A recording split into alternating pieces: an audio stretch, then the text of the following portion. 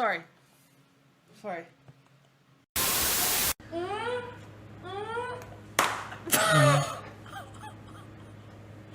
my god.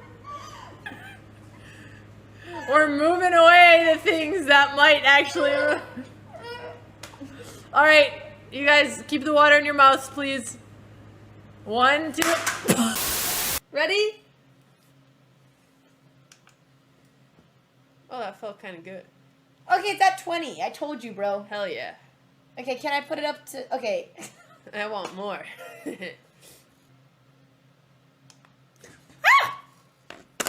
Oh, that's kind of nice. Ooh. Oh, it woke me up. Take it off! Take it off! No! I'm turning this My collar! Alright, this is my collar! Pet dog! Fuck!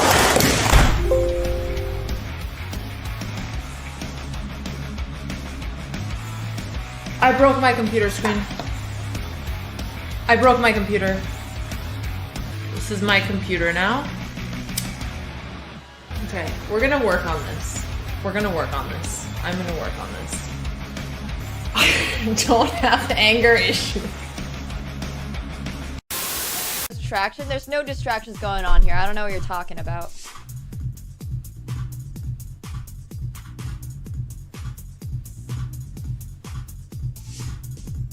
Wait, I got this. I got this.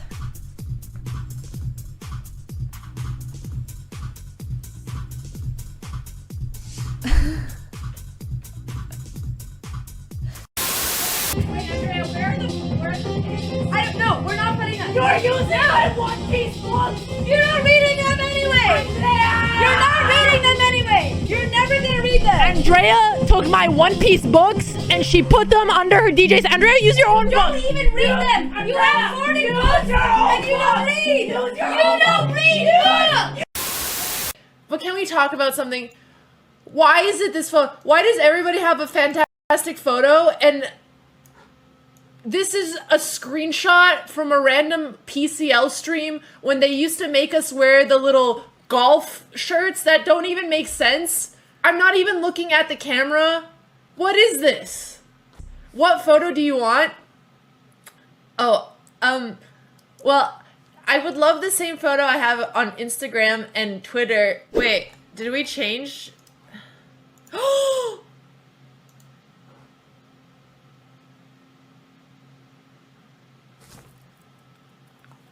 We did it! Yeah! Hell yeah! Hey! Who made me 37, you asshole?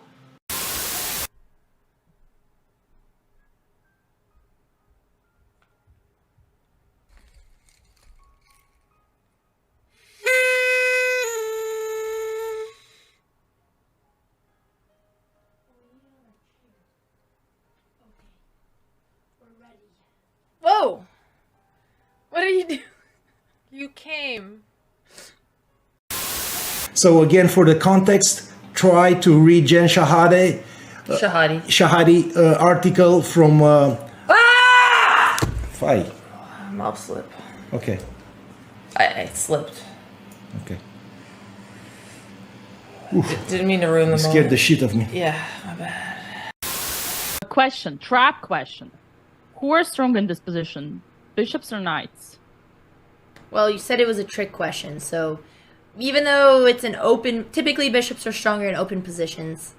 But Dina said it's a trick question, so the answer is knight. The trap in the trick question was that there was no trap.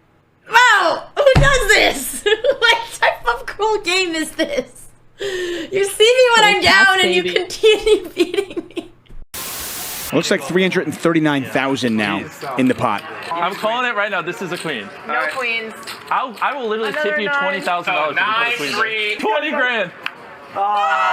Even Magic can't do that. And Botez again. Are you kidding me? Top 100 female poker owners. That's it. Did you crack it just now?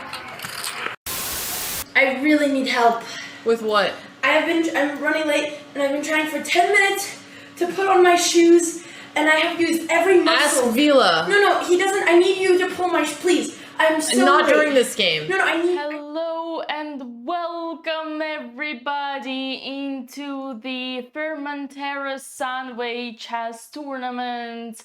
We are delighted to see yet another matchup for our sisters. Today is the round 7 and they are facing some tremendously strong opponents. I am your host, Women's Grandmaster Dina Belankaya, and alongside me is one of the best commentators in the world, Grandmaster David Howell. David, how are you well today?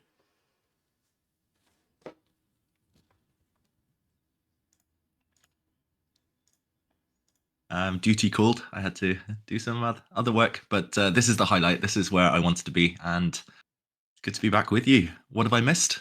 How have you been? You missed a lot of action yesterday. Andrea scored her first point for the family, and we are so proud. We are so proud. And Alexandra had lots and lots and lots of trouble, but yet managed to save and also score her first half a point. So we have seen a lot of fighting games. And yeah, how has it been going at the candidates? What were you up to there? You were looking for some drama, I've heard. Yeah, there's been drama, lots of talk about shoes, about cheating, about calling the police, about everything. So I'm hoping in Formentera things are more chilled. I'm pretty sure by the beach there'll be less drama. Alex looks ready for her game. Where's Andrea though? I'm hoping the drama of this round isn't that she doesn't turn up. Oh, hoping she's just fashionably late. No. This is just a normal. Yeah, it's a signature. It's a signature thing to be here. So don't worry, Andrea is totally fine. And how are you doing, chat? I am opening you up and looking at you. Oh, there you are. Andrea flip board. Yes, of course, we're gonna flip the board. I kind of recognize the opponents, David, actually. I think Andrea played this FIDE Master before, and she had a big advantage. I think it was round 2 or something. I think yesterday Alexandra Chess beat this FIDE Master, so today Alexandra has a fish to fry. And the Andreas opponent's names seem familiar as well for some reason. You might be right. At this point, it feels like everyone's playing everyone. It is quite a limited tournament, so it's kind of 40 plus players, and it makes sense that they're kind of playing each other's opponents at some point. But that's good. More intel on what their opponents will do. Everyone's looking over, clapping now. That's nice to see. How wholesome is that? Yeah, I'm sure the organizers just saying a few words. Up. That was... And we see handshake and first moves. Okay. Apparently Alex is playing the guy that beat Andrea, and Andrea is playing someone who beat Alex. So yeah, revenge, the name of the game today. Oh, nice. Sunny Tuesday, and it's time for revenge, girls. Let's do this. We also see a bunch of other... Oh, that's... Wait, that's Aaron Jacobson, no? On the background, I think, with the red hoodie. Is he... International Master. Is he Brandon's brother? Yeah, exactly. He's Brandon's brother. All right, and we see some moves, and it's both Sicilians? What? No. There's a Queen's Pawn opening on Alexandra's board. Maybe we just need a refresh. Oh yeah, I opened Andrea on both windows. Sorry, chat. Sorry, I was confused. Wow, Andrea playing the Sicilian though. That's exciting. Wait, does she normally play that? I feel like I should know. Sorry, chat. I'm not the biggest expert. I've only seen a few of Andrea's games OTB over the board. Yeah, while you get that sorted, Dina. Yeah, some early moves. Wow, we see a Benoni on Alexandra's board. This is shaping up nicely. Open Sicilians, Benonis. Literally the most entertaining openings we could hope for. And whoa, a Blumenfeld Gambit by Alexandra's opponent. I hope Alex Manzea, he's taking the day off commentary, but I hope he's been burning the midnight oil, preparing. Oh, he has, absolutely. You can trust him on this one. That guy will not leave ladies without any prep. And yesterday was tough. Yeah, David, you asked about yesterday. Yesterday, Alex and Alex had prepared Sun King's Indian, but we couldn't finish the opening. So I'm sure today there was a lot of pressure on the coach to do the job better. I hope so. Alex did so well, I've got to say. I was watching from the mists, out there lurking. I checked in like once every few minutes, and like you said, initially Alexandra's opening wasn't necessarily the best, but middle game she got solid. She was playing against one of my good friends, and she totally outplayed him. He got a bit impatient, sacrificed a piece, and yeah, I was actually thinking she might win towards the end, but ultimately a draw is good. Breaks the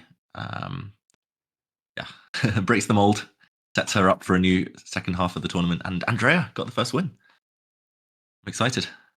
Today it's going to continue.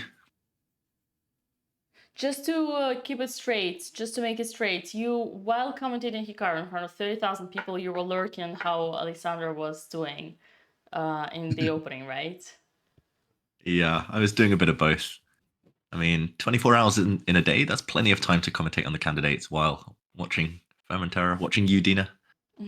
That's very nice of you. Yes, we see lots of moves happening very quickly, which is very excite me. And I cannot wait to see who's gonna surprise who first. Okay. Alex is thinking, which is slightly worrying. I don't know if her opponent, Shimelkov, he sounds like someone out of the Queen's Gambit, but I don't know if he's played this before. This Gambit. Black just gives a pawn up to fight for the center. In the background, there's my friend watching Alexandra's game, her opponent from yesterday. Oh yeah. I think Andrea's got the first surprise on her board at least. She leaves very early, and her opponent's thinking. Quite a rare move, Queen b6. Dina, Andrea, super well prepared. Wow. Queen b6. Damn girl. Aggressive. I think the queen might go back if the white knight moves, but let's pretend for now it's aggressive. Very ambitious.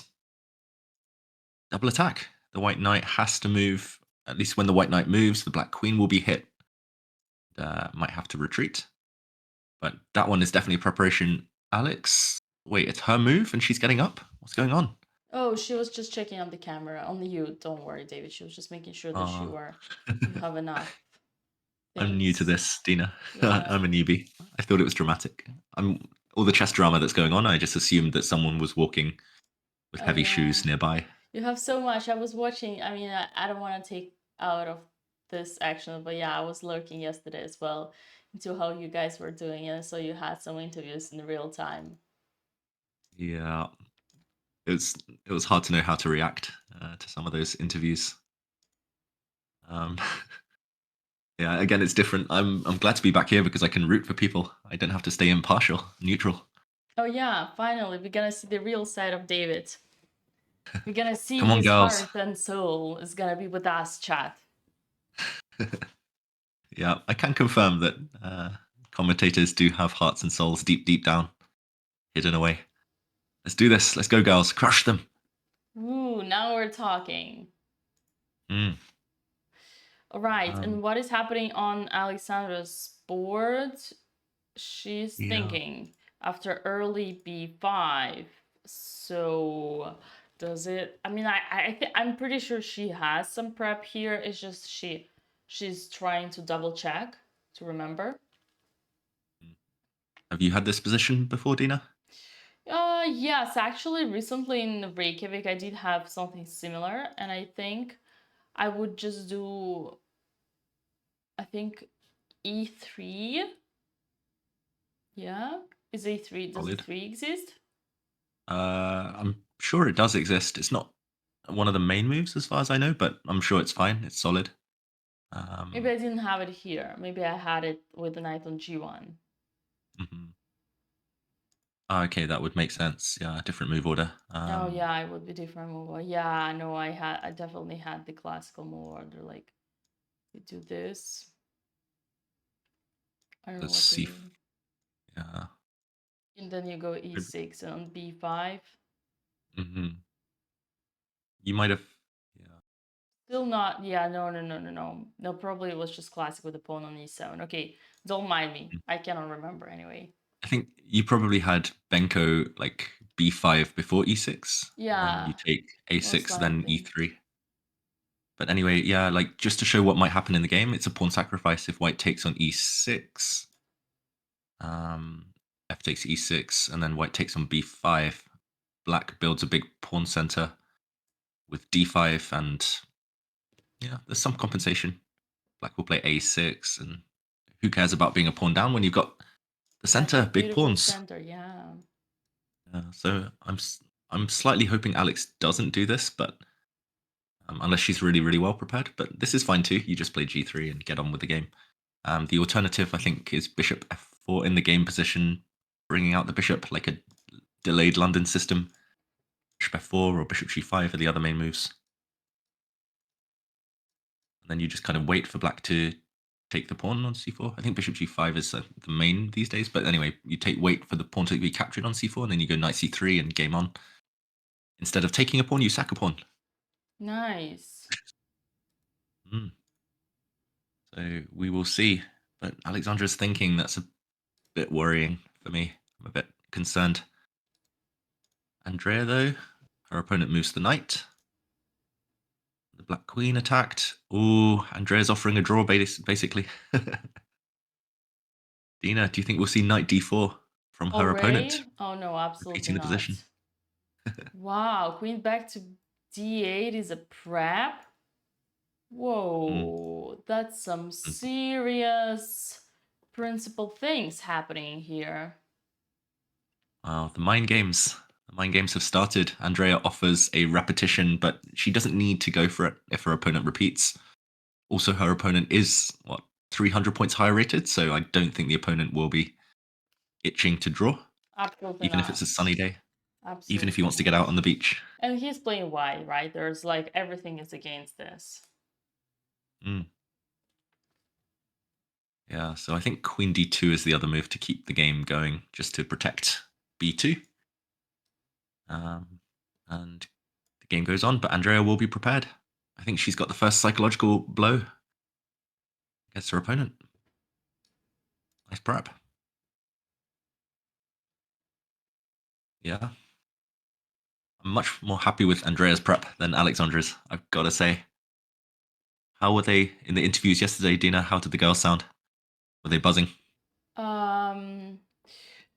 They were no. They were pretty. I think everybody's kind of long-term running out of fuel, which is understandable. We already played like 6 games, 5 in their case. But no. In general, they were pretty. I mean, Alexandra didn't know she was lost, and Andrea was. Yeah.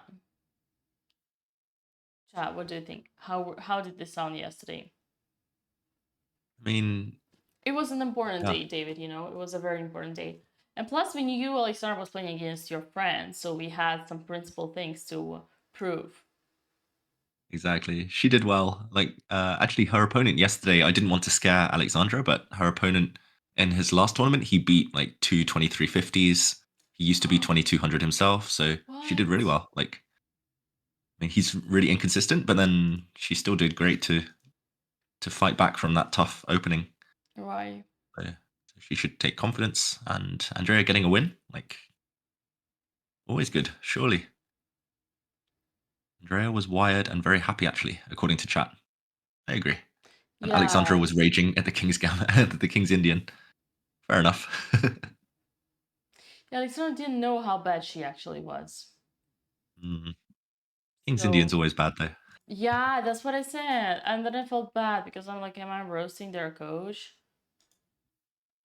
But yeah, he played like one rare thing that Alex didn't know, and then she just didn't know absolutely what to do. One move by yourself, and you're already -2, -3, like +2, +3 lost. Yeah, that's the thing. I mean, it doesn't sound like you to roast people, Dina. I think you're just spitting the truth. I mean, King's Indian, it's a risky opening. Right. David, do you think like something like Philidor is also the same style, kind of bad, dubious, rotten opening?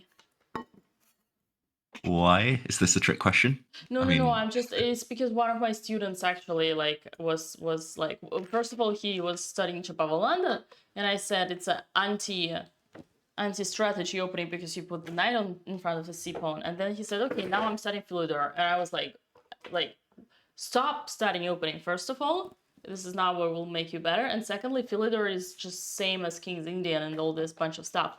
But then I was like, maybe I ask an expert just in case. I mean, I don't hate the Philidor. I think it's sounder than the King's Indian at least. But yeah, I think at most levels, most openings are sound. Like, I don't think there's such thing as a bad opening, unless maybe at 2800 level. In the meantime, Dina, wow, look at this. Andrea's smiling. Her opponent's repeated the position. Wow. No draw. We don't want to draw.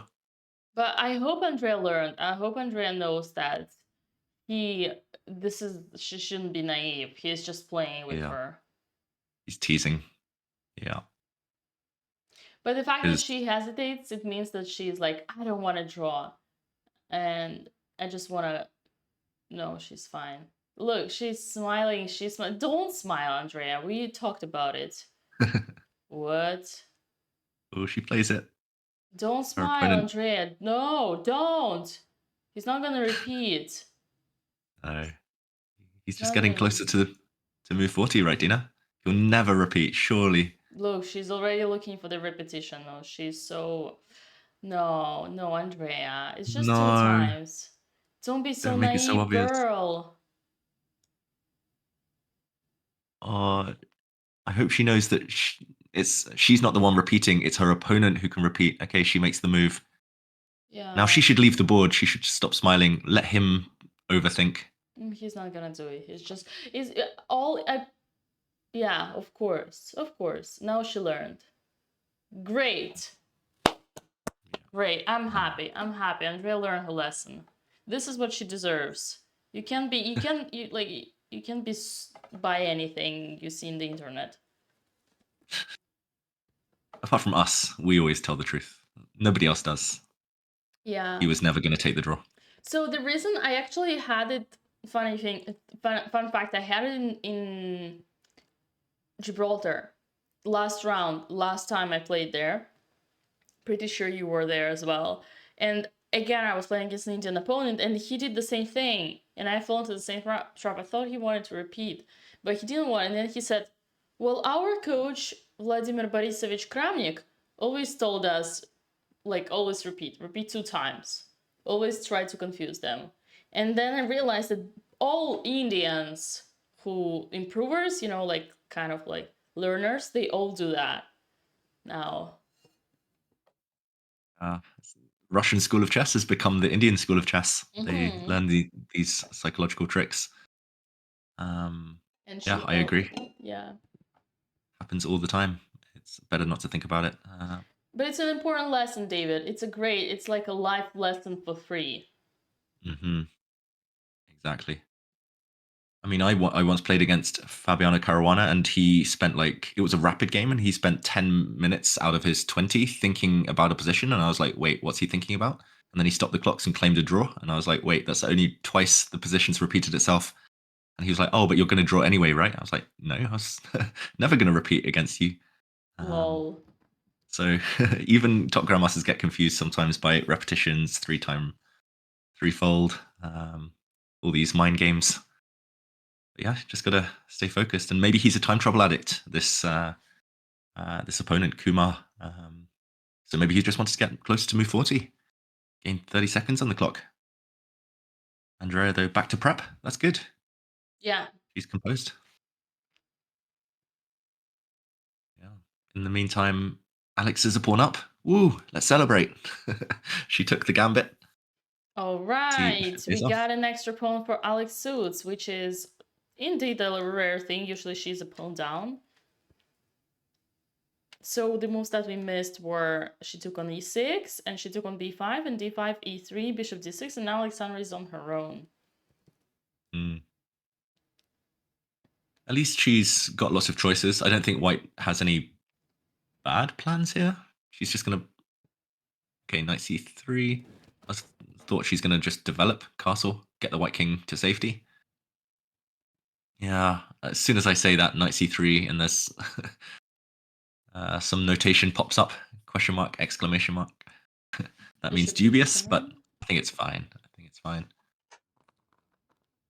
7. Now, Alex really needs to get castled. Bishop e2, get the king to safety. I am a bit worried that her opponent knows everything that's going on, though. He's clearly prepared. Chat is saying Alex hates to castle. Oh dear, that's not a good sign. Yeah. Well, she learned here. She learned in this tournament. She started castling way more often to BH chat and David. Let's be objective. Yeah. I mean, if she doesn't castle, I just don't know what else. So I think even if a player hates a move, they've sometimes got to play that move. Okay. Yeah, this is the calm before the storm. Bishop e2, castles. Dina, what are your predictions? Are the girls going to do the double again? Both get results today? I think for Andrea, it's tough. It's going to be tough. For Alex, though, there are more chances. She has already beaten FIDE Masters before, rated 2100 International Masters in Reykjavik. So I think Alex actually has more chances to score today.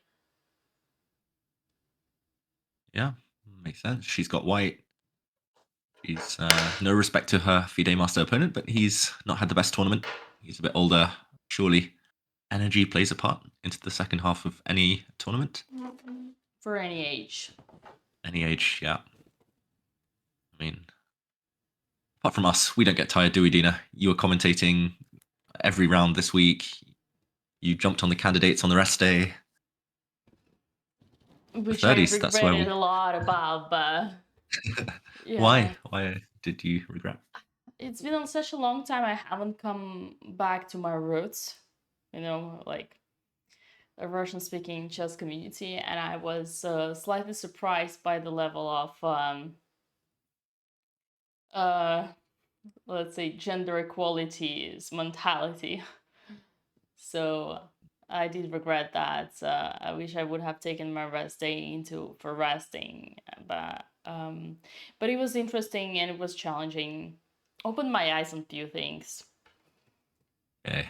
Yeah. But you're back. You're back in a safe space among friends. Yeah. We got you. Yeah, exactly. Never forget where you come from, chat.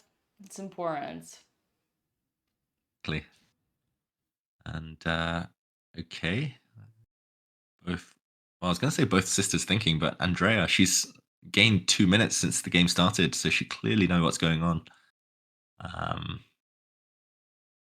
Alex, get castled. Please, before it's too late.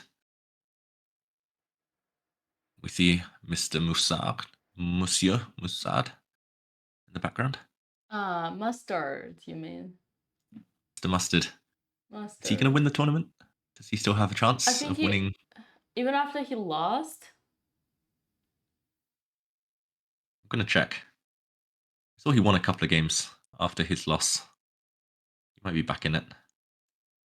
Chess results. Yeah, that's interesting. Update us. Okay, I will. Moutard de Dijon.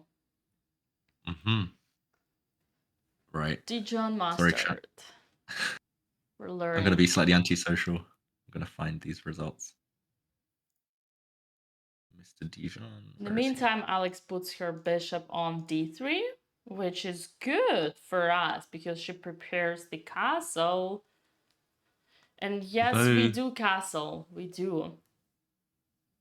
What happens if e5 here, though, Dina? I'm a bit scared. e5, trying to win the pawn. We cannot castle. We gotta do something. I'm looking at ways to prepare e4. I don't think Alexandra would play knight g5, although the cool thing is like you cannot kick this knight because then you get boom. And if they play e4, you have to retreat. No, that's disgusting.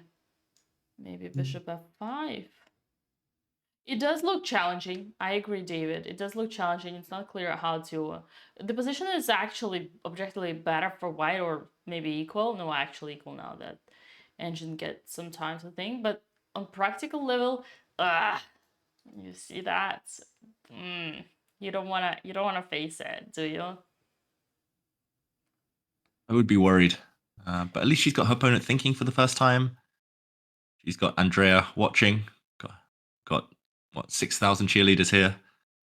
It almost feels like Black got everything they wanted. That's the problem that worries me. I agree with B-dubs in the chat. Bishop e2 was a safer square, but this one's more ambitious, so I don't hate it. It's just a bit risky. But Alexandra, yeah, she's got plenty of time. If her opponent plays e5, she'll find a solution. Alexei Sarana in chat is asking me to give my honest opinion about the whole Farouja thing. I don't think that's a real Alexei Sarana. European champion Alexei Sarana hanging out with us in the chat. I don't think it's a real Alexei Sarana. There's no way, no chance. Alexei, if it's you, what opening did you play against me last year?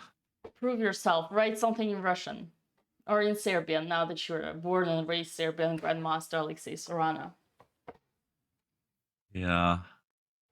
That's why England didn't win the European Team Championship last year. We recruited one new born and raised English player, but Serbia recruited two, and they won the gold. Right. Alexei brought not one but 3 medals, golden medals, to Serbia in the last year. 1 in team and 2 in individuals, I think. Yeah.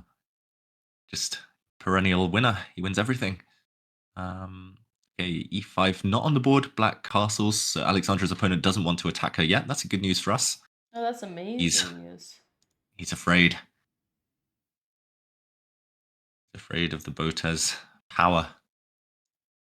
I'm amazed that Alexandra is not castling herself. That's impressive self-control. She really must hate that move for some reason. Why does she hate castling, Dina? Self-control. That's an interesting way of saying someone neglects the basics. Why does she hate castling? I need to know. I think they just need to go back to school. That's what needs to happen. These ladies need to study basics. Surely Romanian School of Chess, even they castle. Yeah, but you know, it's a mix. It's a big mix. Here, Romanian, Canadian, like... Where's Papa Botez? We need to quiz him on the girl's education. Yeah, sometimes it's just New York Parks, you know, School of Chess. Right, chat? Checkmate you later, David, in the chat. The Boteslavian. I like that. The Boteslavian School of Chess. Nice. Hey, Andrea. I mean, I've never seen anyone play so fast, let alone Andrea, this early in the game. Wow, let's see. Let's update the moves. Made 13 moves and she's still got more time than she started with. And it seems like she's still in the prep. Yeah, so we got... After the fake repetition, we got knight f6, f3, short castle, knight c3, d6, bishop e2, and now bishop e6. I guess the next move is going to be rook c8. That would make sense. Or knight e5 or something. Knight a5 maybe? Normally in this opening, it's called the accelerated dragon that Andrea's playing. Black is a bit cramped. There's only been a trade of one set of pawns. White has what we call the Maroczy bind. White has a lot of space. So any piece trades, any minor pieces that disappear, normally suits the side who's a bit cramped, and that is Andrea here. If pieces get traded off, then white might have overextended. So I think Andrea's strategy is very positional, very long term. Okay, Alex not castling in the meantime. I'm impressed. Queen e2. mean, I'm impressed, but I'm also very scared. Especially if black plays e5. I think her intention is to play e4, Alex, but ooh, then it gets really, really sharp. Super tactical. I'm hoping her opponent's too lazy to calculate, but I think it might be quite strong for black e5 in Alexandra's game right now. Yeah, get the king to safety. Tactics don't work in your favor when the king's stuck in the center.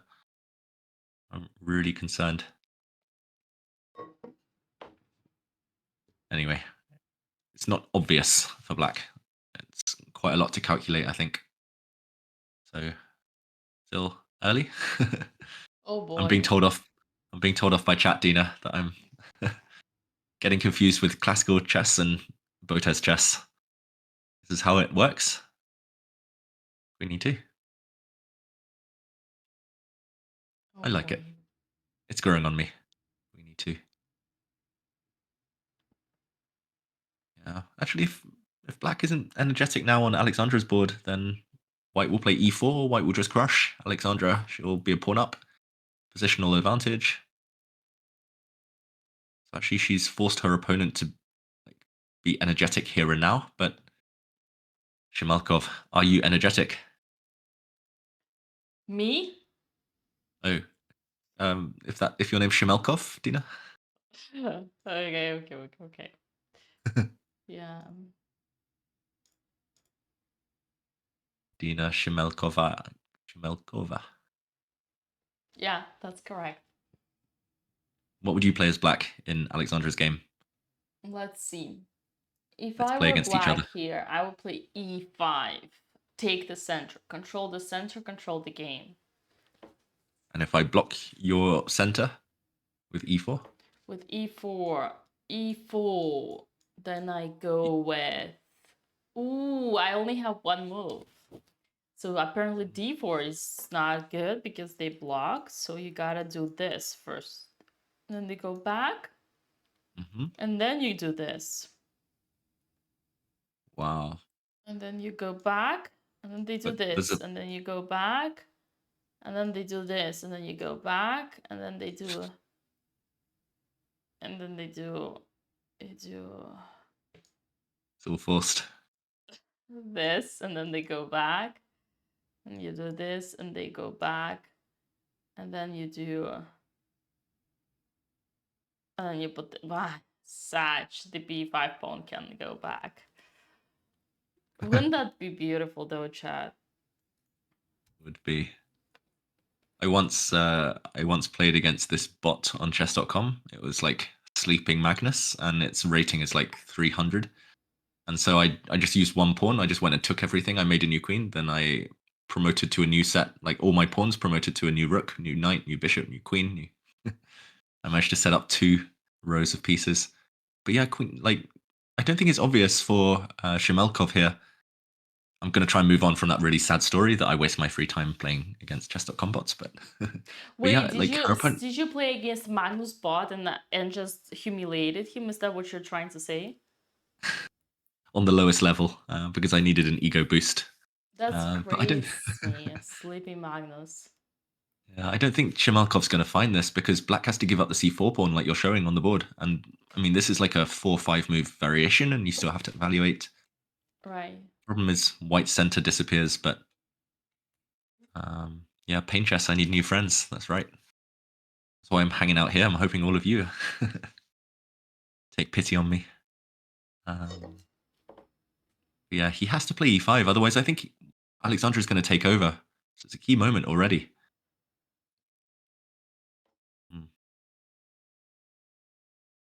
Big moment. Should we go back to the game position and make a bet? Is e5 going to happen? Is Shimelkov going to advance? I agree with you, David. It's actually not that clear to figure it all out. We have a question in chat. Interesting question. Depending on how well Andrea finishes this tournament does in Cilantro, you mean cilantro, if she's able to play, is it possible for her to do the WCM title?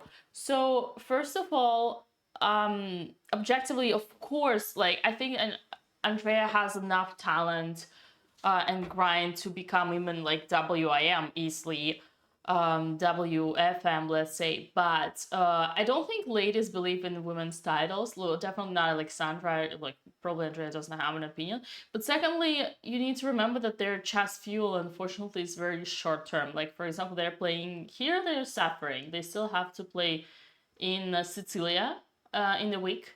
And then maybe possibly 5th tournament in a row in Salento. So I would be slightly more realistic. I for now I don't see them being so willing to dedicate themselves.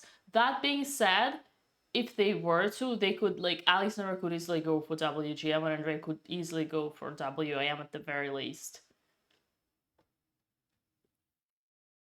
I agree fully. They've definitely got the potential. They've definitely got the ability. Yeah, it's just hard, the chess grind, Dina, right? Like this tournament circuit, day in, day out, playing every day. Tiring. It's exhausting. Yeah, and girls are so competitive that they take it so personally every time they don't score, which only makes things harder. Like, really, like, because it all depends on obviously the way how you, yeah, what you choose as a priority. Yeah.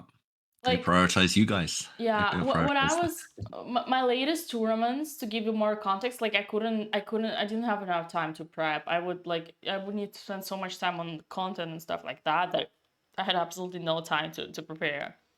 So it's tricky.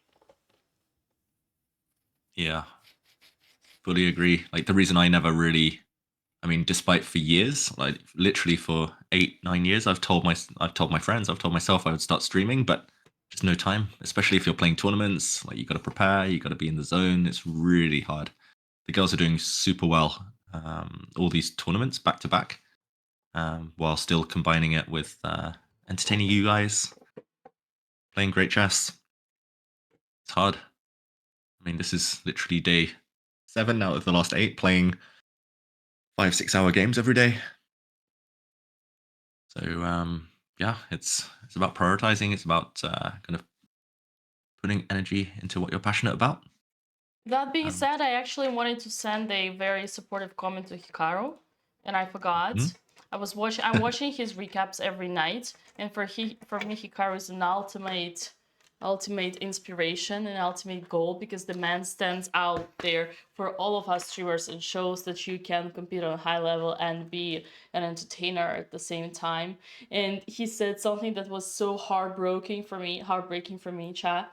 So Hikaru said, like, in his yesterday's recap about his previous day when he lost to Beat It Again, he said basically, today I was so down, I was so upset and let down by all you haters and all your negative comments under my latest recap after game with Vidit, that I did not want to look at any chess today, and all I did was going to the sea, and if it wasn't for my wife, then I wouldn't be able to recover from that round. And he did that, and then he won yesterday against Nijat, right? Abasov. So I was like, oh, well, first of all, I could figure that out. I knew Atusa was probably the soul, and the energy of the family, but also the ability to be able there for your closest one when they're struggling from the game of chess. And surprisingly, it wasn't the game of chess, it was the negative comments. But then I realized also an important thing to learn as a content creator for you, David, if you want to stream soon again, I mean soon again, like once, is that you gotta develop this tough skin, because people are always gonna hate you, and actually, obviously, more haters means more popular you are, but also sometimes people love seeing you lose. It makes them feel better about themselves. Yeah. I mean, firstly, I'm seeing a new side of you, Dina. I didn't know that story from Hikaru would kind of would touch you like that. Absolutely. Would stir the emotions. But also, you're right. Everyone needs a good support network around them. It's good the sisters have each other. They've got a bunch of friends on the circuit as well, a bunch of other streamers. And you're right. I don't have a thick enough skin here. I'm too emotional. I'm too much of a diva. I'll see one bad comment and I'll just quit the tournament. That's Yeah, that's what I felt also myself. Like ironically, same day, like Sunday when I went to the Russian broadcast, and like the amount of like why can one woman talk about chess, and she should be returned back to the kitchen. I was like, okay. I think I completely forgot where I came from. Yeah, but it's crazy. Like it's like yeah. Anyway, I felt I kind of related because it was in the same moment where I just could feel this kind of like, but usually I'm not like affected by public opinion in terms of like obviously when you become somehow some kind of popular, you like people stop talking about you, yeah. But I was surprised that it could like affect Hikaru, but I could also relate, and I just found it very I was just like, finally, man, you talk about your wife. Finally, you put your wife into the spotlight, because usually, like, I also watched Hikaru, like, because you say you caught me like off guard giving too many compliments. So don't worry. I'm gonna give roast as well. Like, obviously, the games between Hikaru and Natusa on Natusa's channel, like my first game against my husband, are so depressing. It's so depressing in terms of like, you cannot be seeing Hikaru so happy and smiling and entertaining, like and so open-minded in his streams, and so reserved and like no emotions with his own wife. But I understand it's a shy moment, first time they're both on camera. He probably doesn't want her to have too much attention because it becomes toxic. He doesn't want people to use her in order to get to him and stuff like that. But I'm still thinking, what should I write in the comments? Should I like, Hikaru, we love you, we support you, you're the ultimate role model for us streamers? Or should I write, all roads lead to women? Because in the end of the day, he won because his wife was there for him, to help him recover. I don't know which one he'll appreciate more. Knowing Hikaru, he doesn't like usually sarcasm, he doesn't get it. You can ask chat what you should write. Maybe you write both. I see both being very relevant to this his win yesterday. Yeah, I was gonna say actually I saw an interesting chat and then it's kind of just totally slipped my mind. Like, oh, I'm so old, scatterbrained these days. What was it gonna be? It was a really good chat. I'm gonna have to scroll, Dina. Yeah, Hikaru, I'm a big fan too. I mean, his channel. That's normally what I have on if I'm in the mood to kind of actually learn and kind of when he's just crushing all these 3,100 noobs, these GMs, 50 in a row. But yeah, obviously the candidates, he's still in it. He's still playing very well. And I agree, like sometimes it's nice to protect the family, not to kind of to separate the streaming and the chess and like and the personal life. It's kind of, I think if I start someday learning how OBS works, then I'd probably try and do the same. Just chess is chess, life is life. Separate them. Yeah. Okay. Ooh, knight b5. Ooh, a move. Finally. That was the longest think I've ever seen on the Botez stream. Knight b5. Hey. I don't really get it. Like, it's a nice outpost, but Andrea's going to push a4, the point of her last move. And I think Andrea's doing well. I think her prep worked. She's got a good position. This looks totally fine to me. She's going to kick away one white knight. She's going to start trading off a couple of pieces, free up her position. Black has no weaknesses. Great dark squared bishop. Looks healthy. Looks like she's fully equalized in her game, which is always the first step for Black. It's hard to win straight from the opening, especially if you're playing someone 300 points higher. Andrea, she's got way more time on the clock, 25 minutes, and that's rare for her, as far as I know. And yeah, healthy position as well. Dina, what's your take? I see chat asking about the drama from yesterday, so I'm going to go there. What do you think? Alireza versus the Arbiter. Nice, David. Nice one. I think they were asking you and not me. You just flipped the board. Interesting. Yeah, I was like, Chad, you're so naive. David would never answer you. David would never answer this question. He's literally returning there tomorrow. It's tough, right? Like, yeah. I have to tell you, not only I watched the interview with Elias's dad, but I also watched the interview with the arbiter the day before, and I also watched the interview with Tregobov last night. So I'm watching all the interviews. I'm trying to get as much context as I can. And okay, again, not willing to ask David because Dina won't be diplomatic. Yeah, I mean, obviously, I don't know all the situation, I don't know the concept, I can only speculate. I don't pretend that my opinion is the most important, is the right one, but everyone has to be treated equally. Like, whenever I roast people, whenever I am being, you know, sexist, homophobic, racist, or any kind of unacceptable thing that I can be sometimes, you have to understand, like, when I talk about religions, I treat everybody's equally. Like, everyone is going under the bus, including me, my own self. Everyone is equal. I just, like making fun of myself is my, like, I love also when my friends roast me. So, when Aliresa's dad says, he's my son, I will not help. How can I help him cheat? I just want to be there and watch my son. This is obviously, it's like, it's not an argument. If they came to conclusions, even if they changed it from one day to another, and then they say, okay, today you're not allowed, like how David is like, I'm not here.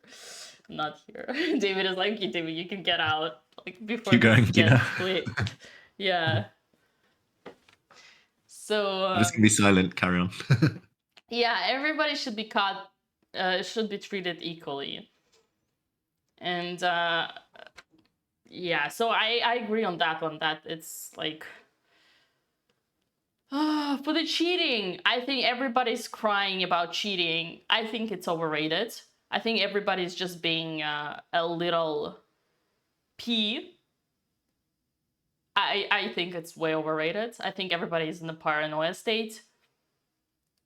And I mean, I would never even, like, I wouldn't even complain on the side of, like, the other player, first of all, Nijat, that there are some noises that don't let me focus. Man, just take your fingers, put them into your ears, and call it a day. That's it. Right? Then, secondly, if an arbiter tells you something, you're on a place on Fallujah, arbiter tells you something. Okay, big deal. Like, don't make this thing get into your head and then distract you from the game and then use it as an excuse. Oh, the arbiter distracted me during the game, so I lost. This is so unprofessional. Well, it's your problem if you're so easily gotten out of the zone. Just everybody is crying and whining like a piece of... That's what I think. Poor David. That's what I think, chat. I think everybody just needs to focus on what they are there for, which is just play chess, okay? Botvinnik said it. Botvinnik did it. You gotta, if you're so easily tricked, then train under the radio and let your opponent smoke into your face. Okay? That's what I think. But again, I acknowledge the fact that I'm not there. I've never been there. I would never be there. And it's so easy to judge from the side. Obviously, being there for them, it feels different.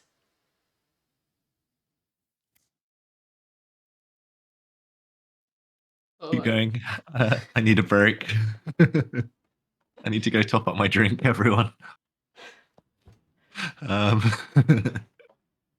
wow. Wise words, Dina. So nice weather out there in Spain. Let's talk about the beach out in Formentera.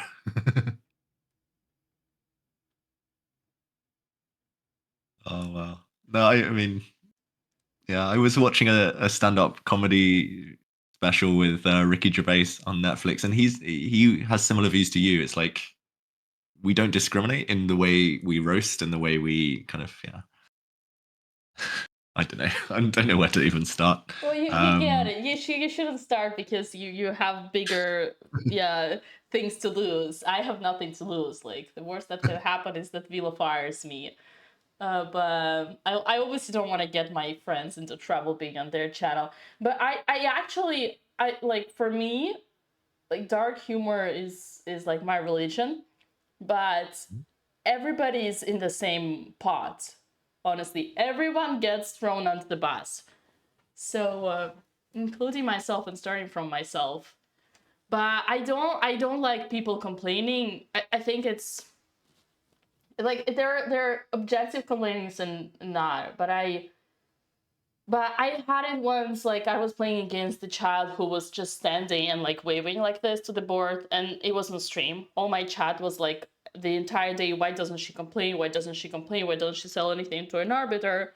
And for me, it was like a question of principle. Like, no, I'm just gonna do this, and I'm just gonna focus. I'm not gonna think about it. But this is how my like one of my chess coaches taught me. You know, chess psychology. Like nothing. You need to learn how to be in the zone, regardless of whatsoever. Nothing can distract you. But cheating, oh my god, cheating is just like, yeah, I just cannot hear it anymore. I think, I mean, again, for me, whoever cheats, it should be on their own, how you say, conscience. I said it many times. It's like, let people like deal with it who are supposed to deal with it. But okay, big deal, you lost to a computer. Well, you learned something. You analyze the game with the computer. Yeah. I mean, in the candidates, I don't think cheating's an issue. I mean, exactly. It seems like they got it out the way early. Like they had pre-tournament meetings, plenty of them. It's just a bit bizarre that it's been brought up now. It's clear from the games that nobody's cheating out there. Like there's very human games, very exciting, very up and down. Like I understand different discussion online perhaps, but yeah, it just felt odd hearing that brought up yesterday and hard to know what to think. Yeah, the players at the top level, they have too much to lose. They would never risk their whole career's reputation. Yeah, I mean, yes, it's a big tournament in the candidates, but anyway, Dina, I agree with some of the things you mentioned, but I'm impressed. You took that on really, really well, that question. Thanks for saving me. Yeah, you don't have to answer it. People just are... yeah. A disclaimer, everyone, the views that Dina expressed are not necessarily my views. Just in case anyone asks. Well, I got the word necessarily. That's good. What's happening in the games? Look at this. Alexandra castled. Wow. Breaking news. First time ever. Wow. Found the best move. Okay, the White King is safe. And if she gets one more move, if she gets e4, she might be about to score. e4. Yeah, I'd love it if she gets that move. I'm a bit worried that black still strikes with e5 and that whole variation you showed earlier is still relevant, but at least white's king is safe. And her opponent didn't find it last move, so he might not find it now. On to e5. And surprisingly, to Alexandra did it just the moment her coach was actually watching her. And perhaps she just wanted to surprise him because, as Coach Hammer would say, Alexandra never castles, but she did, and he just appeared in the chat. Wow. Hammer, where are you? Come save me.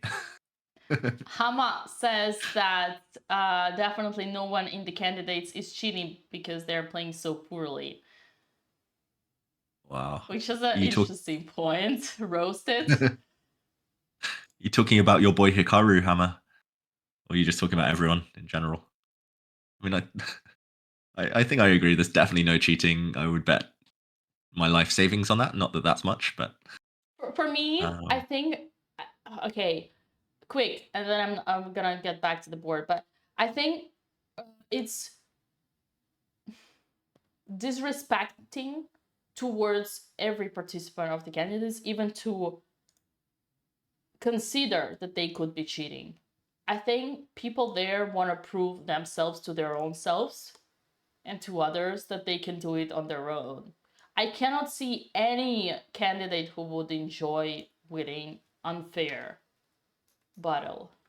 I mean, that being said, there have been speculations in the past, right, about all this Kramniks, Tabalovs and Kramniks and everybody accusing everybody. So it's not like we didn't see such high-level tournaments.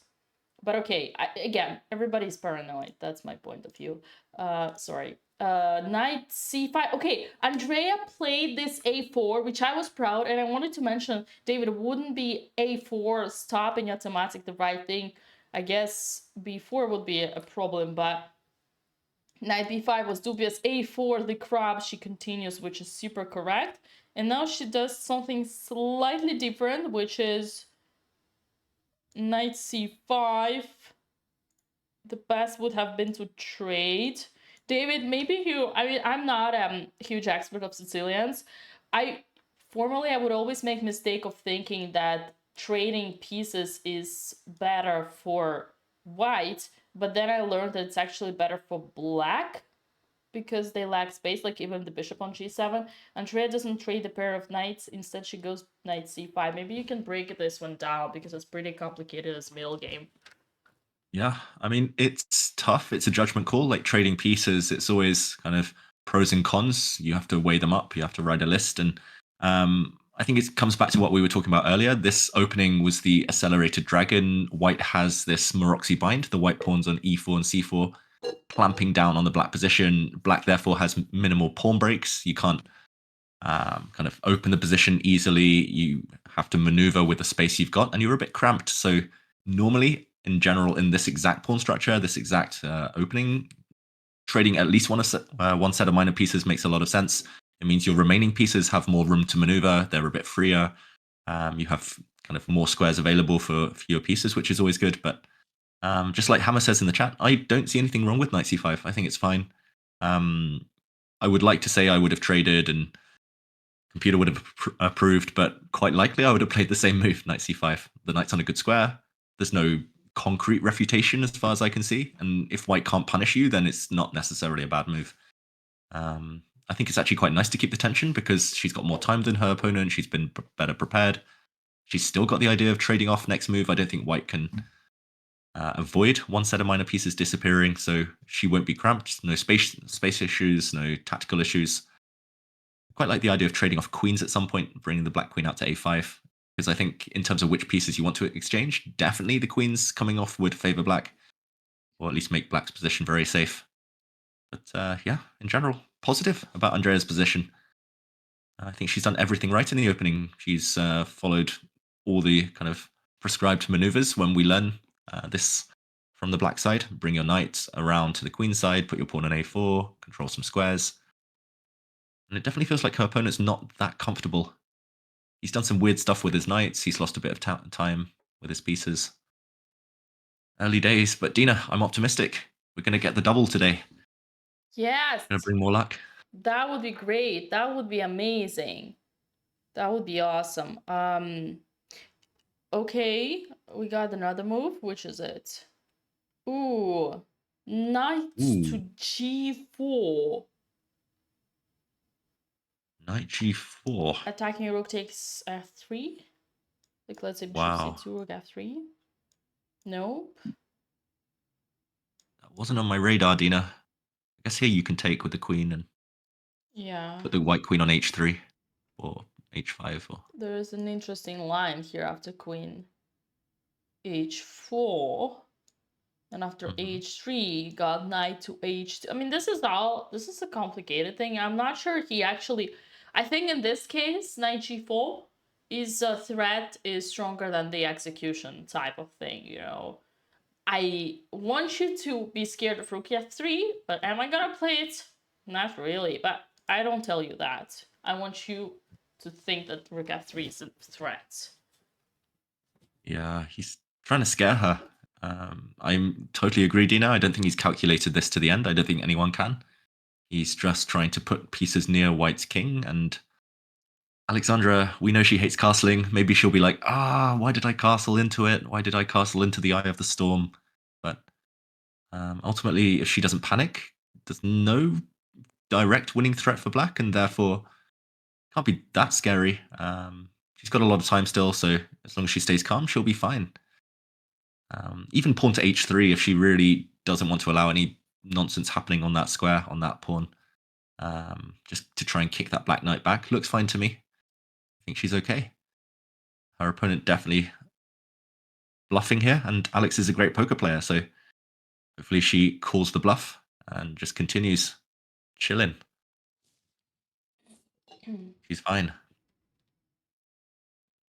I'm curious now, when Andrea played this Shemelkov guy, I'm trying to remember which game, because I've played through all the sisters' games this tournament. I'm trying to remember whether he was one of the players who was trying to attack her, whether it was one of the longer games she's played. She's had several long grinds. Oh, Kevin Winter in the chat. Hey, Kevin. Oh, yeah, watch my DVD. Only 15 hours into it. Oh.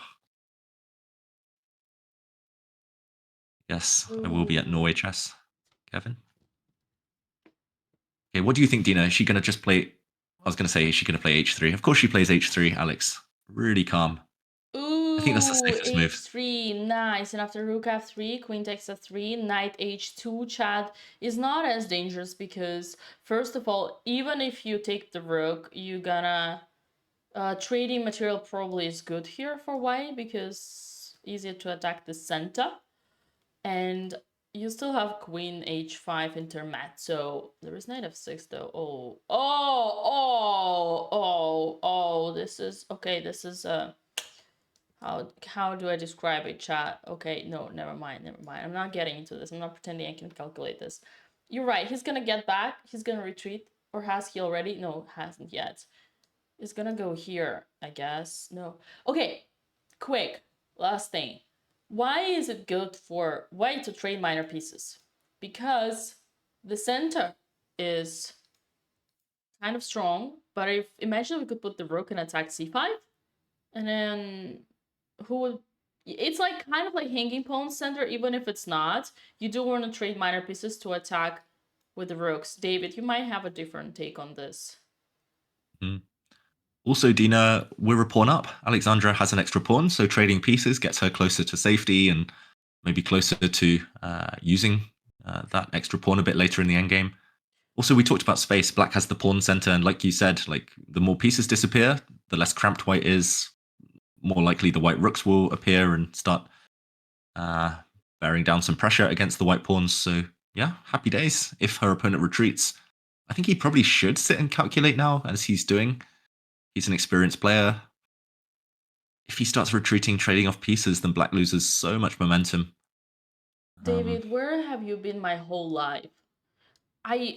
All the games I've lost because I couldn't count the number of pawns on the board. And you just come here and say, sis, we're pawn up. That's why we want to trade. Exactly. It makes everything so easy. Simple counting. That's one thing I can do. I can't always calculate properly, but counting is a big skill of mine. Dr. Dave knows how to count. Dr. Dave. Yeah, so, I mean, he was the one who chose the gambit, Alex's opponent, the Blumenfeld gambit. So he's the one who has to take it on himself, the responsibility to actually do something, create something. Maybe now. Rook takes f3. I mean, it's super complicated, but Alex looks like she's meditating and she's got things under control. I don't think white is risking anything at all. Yeah, I'm happy. She's playing really well, especially being surprised in the opening. In the meantime, Andrea's game, the opponent also plays what the computer thinks is a dubious move. So yeah, I think we can... Wow. I was about to say we can fully agree that Andrea's just playing well, not doing anything wrong. And then h5 lands on the board. Like, you know did why not she expect plays that one. h5, right? Why, Dina? Because Mama Dina Why? taught her. So Ah, Mama Dina taught her in the position when you don't know what to do, how can you improve? You can get space by pushing the side pawns, the crab. It's the crab, David. How could you? Look, Oh, she does yeah. everything I taught her, which is yeah, it's weakening G5, right? But show me how he's gonna make use of that. Yeah, I forgot our first day commentating together, whenever it was, a few days back. That was the first idiom you taught me, the first chess Exactly. concept. I'm learning. Well, I'll try to be a better student. H5. You're right, she's Alphandrea 0. She's doing well. Taking space. Ooh. Alex's opponent, yeah, I had a feeling he wouldn't go into the complicated lines. I think he tried to calculate, couldn't see far into the future, and just decided, okay, play it safe. Yeah. Play it safe. Okay. But now trade. Trade is fine. Knight takes knight. I'm not sure what next after knight takes knight, but probably Alexandra wants to save her light squared bishop. 1x machine. Yep, 24 hours commentary. I live, breathe, and sleep commentary these days. This is the highlight, though. Forget the candidates, forget the drama, forget the shoes. Shoegate. It's all about Formentera. Okay, Dina putting moves on the board. Knight takes knight, I guess. And then, not sure what next. I remember some comments on Twitter when some guy said next game bring this shoes, and it's just like a picture of complete wooden medieval shoes, you know, like to make sure you make the biggest noise possible.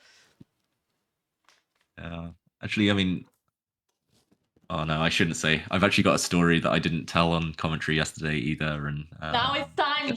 Kat, do we want a story or do we want the moves? We want the moves. We want the moves. Story or moves? Chat. Moves, everyone. Let Vila decide. Release my censored book. Everything that gets censored has to be I shouldn't Vila. have said that. So, bishop c2, Dina, or bishop to b1? That's my question for you. Of course, bishop c2, bro. We gotta bring the rook to the center, remember? Yeah, I'm just a bit scared of d4. d4. D4 for the score. Okay, how about this, everyone? It's story time with Dr. Dave if both Andrea and Alexandra win.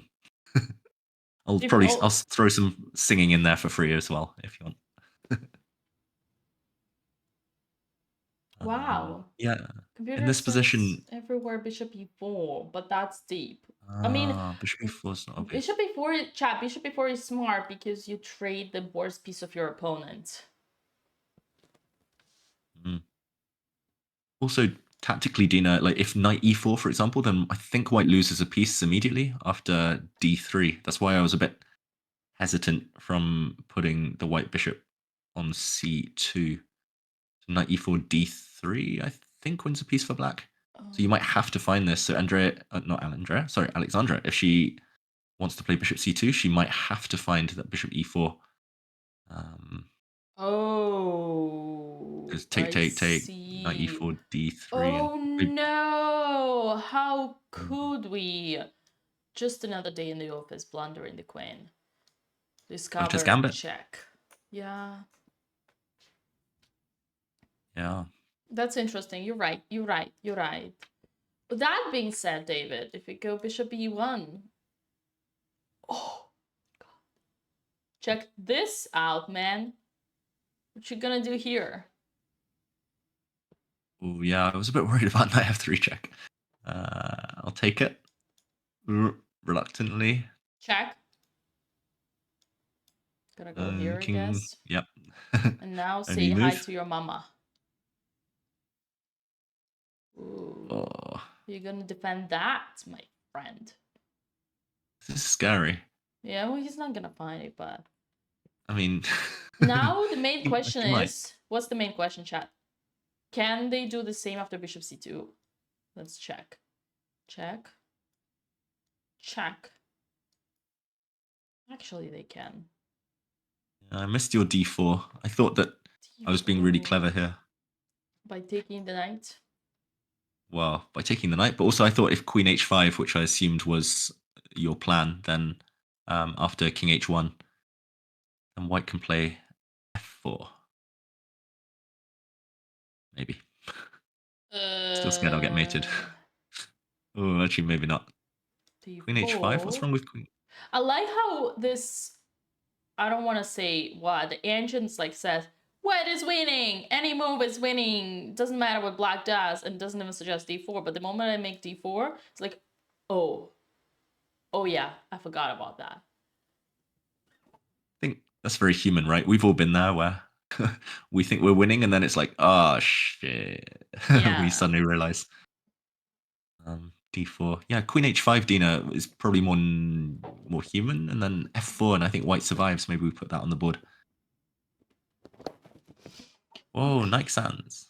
Arthur's. Arthur, hello, how are you doing? Welcome, welcome, welcome. Arthur is a fellow grandmaster and streamer. You guys Super know strong each other grandmaster. well? Yeah, actually, one of my longest ever games, like 8 hours at the Grand Swiss, was against Arthur. 100 and, I don't know, 50 something moves.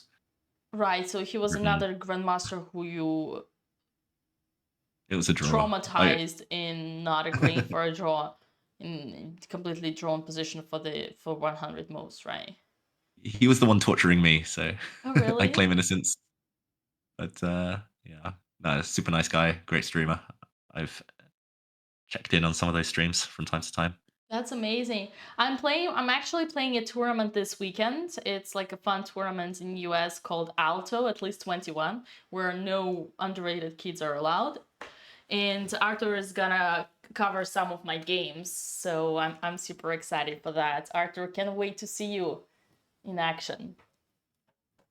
Don't let him down, Dina. You got to win now. No pressure. Oh, absolutely. After watching Botez for the last week and for the 10 days in a row watching Botez playing, I think there is nothing that can, I think I had my chess training for a year in advance, for a year in front. Oh gosh, I'm worried for Alexandra. The more I look at it, the more I think she's not gonna play this. No, I mean he's f4. Okay, safety first from Alexandra. I was gonna say he's from a certain generation. Her opponent, to put it nicely, he's from a certain generation, and that generation they've all seen these Fischer versus what was it, Benko? Was it like rook f6 ideas, blocking the f pawn, going for checkmate? So I think Alexandra saw it as well, otherwise she wouldn't have played this last move. I'm normally very biased towards the bishop pair, but I'll forgive her because I think stopping checkmate is more important than random positional considerations. So the game goes on. No attack for the opponent. Come on, Alexandra. Nice. Ooh. Bishop h6 by Kumar. We talked about trading pieces, Dina. Is that good or bad? Don't see why that's bad for white. Depends on the position. Not falling into this trap. Depends on the position. F4?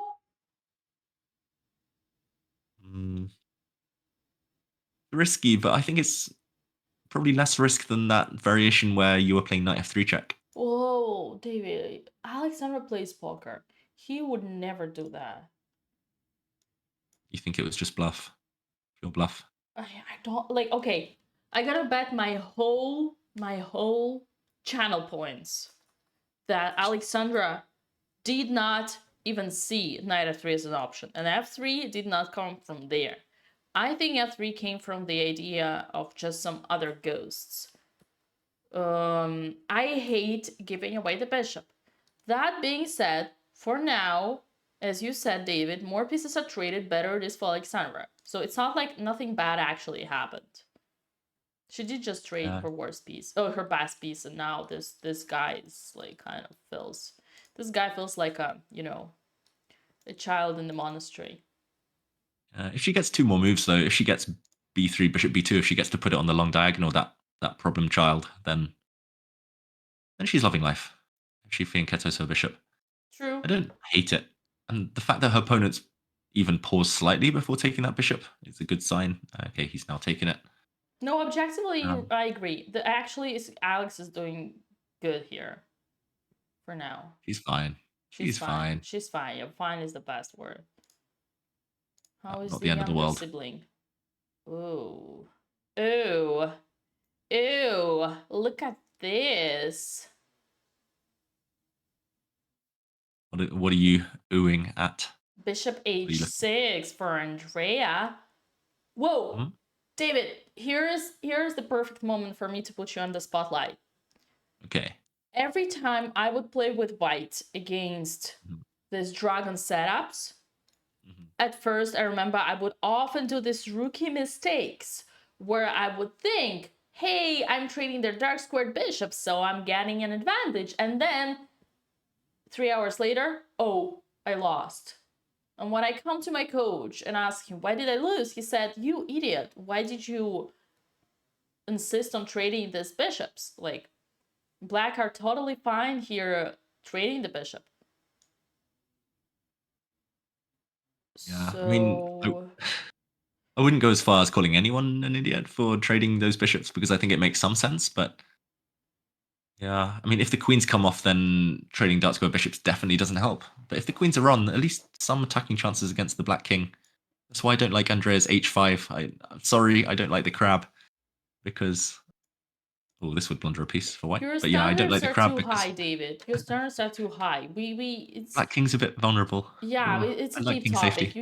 You don't expect your 1800 student to think about this and about that. They get too confused. I think I think in this game White will let it slide for her very easily. I'm just afraid that her opponent will like take the bishops off, put the white queen in the center somewhere on e3, and then start pushing the f pawn forward. And I don't know. I could see this going wrong for Andrea. I just want to trade, and I want to see how.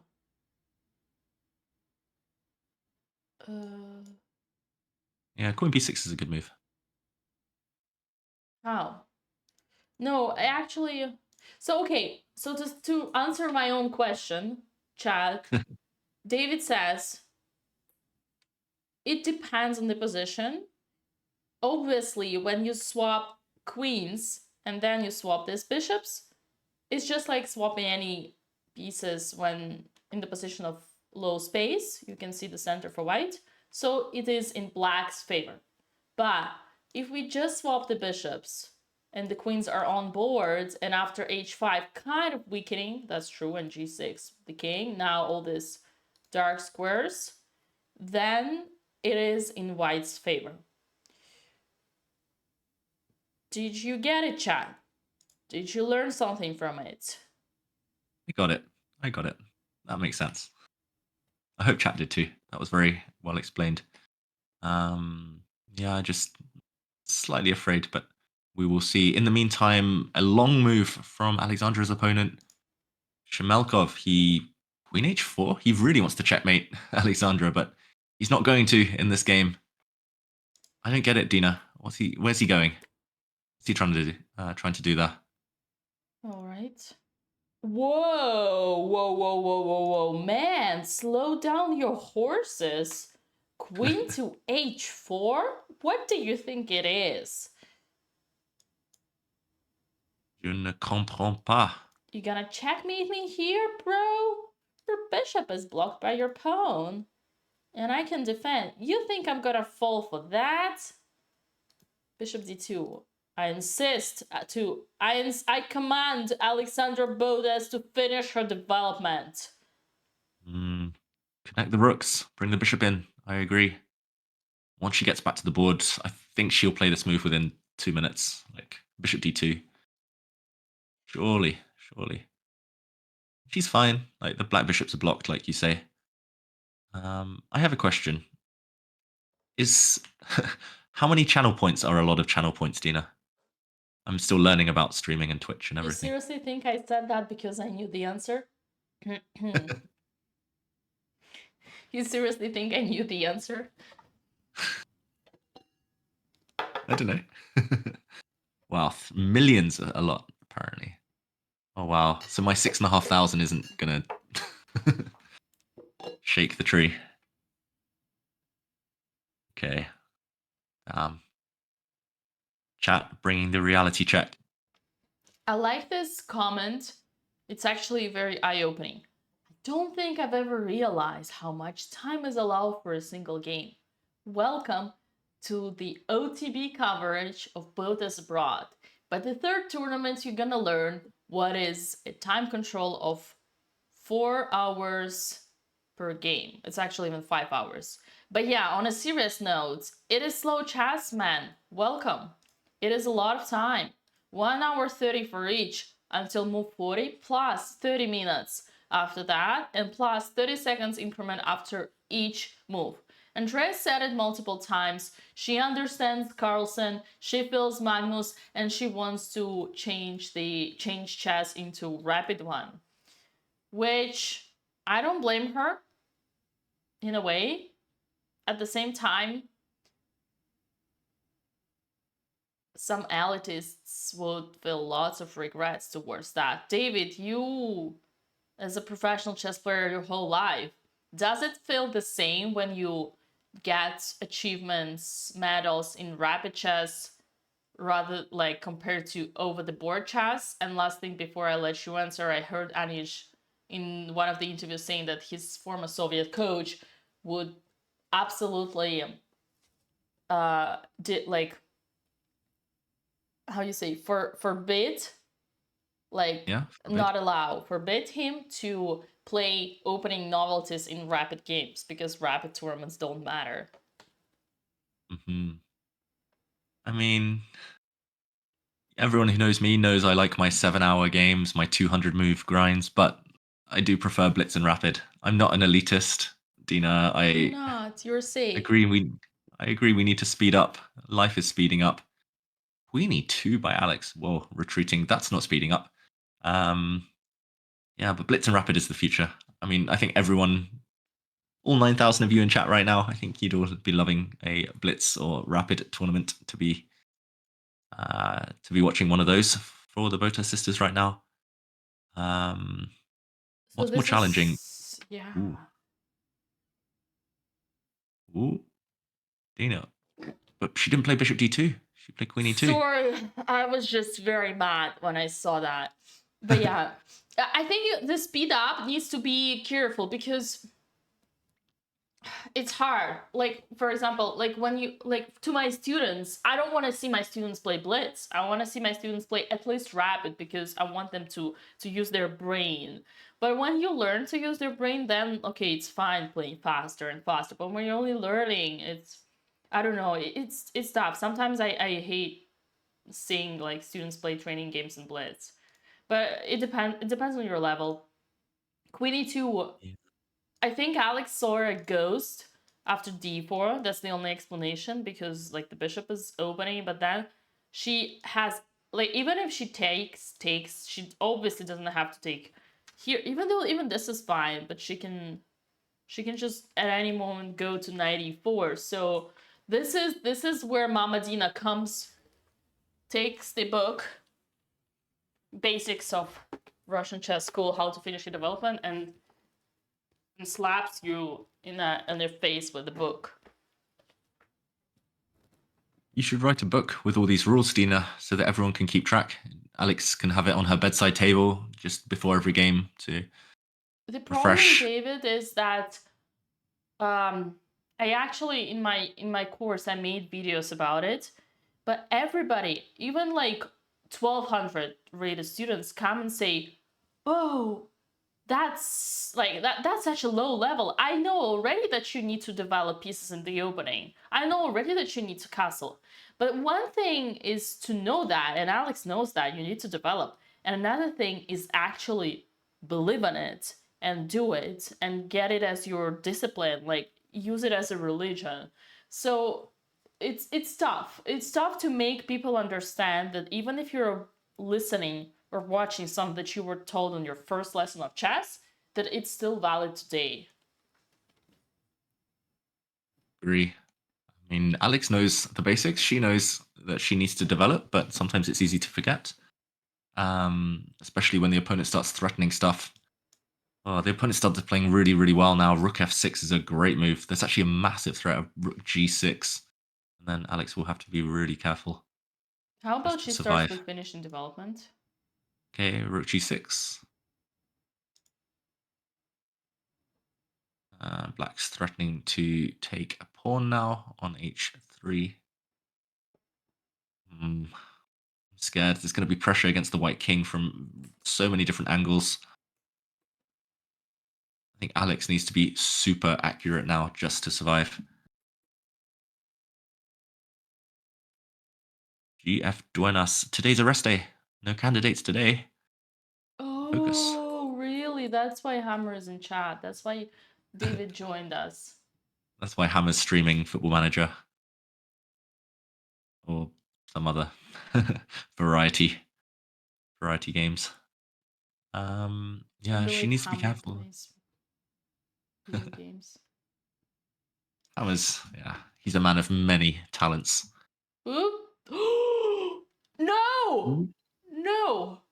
No! Why no? Why did she... Oh, no, that's fine. That's fine. Sorry, chat. Excuse me. Wrong alert. I thought I saw a ghost on h6. I thought it was a queen, but no, it's still a bishop. That's fine. Yeah, Give me a heart attack, Dina. Oh my god, I jinxed it. I'm so sorry, no. chat. I jinxed it. Oh god. Why would she do that to herself? Why would she allow the white queen in, especially after she played h5? He's asking to get checkmated. Well, you jinxed it. Commentator's curse, Dina. How dare you? Why? I think she thinks... I know what's going into her head. She thinks, I'm gonna play queen b6, and I'm gonna make a skewer to the king, and now the queen doesn't attack the knight. Look how cool I am. Maybe she's got a point. Maybe she's just going to take on b2, and maybe there's no attack. It just looks scary. Super scary. Maybe we're overreacting, Dina. I think we need to calm our boots and... Look at this. Forget. Queen b6, she played it. It's growing on me. I'm trying to look at the positives. I'm still scared she'll get checkmated, but... Well, you damn will. You damn will. With the queen on h6. E4 is hanging. Is it that obvious? Knight takes e4, knight takes e6. Though.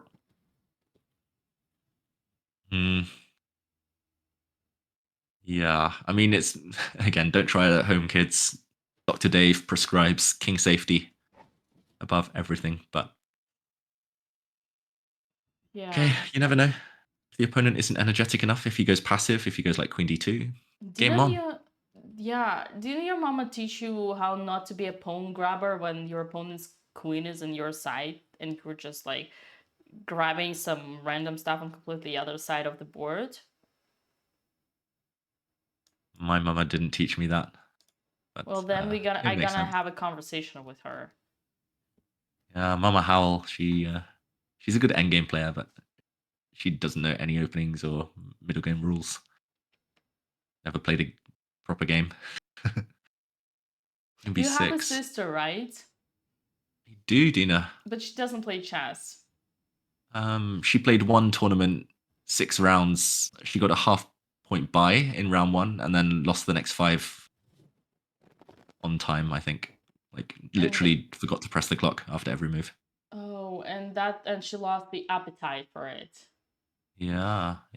Your sister plays? Your sister's strong? No, my sister doesn't play. But we didn't grow up together. We're only half sisters. So, and chess comes from my mom. We only have same dad. So it was kind of like she was lucky or unlucky, depends how you look at it, not to be involved into chess. Yeah, she dodged Yeah. the bullet there. Yeah, chess, like, yeah, siblings. There are some sibling pairs who are really, really strong, but often it's better for the relationship if it's less competitive. Yeah, my sister Yeah, actually streams on Twitch, and she literally has the word chess as banned. Yeah, it actually traumatized her as well. yeah. So, You used to stream together a lot, right? Like, yeah, until she got traumatized. Oh. Yeah. So. Understandably. Understandably, right. But Yeah, chat says the Van Forest siblings are pretty good. Yep, but so are the Botez siblings. That's what we're here for. so are Multichoke siblings. Although Anna, I think, was not doing that great in the candidates. Yeah, she's having a tough time. Not quite at her best right now, but still a few rounds left. How close do you follow women's candidate? Okay, I can ask it later. Yeah, we can probably look at the board. You go first. One last question, then we'll get back to the chess, everyone. Promise. We got some moves from Alexandra though, and I bet it's still a rook f6. Actually, never mind. Or like, if Alexandra doesn't play bishop d2, then I'm gonna come there. I'm gonna come there into that playing hall and show her that book. You know, just standing there like this with a book. I'm gonna stand there like this and look at her game. Okay. Yeah, David. You're gonna get on a flight from Charlotte to Formentera, and you're gonna bring that book. No luggage, just exactly the book of basics. Yeah, bishop d2 has to be played, but I actually think the next move is the most difficult. Bishop d2, I don't see a reply, an adequate response to rook g6. She might have to sacrifice something, Alexandra, just to stay in the game, which is no fun at all. Yeah, I think we'll see it happen on the board, hopefully, but if not, we'll have to show it. But yeah, bishop d2, rook g6, Alexandra getting attacked.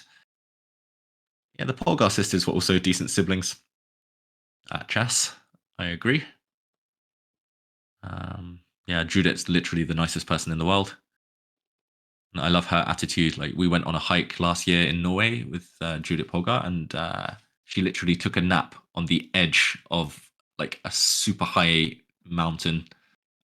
It's like it's one of those mountains that everyone takes like Instagram photos of, and she just literally just went to sleep like 1 meter off from the edge.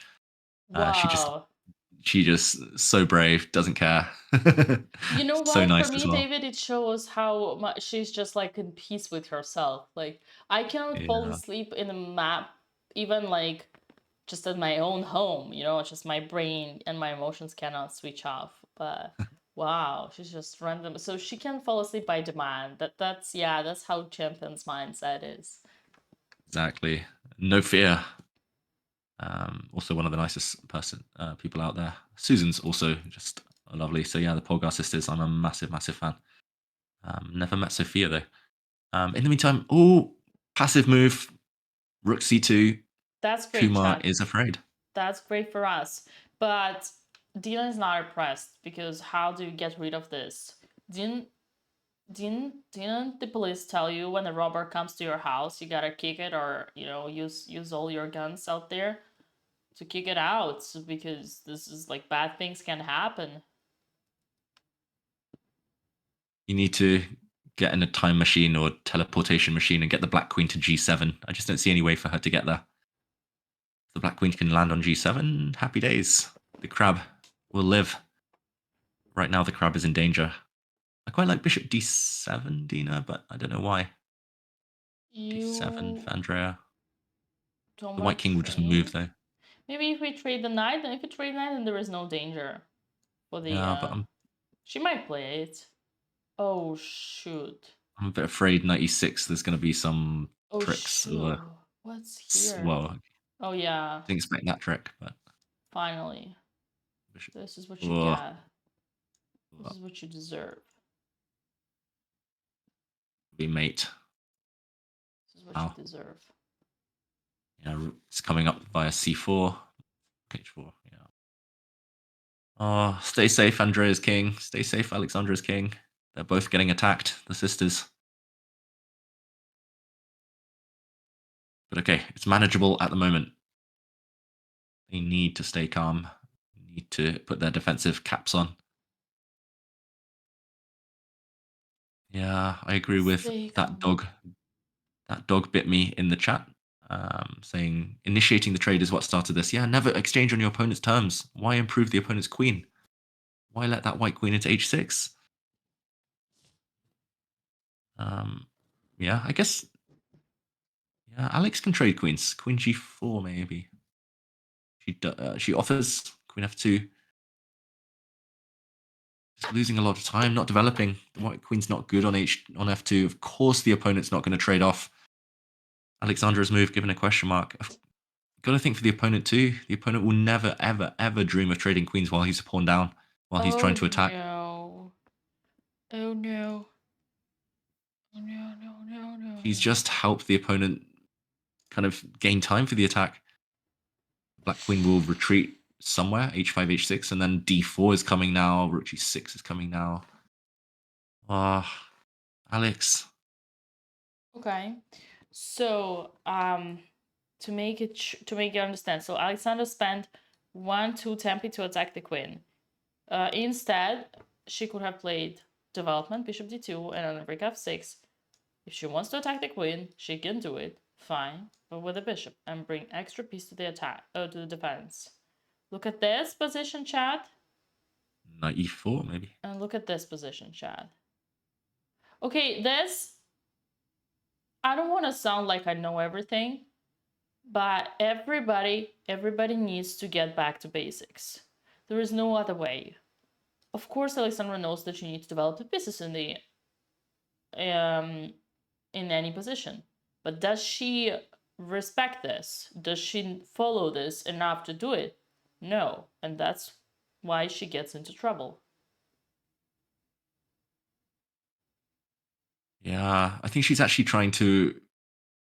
Firstly, she's playing in hope. She's hoping the opponent goes for certain variations, but she's also just trying to calculate by force. How can I trade queens? How can I do this? It's like, no, sometimes you need to go back to basics. Like you say, Dina, it's hard to kind of switch from calculation to basics, but yeah, development. Normally tactics work in your favor if you're fully developed, fully mobilized. They won't work in your favor like here if the white bishop's still sat at home and the white rook in the corner. And a1 is still snoozing, having its siesta in the Spanish sun. But yeah, right now, she's not out of it. It's not like a concrete blunder. It's just small steps in the wrong direction, and those tend to add up. So big moment if we go back to the game position for Alexandra. I wish she played this bishop d2, but she's played queen e2, queen f2, like you say. Dina lost 2 tempi, and I'm praying here, crossing my fingers. I hope the queen trade will happen, but I really doubt it will. Let's hope he changes his mind and, I don't know, plays the cowardly queen trade. Yeah. I have a feeling he's got more aggressive intentions, though. No, it's you can't be so naive. And like you in general, you chat, you can't be so naive. You can't. Sorry. Can't be so naive. Yeah, you cannot. You have to assume the opponent will play the scary move every time. Oh dear. Oh dear. I fear on both boards. Maybe I should get sacked, Dina. Like yesterday I was away, both sisters scored. I'm worried now. I thought I was bringing luck, but so far it's looking scary. It's the 2 opponents' queens. They're just lurking nearby. It's like I lurk in chat. Like these queens are lurking near the white king for Alexandra, and white's queen lurking near the black king for Andrea. Scary times. Okay, who do you think's got the best chances of saving these difficult positions, Dina? I need some positivity. Chat, bring some positivity.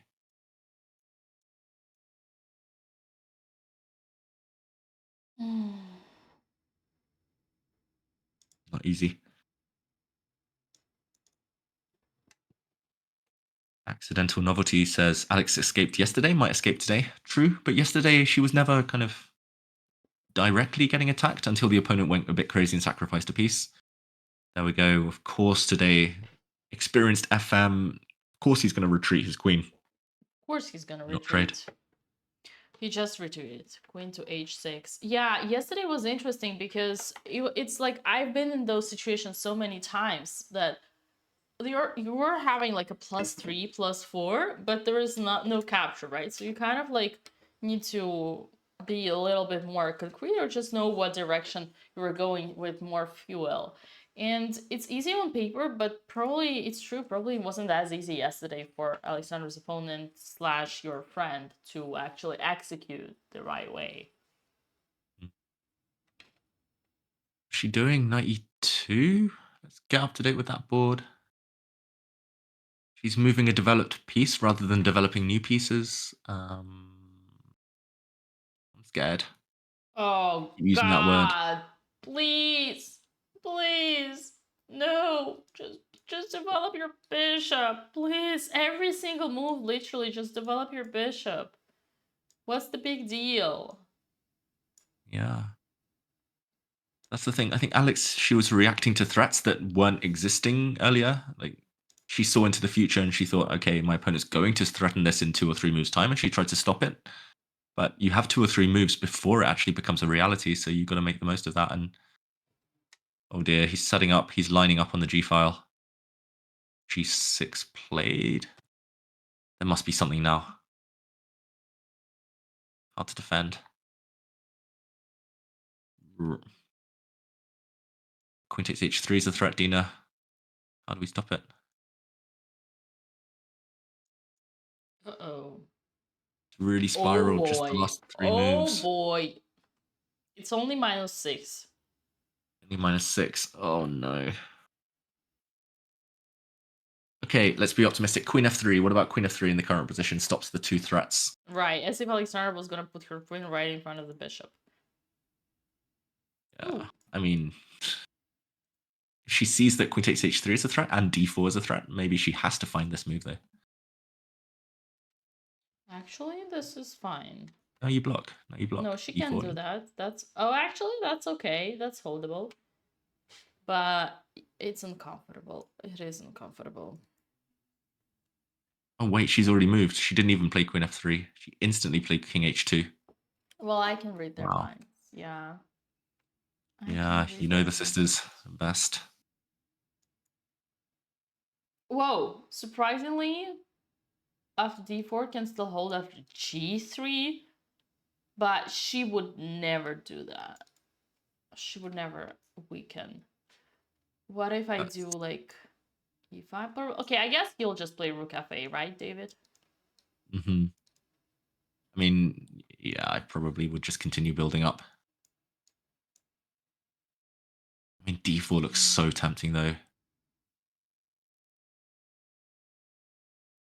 I mean, white's positions just got worse in the last 5-6 moves, and black's positions got so much better. It's like,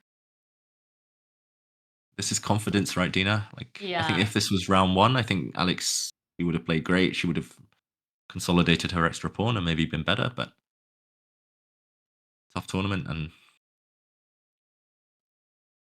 come on, 10,000 people are watching sisters right now live competing at Sunday Formentera Chess Festival. It is round 7, everybody. Just to remind you, we're rooting for girls. Alexandra and Alex are now in a beast mode. Alexandra is fighting with the ghosts, and Andrea is fighting with the queen on h6, which is not a ghost, which is the queen that she allowed herself to enter into her territory herself. come on, girls. Alexandra, defend, defend, defend. You can do this. You can survive. Andrea probably also has to defend at some point, but for now is okay. I think it's looks scarier than it actually is. I guess either way, Andrea's realizing, like, bro, I don't have anything on this diagonal.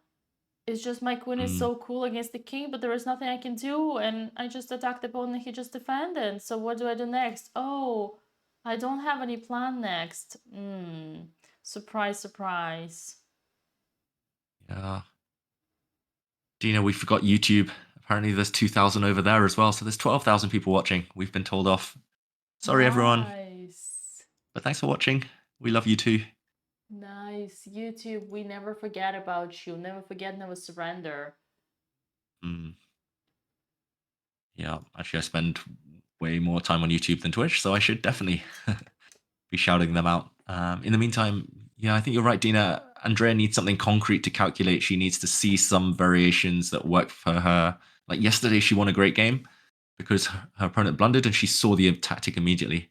Unfortunately, here there's no immediate tactic. She needs to kind of wriggle her way out, slowly just defend. I've got an idea for black. Whoa, have you? Okay, Rook FC8. I've suddenly had like a eureka moment. Whoa. Andrea, 3-step plan. Rook FC8, Queen D8, Queen F8. Never. This would be Is that too deep? accepting that everything you've did in the last 5 moves was wrong. Your queen belongs back to where it was, not just back, but in defense mode, putting the piece back. No. Oh, that being said, David, I love the plan. I absolutely love the plan, and I didn't think about it. But that's some GM style strategy here, chat. Yeah, I like you say, very unlikely to happen. Actually, the psychology is the most important part. I totally agree. It would be going against everything Andrea's done in the last few moves. Also, as Lost Hate in the chat says, Andrea has no reverse gear. She hates retreating, so a queen has advanced. Why would she bring it back? But ultimately, the white queen, you need to kick that one back. If not, you might just get checkmated. You've got no defenders around your king. You need to bring your strongest piece, Her Majesty the Queen, back to defend. Okay, if she plays that, though, I'm going to sing and tell all the stories I promised and, I don't know, change into a cheerleader outfit or something. I mean, that would be There was great an defense, I interesting feel. thing yesterday that Andrea said that was kind of like describing it all. Basically, she said, because yesterday her game was 96% accuracy, so she said, I can't wait for the moment, or like, my chess career will start the day Vladimir Borisovich will see me in action. Kramnik, for those who don't know. Like, when I want Kramnik to tweet about me, and then, well, it probably will never happen, because I will never agree with Stockfish. Well, So yeah, basically 90%. Yeah, saying that she wouldn't be able to cheat because she would never agree with Stockfish. Ooh, 96%. That is interesting. Very interesting. Nah, she played great yesterday. Pounced when she got her chance. Yeah, and today, I mean, this maneuver that I was pointing out, I only get there because I'm trying to imagine, okay, ideal place to put the black queen. It's not doing much right now. It looks active, but it's actually not threatening anything. Also, I'm thinking about getting rid of the opponent's queen, so I wanted to put the black queen on g7. There's no path to that square. Sometimes in chess, you just have to imagine, you have to manifest it. You think, okay, I've got 3 moves before the opponent creates a threat. Move the rook out the way, improve the rook, then it takes a while. You have to retreat to go forward sometimes, but then you bring the black queen back. A trade of queens, and Andrea's better. Oh, yeah. I don't think she's ever worse. Yeah. But,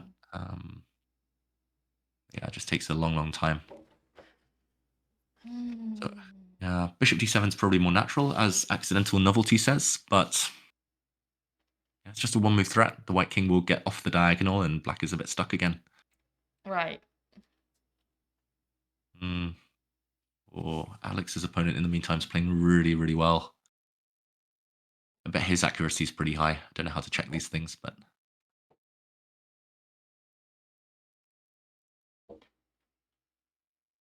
Don't like Alexandra's position, Dina. It's tough. It's tough. Don't even see a good wanna move. let me make me start. I won't. Don't worry. I've said enough, chat. I've said enough. Too late to develop, that's the problem. Yeah, and it's hard for me, like it's also like Alexandra is a grown-up woman, so like, who am I to tell her what to do, right? So like, I can tell her like okay, you think like you're like why don't you develop your pieces, right? It's like, it's tough for me to school her, but at the same time, how do I make her think about her pieces? In the meantime, I just want to shout out Nettleflap for my favorite comment in chat so far today. All I see is Football Manager and Championship Manager in the titles. That's right, they're playing FM Shemelkov and CM Kumar. Those were my two favorite games growing up. Not chess, Football Manager and Championship Manager. That's funny. On that note, I saw another comment asking from YouTube, actually, why is Alexandra, why we don't have a title. Chat, we've said it many times. I will repeat again for those who missed. Alexandra does not believe in women's titles. This is not something she's proud of, so she doesn't want to have it alongside her name. That's why. Dina, actually, when pretty much the moment you said her name, she looked at camera, she shook her head and smiled. Oh, poor Alexandra. I think she knows she's in big trouble on the board. She's seeking inspiration from us, but I wish we could help. Almost too late. She's getting attacked. Look at those two black bishops. Look at the black rooks. Look at the black queen. Oh, they're all lined up. That poor white king. She needs a miracle. I think she's hating life, Dina. I wish we could cheer her up somehow. She is definitely hating life because, yeah, you're right. Cheer her up. You can remind her about her bird that's waiting for her home. But I'm not sure even that would cheer her up, because they would only remind her how she still has another tournament to do before she sees her bird. Yeah. The Euro trip continues, right? The chess tour. Girls on tour in Europe. Yeah, we gotta have to play another tournament, which we're super excited about. It's gonna be Sardinia World Chess Festival on April 27th, starting until May 4. May 4. Nice. Are you gonna commentate again, Dina? I might. We never know. It depends how this one goes, because you obviously see, David, the amount of risk I'm taking and necessary risks in these positions every day, in these commentary positions.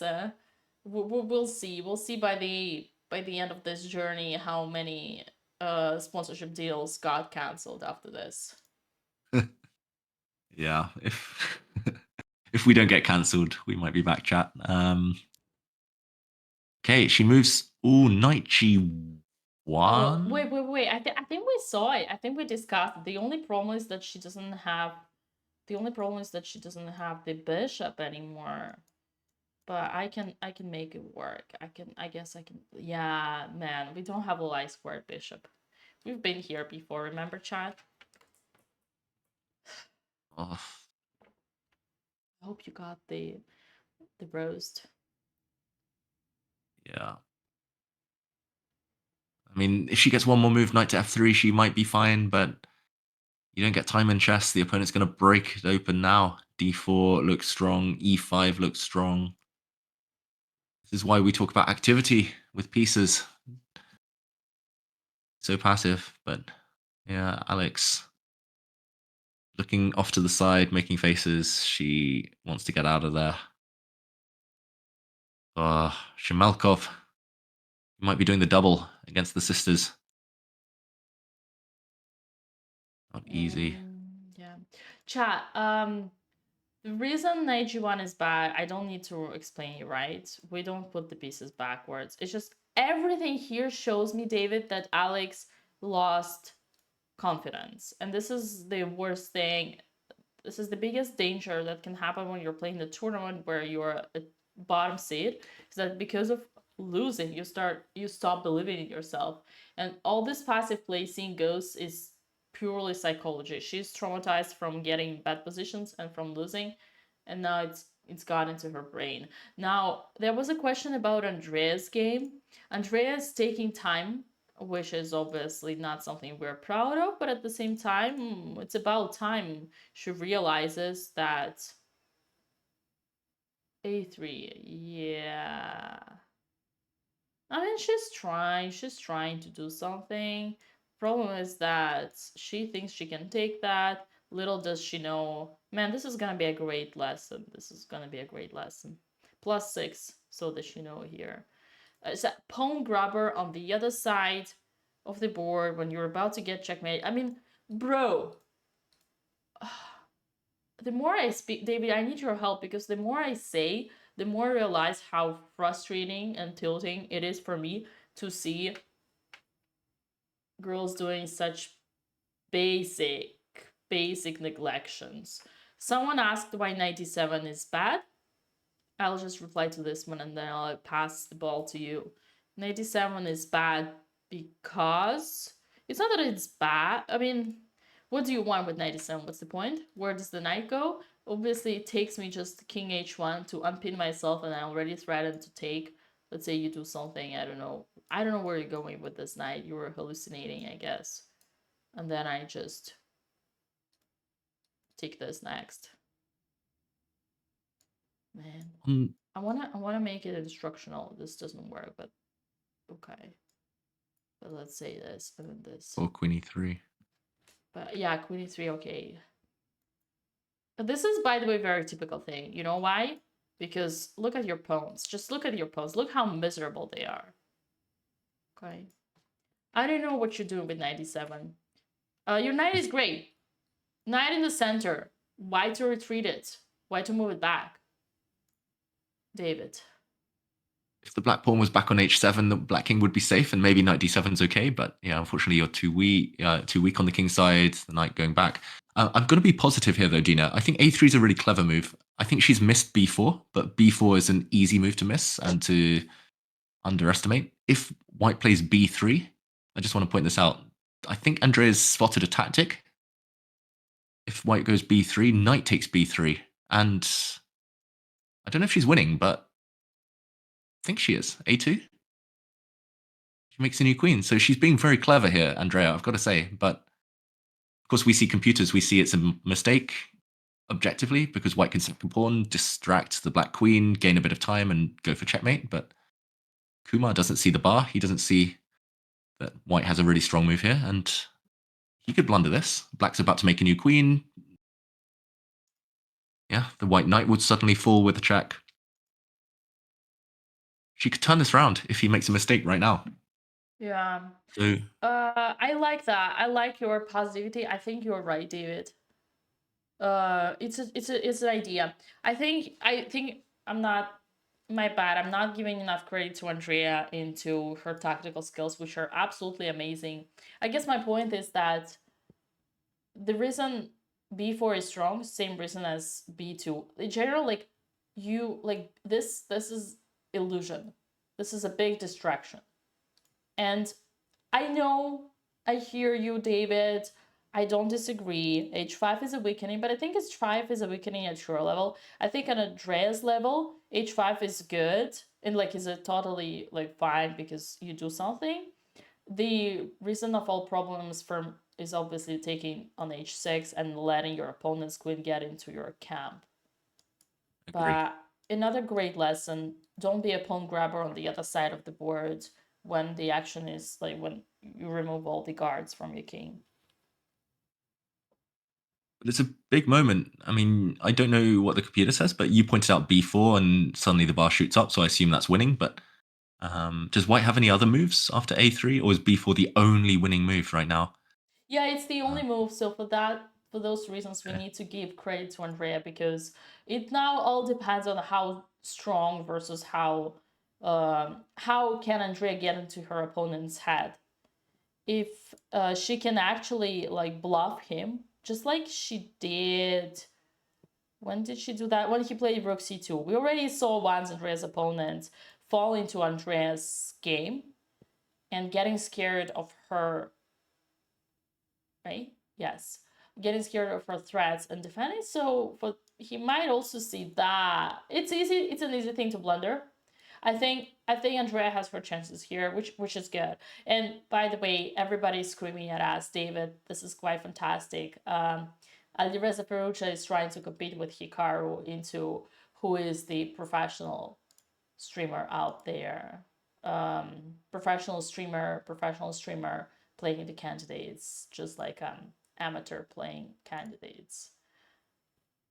Yeah, if you've just tuned in, everyone, we have discussed, well, at least Dina has discussed her views on the the controversy over there at the candidates. Dina, I can't believe you mentioned Alareza's streaming, and then suddenly like 2,000 of our viewers went off to check him out. Oh yeah, that happens, but it's okay. They'll be streamer back. blunder. They will be back. Don't worry, guys. They will be back. But yeah, Alareza, let's hope he turns his form around. We all want to see him at his best, and he still plays against some of the leaders in the final rounds. So he has a lot to say on the destiny of the World Championship, even if it's not going to be him this time. Alareza, more importantly, Title Tuesday, $1,000 up for grabs. Let's go. Let's go, Ali. Yeah. We're supportive. We're supportive of other streamers competing in the candidates. I had a question. I forgot it. Does it give you hope, Dina, that as a streamer, you can qualify for the candidates someday? If Alareza and Hikaru are also able to qualify despite their streaming careers. Oh yeah, David. You were like, David is the biggest flatter out there. He's just like, the only reason David asks this question is because he knows exactly how to make his co-commentator happy.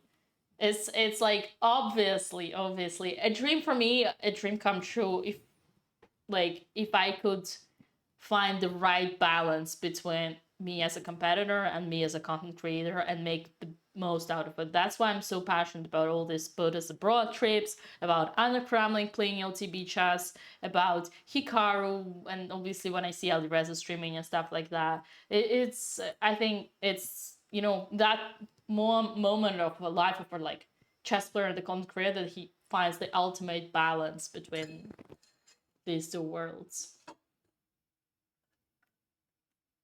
Good answer. Good answer. And thanks to everyone who stayed, by the way, on the channel.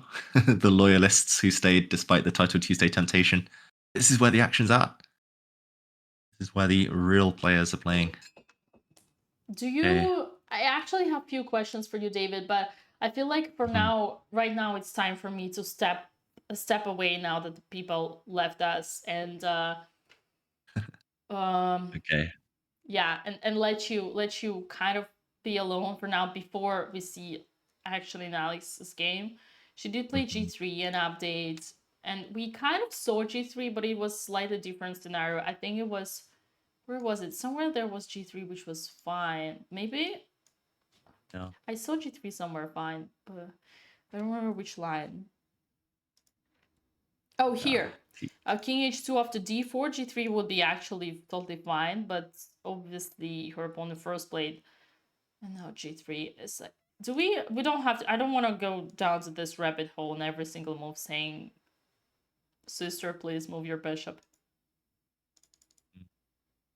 David, are you comfortable me leaving you alone? I am comfortable. I'll survive. It's going to be difficult, Dina, but you do your thing. You do your thing. We'll be here. I'll be right back. Be kind to Uncle Dave. It is his moment. Ask him all the questions you want. Exactly. Dr. Dave in the house. I'm here with you. All of you loyal people who stuck with us, cheering the sisters on. Andrea's opponent does not look happy. Looks like he's suffering. He doesn't see b4. He doesn't see the winning move, deflecting away the black queen and then going for the black king. That's not easy, I'm going to say. It's grandmaster level. He needs to find this next move. Otherwise, Andrea's back in it and could turn things in her favor. I do quite like her last move, even if computers disagree. For Alex, it's much harder. It's much more uphill. Emerson says, David, what would be your next move in Alex's game? Hardest question ever. I think I'd play f5. I just can't see her surviving if the position opens up. So you got to try and block it at all costs. But I think Alex is in huge trouble. I'm cheering for a turnaround. I hope she can do it. She needs to stay strong. Her opponent, I feel, might give her a chance. He doesn't look like he's got the best killer instinct. I looked at some of his games this tournament, but yeah, Alex, We've got to send all our luck over there. Andrea, key moment. We'll talk about it if he finds b4. Surreptitious Swan says, is b4 game over immediately if Andrea's opponent finds it? No, it's not over. Andrea's opponent needs to find b4, and then he needs to find f4, and then he needs to find like 4 or 5 super energetic moves, really accurate moves. Otherwise, Andrea is right back in it. Maybe Andrea will be better, actually, in a lot of positions if he doesn't find the right continuation. So there's still a lot of hope, still a lot to cheer for. Ignore the bars, which are actually symmetrical right now, like white totally winning on one board, black totally winning on the other, but ignore that. Let's throw all our love and luck to Formentera right now. This is a key moment in all the games. Okay, in the meantime, yeah, ask me anything. This is your chance. It's like once per round, once per day. You can throw questions at me, ask about the sisters' games, ask me what I think about life, chess. You can do this. Here's a pitch for your Twitter. Oh, for your Twitch channel. Mate me, baby. Okay, I'm not going to use that as my Twitch name. When will I create a Twitch account and start streaming? I actually have an account called Howl Hub, like my last name, and then Hub. It was based on a other famous website with Hub in it, but that was many years ago and I never started streaming, so we'll see. Maybe someday. Maybe someday. Watch this space. I quite enjoy this, though. Just, I love chess more than anything, so I just love chilling out on other people's channels, chatting with friends. What's my favorite Norwegian dish? I don't know. Fiskegrateng? Oh, good question. So Alex's opponent yesterday, Alexandra, got a draw against one of my friends. Was he upset? Yes and no. He knew he was better. He didn't know he was winning, but he knew he was better out of the opening. And then he was annoyed at himself that he sacrificed a piece and didn't really calculate and let Alexandra back in it. But he was also really impressed by Alexandra's play. He said he felt she outplayed him the second half of the game, and he was quite happy to get away with the draw. So, yeah, shows that Alexandra should take confidence. I know it's difficult when things are going against you, when it's tough to get a win, but she can do it.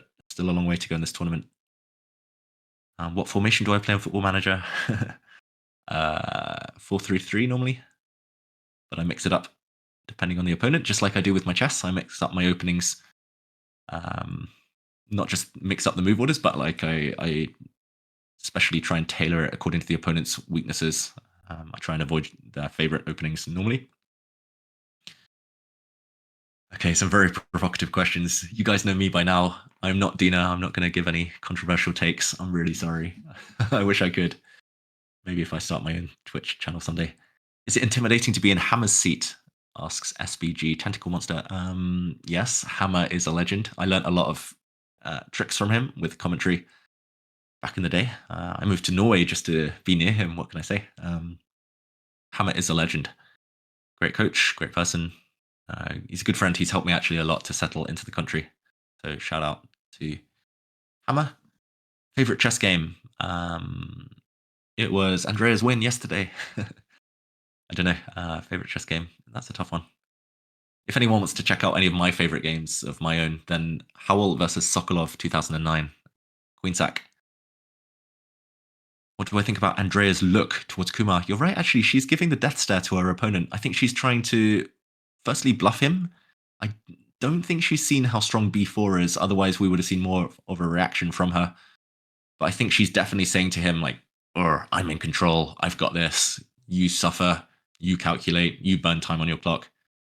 I like Andrea giving the death stare to her opponent. I think a lot of top players do that. Like Kasparov used to do that. Fischer used to do that. Magnus used to. Abdusatorov does it these days. Death stare. It's underrated. Super effective.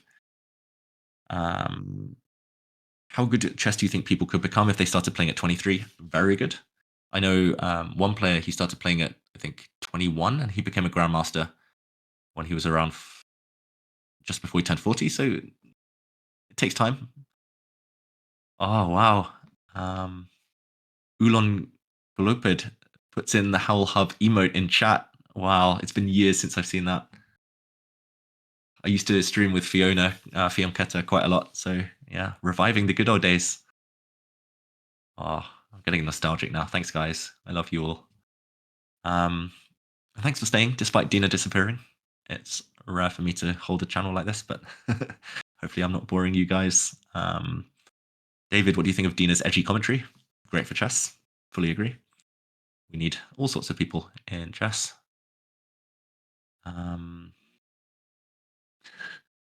Oh, he's touched his B pawn. No.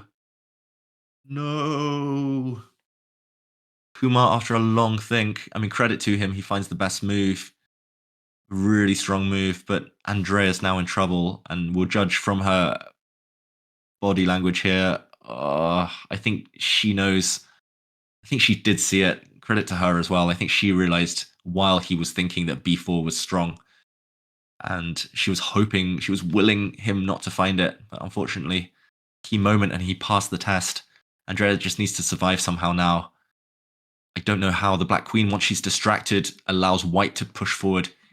If Black Queen takes that pawn on b4, White will play f4, f for forward, go for the Black King, and there's no defense. So we'll see. Let's hope she spends a bit of time now. She should use a bunch of her time, a chunk, just to figure out what to do next. Maybe the Black Knight moves, maybe she takes the pawn, but key moment. Andrea's opponent playing well. David, do I miss England? Yeah, I do. Home is home. I'm sure the sisters will say that as well during their tournament. It's easy to get homesick. Traveling the world playing chess, it's stressful. Living out of a suitcase. People asking me if I helped Alex prep yesterday. No comment. Okay, I'm going to catch up because you're doing really well with the questions. I'm sorry I can't answer all of them. Hopefully, yeah. If you have any kind of chess related questions or anything in general, just spam me on Insta or spam me on Twitter. Somewhere on social media, and I'll try to answer questions. But yeah, in the meantime, I think we have to talk about the game, and unfortunately, both girls, their opponents are playing super well, and their opponents both kind of beat the other sister early in the tournament, so they might be getting the double over the Botezes, which is really unfortunate.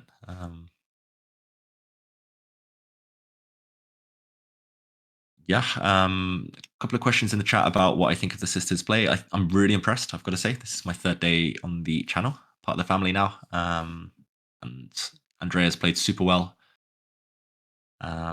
Alex, yeah, I missed yesterday where she played against my friend, as I mentioned, but she's defending very well today.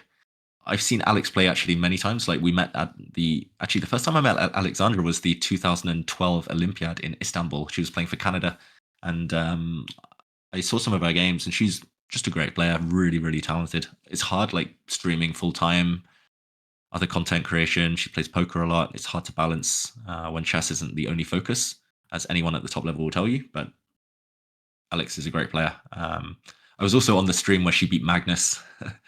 There were time odds. I think Magnus had 30 seconds against her 5 minutes, but still, I mean, beating Magnus, like, and he was full of praise for Alexandra's game. So, Rock Coco Pops says, when I blunder, do my opponents say I've made a howler? Howler used to be my nickname at school, David Howler. But I prefer my real nickname. my real surname. Wow, talking is hard.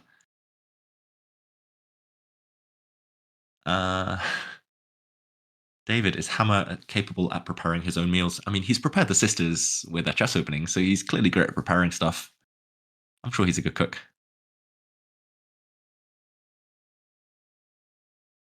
Yeah, I don't leak prep like Hammer does.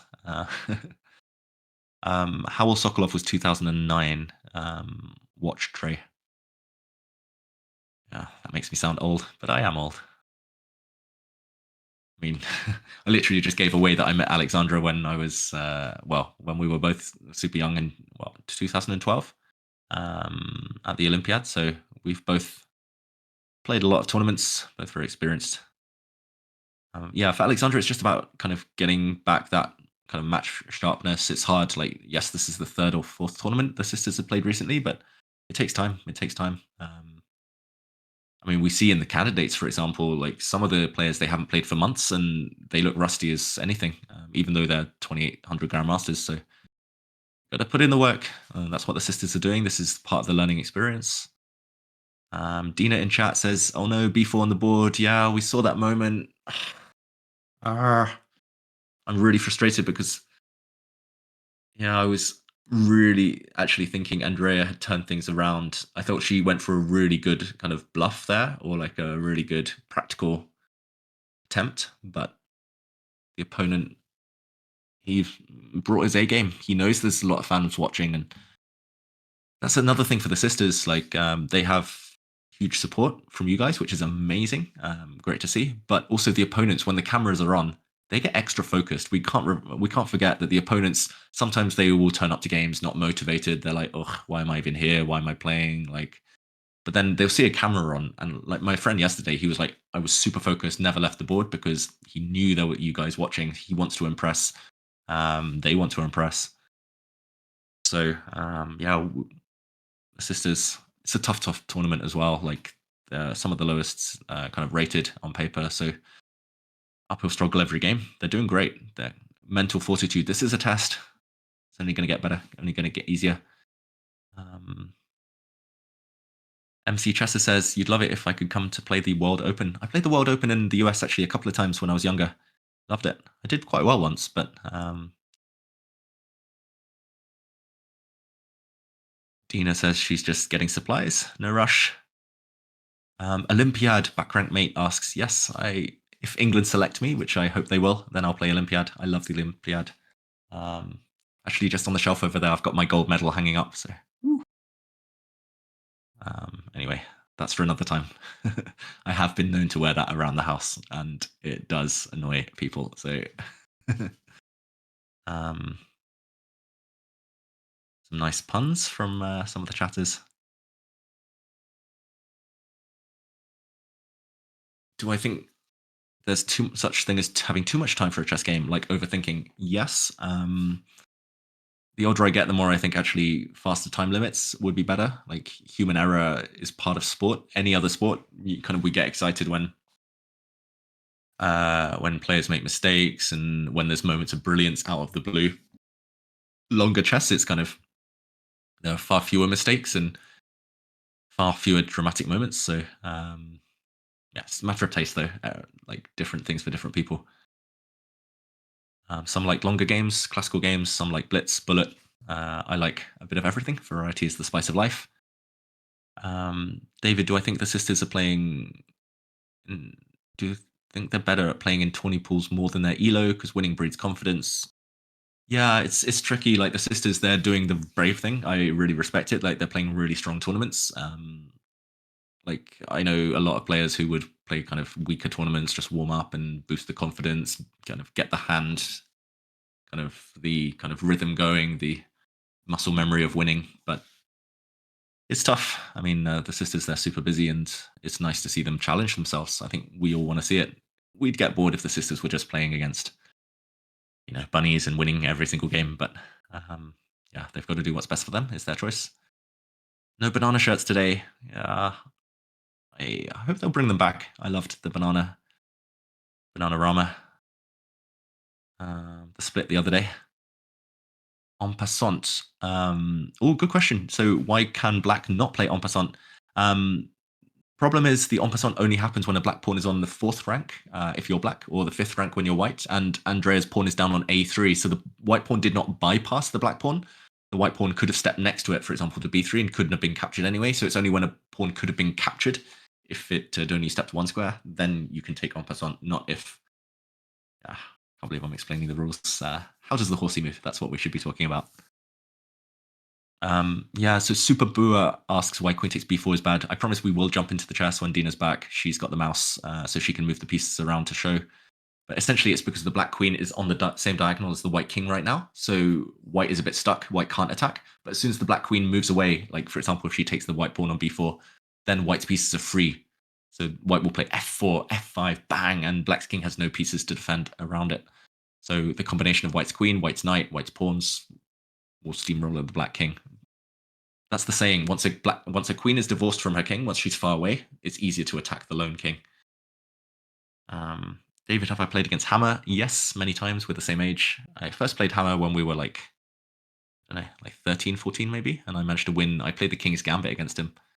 Played him a few times since, and yeah, I don't want to boast, but I have a good score.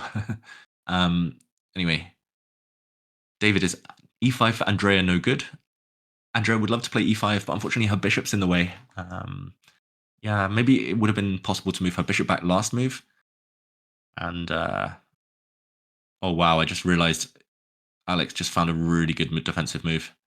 I'll get Dina to show it on the board, but her opponent was actually threatening checkmate in 2 moves with a queen sacrifice. So whenever Dina's back, we'll show that on the Alexandra board.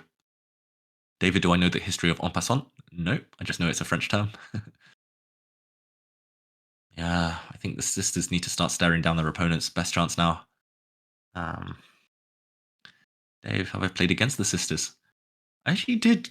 Like, I joined in one of the streams that, like, Magnus lives quite near me, and I joined in one of the streams that Magnus was on with the sisters, and I think Andrea flagged me because I got disconnected or something. It was a few years ago. It was a bit hazy, the memory, but I haven't played them in classical chess, the sisters. Hopefully someday. That'll be fun. Maybe if I rejoin the tournament circuit, come out of retirement, but I just hope the sisters keep playing, and it's nice to see them on this kind of tour of the European tournaments. This is literally, I used to be in their shoes. I used to be playing week in, week out, just like they are now. But yeah, I can testify. It's tough. It's grueling. 6 hours a day sometimes, plus prep. Yeah, Andrea has beaten me if I remember correctly. Can't remember if it was disconnect or time or something, but there was something happened. Still counts. Hey David, are the matches inside the red roped area the streamer matches? I believe so, yes. I think the streamers, they have these special boards with camera set up. It's really nice the tournament organizers kind of take the time to spotlight personalities in chess like this. And it's really nice. I've got to say, shout out to all of their opponents, the sisters' opponents, and others this tournament for allowing the cameras to be on. And I think it is a choice, but they all say yes.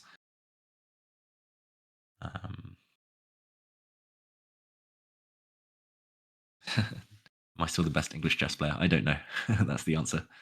There's a lot of strong English grandmasters. David, can Andrea play knight to b3 anyways? Oh, really good question from Mumu Powell. Knight b3 would be a nice try by Andrea, apart from the fact that, unfortunately, because there's a white pawn on b4, white will be able to block a lot of pins with pawn to c5. Again, I know this is tough to visualize, but blocking the diagonal of the black queen to the white king, that's going to be vital at the right moment, and I think the tactics now work in white's favor. Dina, welcome back.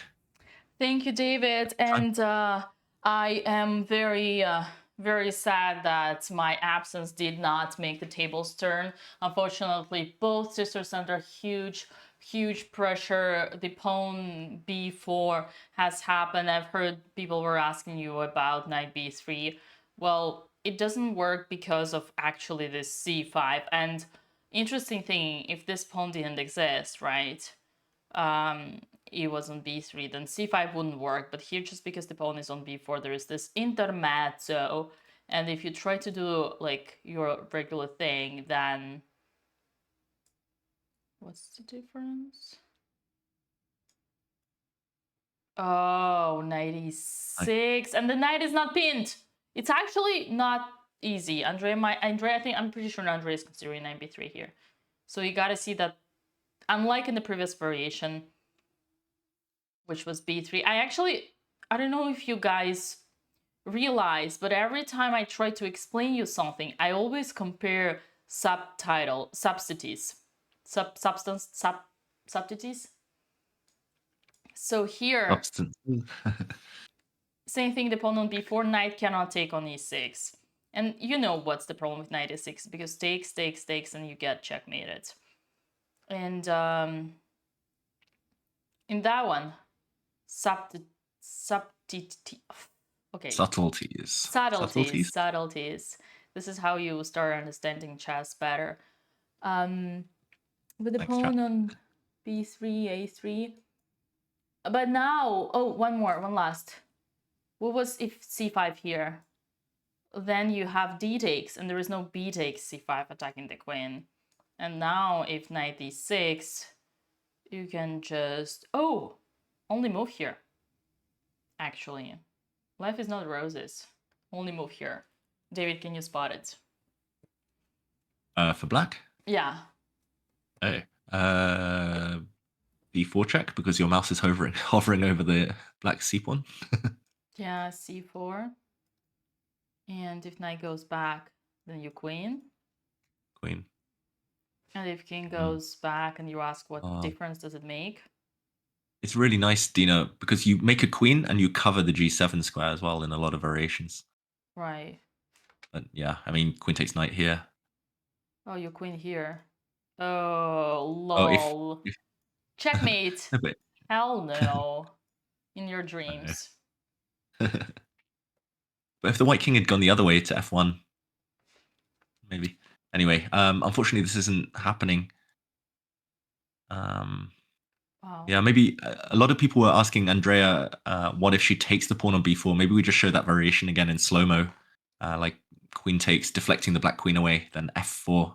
Because f4, I think, is probably the only winning move, or at least it's the only move I see. No. Yes, it's the most obvious, easy and obvious, but the reason queen b4 is bad, and I'm sure Uncle Dave already told you that, chat, is because it is against the basic principles of strategy. When you are getting under attack, or you have a potential of getting attacked, your opponent's queen is your territory, you do not do pawn grubs and then remove your queens to the other sides. And here, basically anything that is in direction of the king, which is f4, g4, and even, you ready? Are you ready? Even knight f5. Basically anything that's going to the king, you're like, what is that? And I was like, I'll show you. Don't worry, my friend. I'll show you what's that. So yeah, it's just because you can't, it's like, what is this? What is this? What is this? It's like raising, bad example. Very bad example. No, I'm not. I started raising and then I stopped. You know, raising what and how. Without supervision. It's like leaving children with the chess class without the chess coach in the room. That's gonna be a better example. I'm going to pretend I understand that analogy, but you're right. Rook d4, rook to h4, checkmating ideas are coming as well. This one looks, scary for black. Yeah, so essentially it's just the fact that white is attacking the black king and black cannot defend. No defensive pieces around. Andrea's about to make a move, but Dina, I also wanted to show a really nice tactic that Alexandra's opponent found. If we backtrack a couple of moves on that board. Because rook to f5, I just wanted to explain that one from Alexandra's opponent. Someone was asking. Sorry, David. I just can't read this woman's mind. I can read this woman's mind so easily. You know her so well. Yeah, I mean, she's stubborn in a way, like she only goes forward, and if she has an idea, and if she kind of already feels that it doesn't probably work, she still wants to do it. Which, again, for a certain level, bad plan is better than no plan, so we don't want to blame her. I wonder if she knows that the reason this line doesn't work is because of c5. It's not easy. I have to be honest with you. I'm sitting here pretending I'm Mr. Wonderful, but the only Mr. Wonderful out there is Stockfish or Larry O'Harry, or what's his name. Do you know this one, David? No. Kevin. It's Carrie. Kevin O'Harry. He's the only Mr. Wonderful out there. Do you don't know Kevin? No. Should I? Kevin and his how is like lucky forehead. No. I'm so confused right now, people. I'm not down with the kids. Shark Tank. Wow. I'm going to go Google this after the show, I promise. Chad. I promise. Oh, Larry. Oh, okay. Yeah, I almost got it. In the meantime, there's been a result. What? Not on the sisters. Not on the sisters. Sorry. Just Anamaya. I saw one in the background. So well done to Anamaya. Lucky. How you say it? Lucky? No, it's like heel of top of the heel of fortune. How he calls his? Come on, guys. How he calls his? Wow, I feel so. I've never felt more like a boomer or like a. The first time, yeah. I was I'm integrating into American culture. Wow. Kevin I'm O'Haley. impressed. No, I think he calls it like a scalp of wisdom or charming scalp or scalp of luck. How does he say it? Oh, Canadian, right? Yeah, I call it the moon, like the bit where I'm going bald on the top. But anyway, that's another topic for another day. But yeah, we're being asked to show the tactics. So Yes. I mean, we'll go to Alexandra's game, but how easy is it for Andrea's opponent? I don't think it's that easy at all. C5. Ooh. Or okay, let's show the Alexandra game while you're on that one. Rook F5, Dina, threatening Queen takes H3, checkmate. I just wanted to show.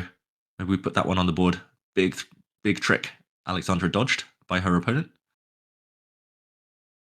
for H4. Okay, David, guide me through it. I'm confused. I see knight G1, and then I see knight E2 again, and I'm like, I don't want to see this. Yeah, I mean, there's lots of questions to be asked, but I don't want to rub it in for Alexandra right now. Yeah, she just forgot to develop her pieces. A lot of lost tempi. But Rook F5, I just want to point out, maybe we put this on the board. Yes. Rook F5, if, for example, E takes D4, then Queen takes H3, boom. E takes, wait, E takes D4? For example. And boy. Yeah. Queen sack and checkmate. This was the threat. Look at that. Beautiful checkmate. Yeah, so queen sack's all over the place. White's king living on the edge. Literally. Okay, so let's catch up. H4. Alexandra. Yeah, she lost a lot of time with her pieces, but... Okay. I don't see the knockout blow yet for black. He just takes back. Oh, that's boring. Boo. It's also very strong, unfortunately. Unfortunately, any move for here works for black. He's going to play rook h5, and then he's going to sack on h4 and checkmate. Yeah. Look at Andrea's opponent, though, on the camera. Andrea's opponent, like, he was doing like a queen's gambit. He was looking away from the board, trying to calculate. He was looking up a while ago. Now he's looking off to the side. Now he's looking back at the board. Okay, I think, unfortunately for Alexandra, she can't compete on the king side. She's going to get checkmated. And Andrea, she's our best hope today. Despite what the bar says, it's not over. It's not all over until it's over. Yeah, so maybe, Andrea, we put it on the board, this whole variation. I think everything is forced so we can predict the future, like the next 10 moves. A takes B3 will be forced. And A2. Maybe we try. Say again? So Andrea, I think everything is forced for like the next 10 moves, so we can pretty much try and predict the future. Oh, God. We want A takes B3, A2. I mean, C5. still needs to find something because it's only moves, right? Yeah. Now rook takes A2, I assume. Yeah, she's just a piece down. She's no, gonna take on C5. She's the exchange up, like Dina. Oh my God, my bad. Oh my God, I'm so bad. She's gonna. Oh my God. Why is it? Okay. Oh, I see why she's going for it. And maybe she thinks her opponent has no more than a draw here, which looks true from afar, from a distance. But unfortunately, white takes everything with check, e6 as well, and then the bishop comes to c4 and. Oh boy. That blasted pawn on b3. If it didn't exist, she might be fine. But this is a long variation. It's easy for him to go wrong. I don't think he's seen it, otherwise he would have gone for it already. I think the shock of knight b3 has tempered his excitement here. Yeah, I agree.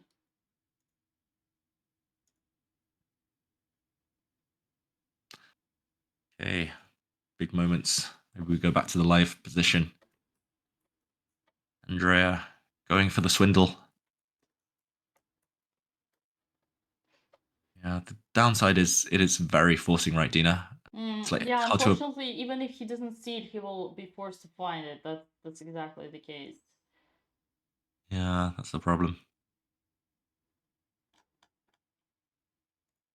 Do you think this is the calm before the storm? Do you think this is a good moment for me to excuse myself for a second? Oh, please, David, please. I'm so happy you brought it up. Be my guest, David. Get the hell out of here. Okay, everyone. Yeah, on that note, that really warm, welcoming note from Dina, I'll be back. Good luck to the girls. I hope my absence will bring some luck somehow. I'm expecting a turnaround by the time I'm back. You can do I'll be it. quick. I'll bring you See you wins. soon. We'll bring you See you wins. soon. Good luck, girls. Yeah, good luck, girls. Yeah. Good luck, girls. I mean, you know what I mean, right? You know what I mean, chat. Stop! But we fight. What happened? There was a move. Oh my god! What just happened? Alexandra, no way, developed her piece. Alexandra has finally, on the move 25, finished the opening.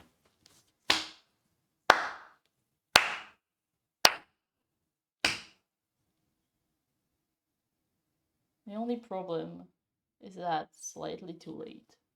But hey, never too late. Never too late. Better late than sorry. Better late than never. The famous saying goes. If only. So it's 26 move, right? If only she did it on the move 16. If only she did it 10 moves earlier. Okay, let's look what happened in the last 10 moves for Alexandra.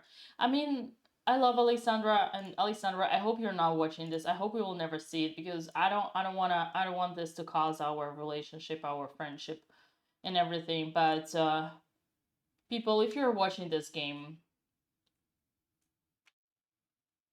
this is how you should not play chess. White hasn't finished the development yet.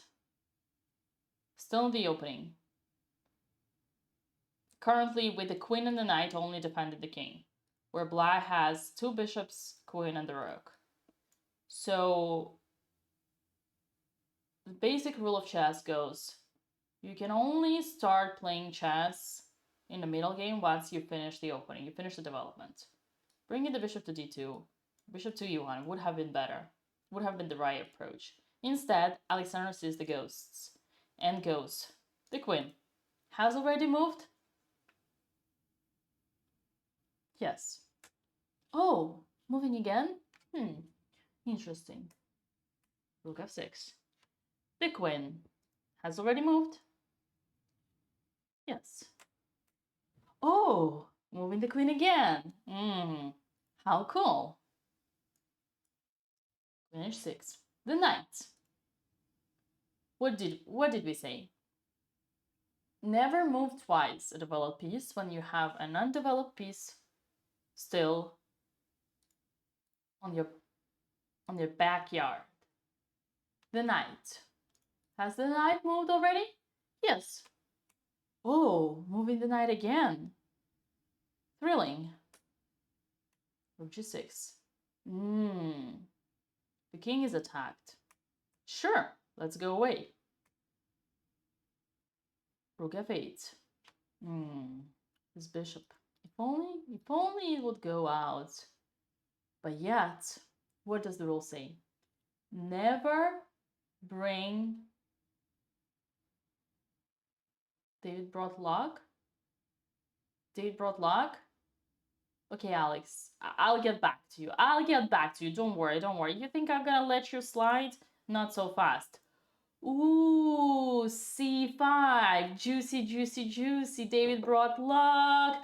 Yay, Andrea's trick worked. c5 is a tremendous mistake. And after b takes c5, 96, we got queen takes. Oh my god, pawn takes. Okay, here Andrea needs to be careful because a2 would actually be bad because rook a1. So we gotta actually it's a piece sack. It's a piece sack. Okay, it's a good chance. I mean objectively we were in the dream world. Oh boy. Oh boy. What the hell? Oh boy. Okay, chat. It's our chance. It is our chance. c5. Andrea's gonna take. That's a must. She's gonna take. What is he gonna do? If he takes here, then knight c5. Yes, I think Andrea did it. Andrea managed to get into her opponent's head and completely confuse him and get him off the radar. She's still gonna be pieced down though. My god, she still needs to find moves. c4. So pawn takes. I mean, she's gonna be pieced down, so she needs to know that this is the best thing that could ever happen to her. Although in her head, she might be thinking that he's just winning any way possible. David, stay away, they say. David, stay away. Should I go again? Yes. Okay, bye everyone. Andrea's opponent just blundered. Okay, David, please come back. Come back, please. Please. David, no. No. Where is he? David, come back. Please. I mean, I'll do what I'm told, Dina. You tell me. I'll stay or I'll go, depending on what you tell me. You're such a troll, man. Such a troll. Okay, that was a good one. 200 rating points plus to this one. Thank you. So Andrea's opponent lost his mind. Whoa. And actually, better say, Andrea got into her opponent's head, and he saw a ghost, and he played c5 instead of taking the knight. Massive blunder. Massive blunder. Well, actually, like, if everyone was to calm down and take a breath and take a chill pill, then we would realize that it's still actually pretty tough for Andrea because she's still gonna be a piece down, but obviously she's in the game. She's in the game. And she was bobbing her head, Dina. That's a good sign. Like a moment ago, she was like bouncing again. There we go. She's back at it. Yeah. And then the camera. Oh wow. Commentator's curse. And then the camera dies.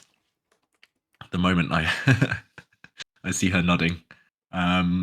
She's alive. Don't worry. Game on. Big blunder by the opponent. At least a missed opportunity. Like you said, it's still tough, but definitely feels like her opponent. I mean, it was such an, I'm not going to say easy line, but it's such a forcing line. He should have been able to calculate his way out and work out the path to victory, but he didn't, which is good. So momentum black, momentum Andrea. Dina, should I go? Literally, like I went away, suddenly the opponent's blundered, I come back, suddenly the cameras are dead. I mean, yeah, I'm the worst. Okay, it's an easy fix for me. But I do think though, you might need to do the same thing for Alex. Someone needs to help Alex as well. Not everything goes to the younger one. Yeah, come on, Alex. Sending you all the luck now, right? Or telepathically. I mean, she's a piece down. If we catch up with Alex's current board, she's a piece down and about to get mated, but it's not too late. We can do this. If Alex turns this around, I'm going to dance literally on the top of my chair. It's gonna be tough though. I was on my beautiful rant for Alexandra, and then chat stopped me because of Andrea's blunder. No rants, Dina. We don't need that right now. Gotta be optimistic. I like the fact she's still fighting. Yeah, maybe we catch up with the current game of Alexandra's. It's still stuck. Oh I think gosh, from one of the rant positions. Oh my god. Look, the sign how miserable the position was is just she just gave away a knight for nothing in front of a pawn, knight d4. Pawn takes and king h3. Oh. Oh. We're not gonna hear Alex today. Yeah. Been a tough game. It's a tough game. Like, yeah, I want to, like you said, it's easy to rant. It's easy to kind of talk about what she did wrong, not developing her pieces, forgetting about the opponent. Of course, he's not going to trade queens. Of course, he's not going to kind of agree to exactly what you want. But yeah, ultimately, it's just confidence right now. Alex needs to get over that hump, get over the this kind of rough patch, turn things around. And once she does, she'll be back. The Alex we know and love. Okay, still a chance. Maybe her opponent will sense the finishing line and get a bit nervous. Blunder his rook somehow. We can hope. Andrea, meanwhile, I don't really see what she's thinking about. Surely Andrea, maybe she's just calculating right now. Surely in the game position, she only really has one move, Dina. She has to take that white pawn on c5. Wish we could see the camera again, but she's got a chance. Golden opportunity for Andrea. Fight back. Do this. Still got plenty of time. Surreptitious swan. I don't think we should get down. I think Andrea's got this. I feel like a proud uncle.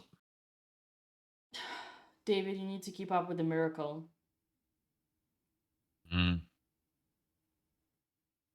If need be, I will step away. I will run away again, and you can take it all on your own. If that's what it takes to get Andrea to win, I'll happily take one for the team. Step aside. She's got this. D takes c5. Only move. She doesn't need to look into the future right now. It's literally the only way to keep the game going. Quick move would be nice here for Andrea. Keep at least rough balance on the clock. Don't stray too far behind. Otherwise that could be decisive. Ooh. Yeah, Piano Soul, you're right. Shimelkov. Somehow he's inspired against the Botez sisters. Feels like he's brought his A game against both of them, which is really unlucky. He's obviously a very good player, experienced FM. But yeah, just unlucky. We've caught him on 2 good days. I don't think he's inspired. I think he's just taking whatever is in front of him. He looks calm though. It's where experience plays a role. Well, Andrea was destroying him, so tough.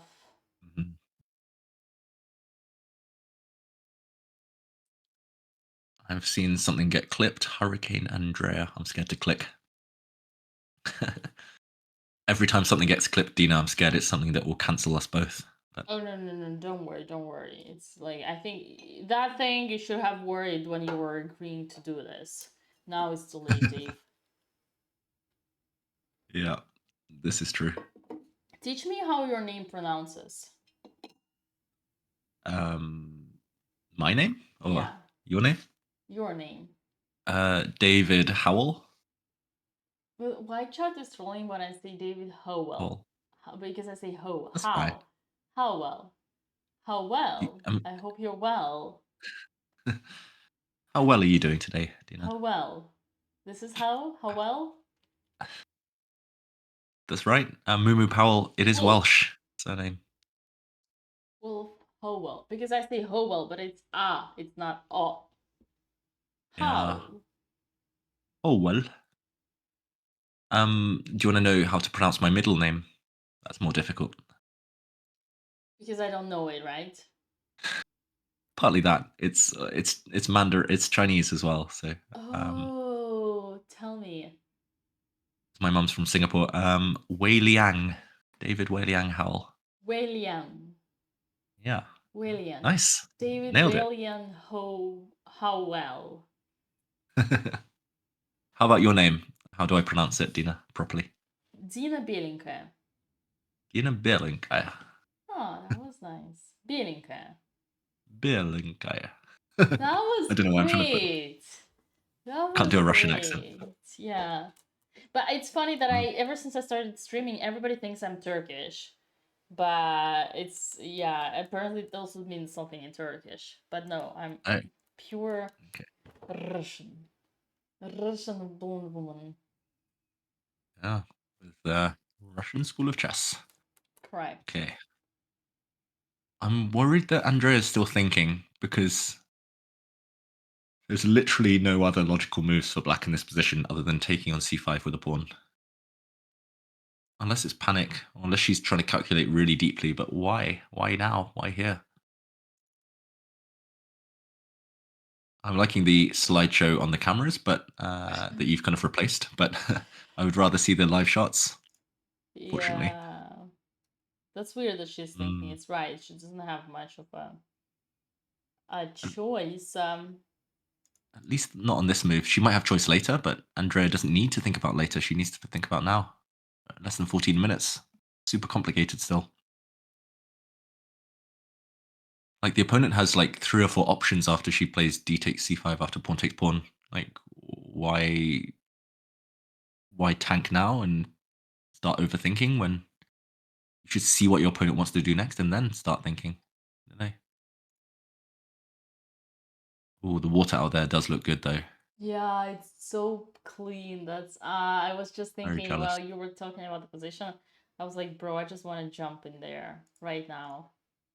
Straight to action. You know, interesting thing, I've been always thinking about this, David, like sea is so fascinating and like everybody wants to go to the sea. But once you get to live at the sea, it's like you must be getting bored to it, right? Like locals, they don't have any emotions towards the sea, like kind of. Yeah, that's true. I actually lived, like, when I was in England until I was 18, I lived right by the sea and I never went swimming once. And then it's only after I moved away that now I'm obsessed with swimming. You're right, 100%. Well, that's normal. In England, it's always like It's pretty cold as well. minus 10 and snowing and raining and like cats and dogs. It's like no wonder you were not swimming in England. Then I went to Norway where it's like minus 20 and always snowing, and still swimming is more fun here. Yeah. No, I'm joking. It never snows in England. It's always 0. Like always rainy. It's rain. Slant, like rain that comes like slightly like sideways down. Anyway, she needs to move. Andrea, come on. D takes c5. Only move. Move, Andrea, find move. It. I hope the board didn't break as well as the camera. Could be, but surely not. Clock's still ticking. I guess she's calculating a queen sack. Knight takes. Oh no, don't do it. Don't even think about it. Why would you do this? F4, F5 will come soon. Probably also calculating this. But yeah. Problem is sometimes you don't know what to calculate, right? Or like problem like where do you lose time? You don't know which directions making sense, which not. Yeah, but at least d takes c5, she's guaranteed to get at least 2 pawns for the piece, and maybe even a very strong passed a pawn. Yeah, maybe she's looking for better. She doesn't want to be a piece down, but here she chose to sack the piece. She went knight b3. I mean, this is the best possible way she can give up the piece. Yeah. It's so much better than anything she could have hoped for. She just has to take the gift and continue. Also, guys, for those who are wondering what is this photo, it's actually literally the opposite side of the camera. This is how it looks. They're literally playing outside with the fresh air. I never in my life, I've been playing everywhere all around and I've never played outside, but they're literally playing kind of like outdoors with a roof. Yay, she took with a pawn. And they have the c just in the other side of the camera. Nice. Yes, Very jealous, we all found of it. us. David, have you ever played outside like this? No. Have you?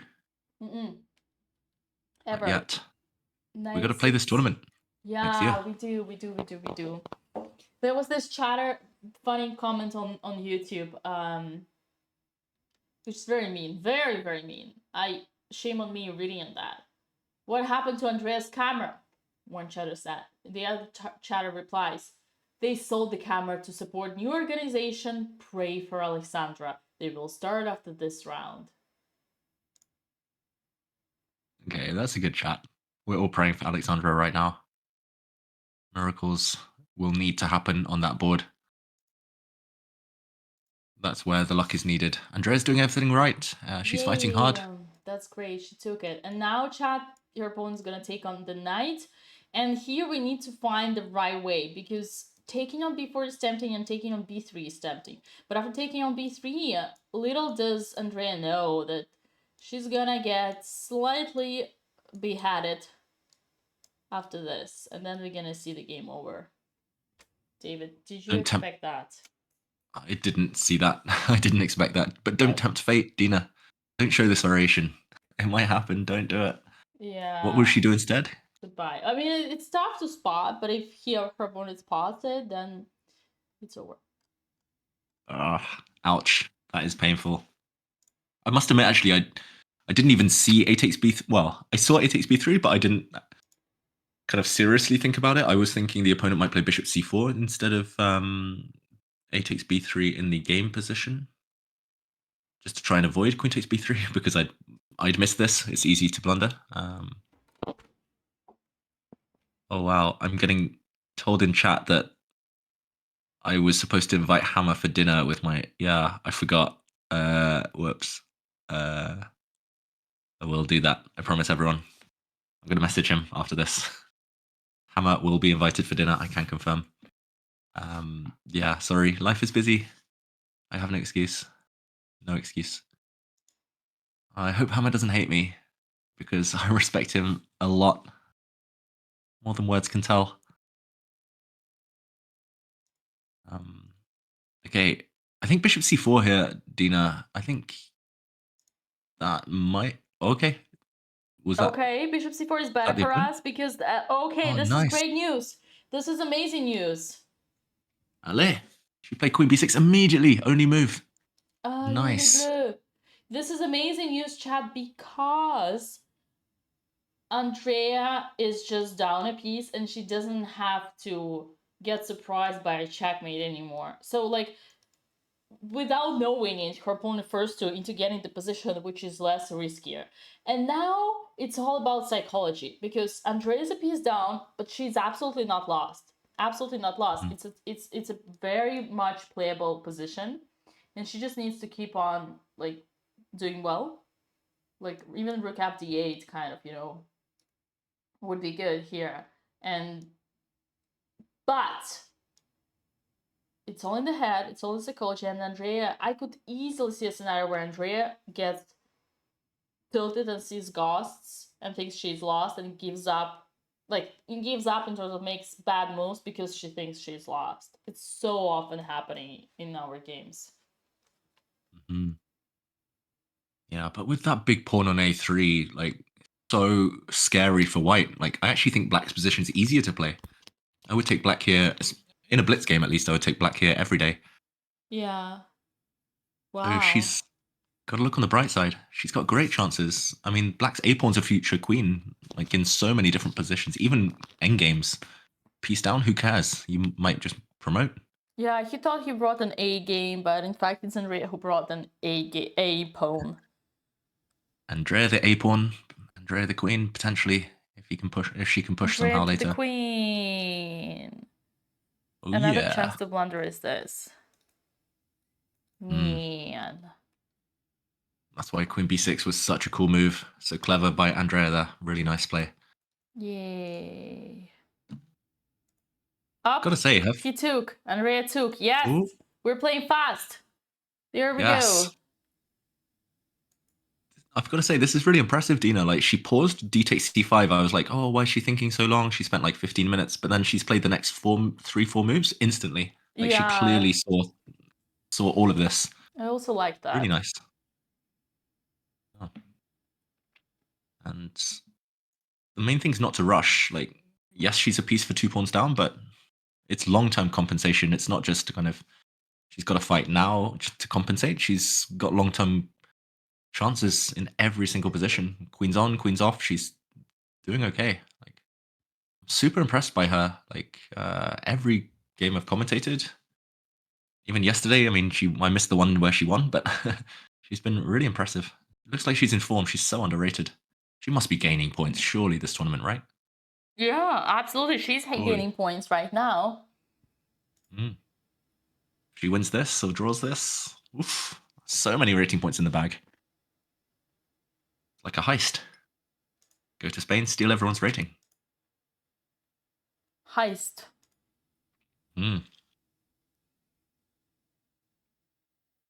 Okay. Wait, what's the game position? C takes b4, check. Okay. The opponent's deciding where to go with the king. Yeah. It looks scary to go into the corner. You might just get checkmated if you're white. Alexandra's opponent, though, writing down his move. Oh. Okay, pray for Alexandra. We should definitely start a movement. Gotta pray. Much else to say about that one, unfortunately, right now. Yeah. Will Andrea understand that trading rooks is good here? This is tricky, dude, because normally you say when you're down material, you don't trade. But here it's about how active are your pieces that are left on the board. I think she would never do something like this. Never play.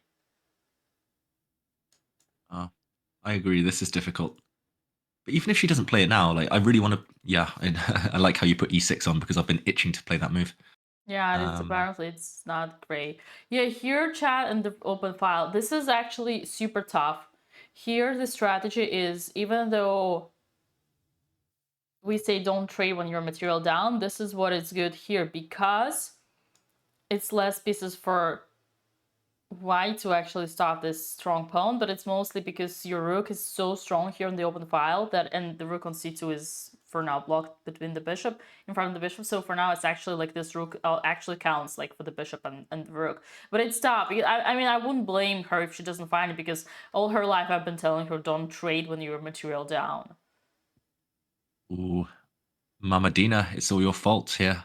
If she doesn't play rook d8, that's why. It's because of your and like queen advice. f6 is also like, okay, maybe queen f6. Queen f6, maybe she could suggest threatening a2, yeah. I was a bit scared of e5 here, just deflecting the queen so you can play queen takes g6. But he will never do it. Actually, he can. Because, Ichai, you know what's happening after takes. It's boom, boom. And if you say, I want to take, I want to take, I want to take, wait, something's wrong here. Why cannot I take? Oh, it's because the king is pinned. Yeah. Pin and maybe win. Pin and better for white. So yeah, I mean, rook d8 would be a really classy move, but not easy at all. I totally agree for Andrea.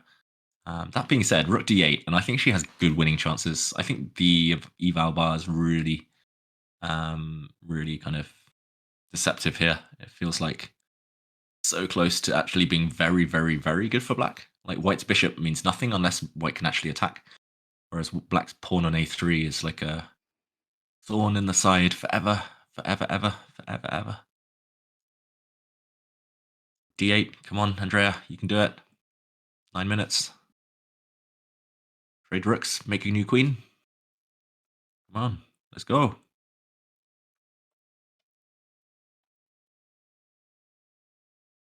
Someone asking, is that Ivanchuk?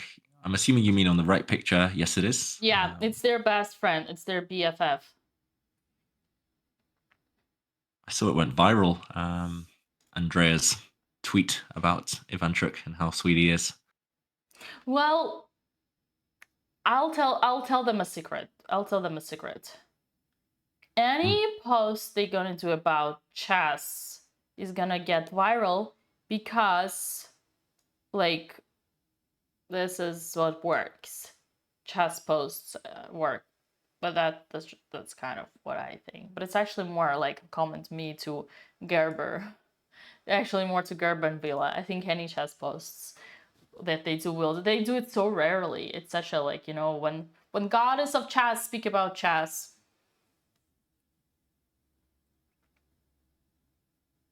Yeah. I mean, it was a nice tweet anyway. I liked it. Showing That's Evantrix's true. passion. That's true. I shouldn't downgrade the fact it's a great tweet. Highlighting their bestie. He is a cutie. I agree.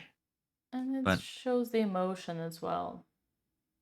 in the meantime, oh, Andrea's pushed her pawn. No, Andrea, why would you do that? I told you, I can read these people. Oh. Like, you've got long-term compensation. This is just a pure gamble unless you're cashing in immediately. Yeah, she didn't know it. She didn't know it.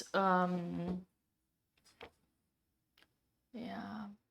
She's losing her pride and joy. How do you even keep that A-pawn on the board now? Yeah, she. You know why she pushed it, right? Because she thought she was losing.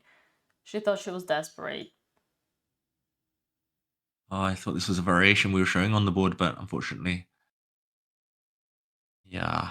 Maybe she blundered this, but it's not the only move. We can literally even take. Literally, he played king f1 so that he can take and there is no checkmate on the bank rank.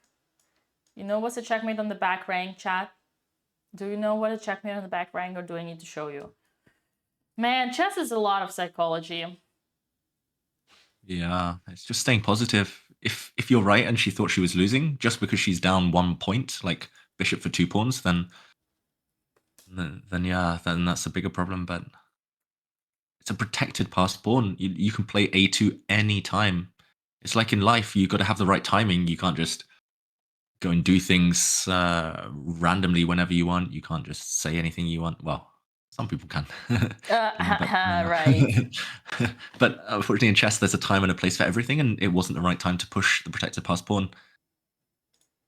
Yeah, you have to build up. Sometimes you have to prepare things. You have to plan accordingly. You have to catch your opponents off guard. You know, wait till the opportune moment. And oh no, I was getting so excited. I thought she would actually win this game. I think on practical terms, I think black was better if she played rook d8, but it's tough. So I don't. You know what she's gonna say? I keep getting this wrong singles. One coach tells me don't trade when you're material up. Another coach tells me trade when you're material up. Well, yeah. What can I say? Chess is a tough game. It's all about rules and even more about exceptions to those rules.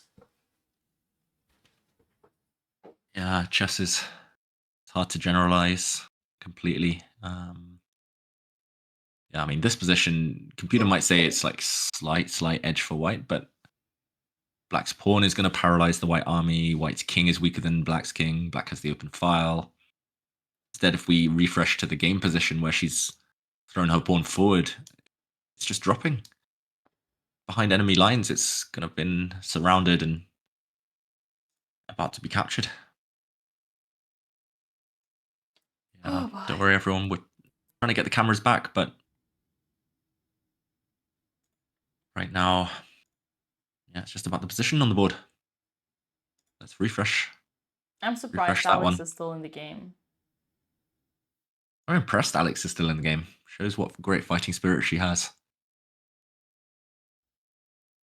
Opponent, though, g5, that's sadistic. Double pin. Yeah, we're lacking a light squared bishop, unfortunately, for Alexandra.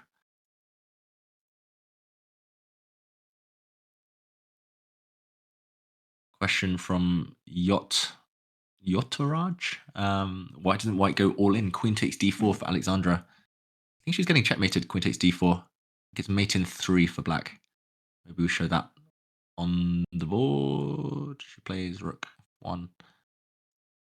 Yeah, queen takes d4 would have run into rook takes h4 check, and it would have been a forced checkmate in 3 moves. So Alexandra, yeah, credit to her. She calculated that one. But unfortunately, no way to save this game. Unless the opponent blunders right now. Dina, the opponent's taken on h4. Do you think he's going to play rook takes h4, check next move? Oh my god, it's Blunder mate in away. 5. Yeah. If he finds bishop takes... Mate in Oh, bishop takes 9, f4. mate in 9, mate in 5, mate in 5, mate in 9. Okay, chat, get ready. Get ready for this. This is gonna be tough. Oh, this is gonna be tough. I think I got to leave again. If I leave, he might play rook takes h4 and blunder everything away. If I stay, he'll probably play bishop takes f4 and checkmate Alex. I wish, David. Shall I hide? We gotta fix Andrea's camp because Alex is about to leave us. Too soon. We really do. Let me message to the organizer. You do your thing. You've got the contacts. Although Andrea's in time trouble, so do we chat? Do we actually want to disturb Andrea? She's in losing position and in time trouble. Maybe it's better just leave it like this and I don't know what you say, chat. Maybe Alex's game is about to be over. She's about to get checkmated, so maybe we ask the organizers just to move her camera angle. Leave her. Leave it. It's fine. Yeah, it's fine. Okay, chat. Okay. Yeah, no distractions. Andrea needs to swindle, though. She needs a trick before move 40. Behind Alexandra, by the way, there's a famous journalist, Tarjei Svensson from Norway. He writes for chess.com. I wanted to say that. And he used to work for Rip My Soul. Yeah, he's looking over, but nothing to do to stop mate now. Mate in 2. Takes h4 and queen g2 is checkmate. Shemelkov has seen it. He's just going to double check. Poor Alex. Ron, we've got to send all of our power to Alex for tomorrow. You don't think she'll join us, Dina? No. Nope. No, fair enough. She's got to do what she's got to do.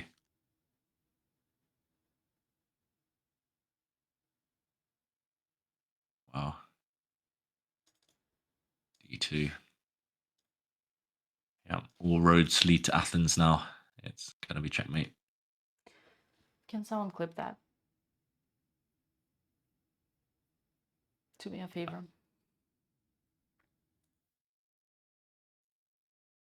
I'm impressed. She's fighting. She's not surrendering.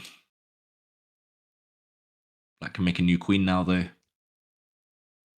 Also various mating nets. Sigmature says rook takes h4 check and queen at g2 mate. That is correct. He didn't spot that one on the last move, though. Mate in 3, rook h4. Now he does. Oh no. There we go, Dina. We have a result. Heartbreak. Oh, poor Alex. She fought well, but her opponent played extremely powerfully. Tough game. Tough game.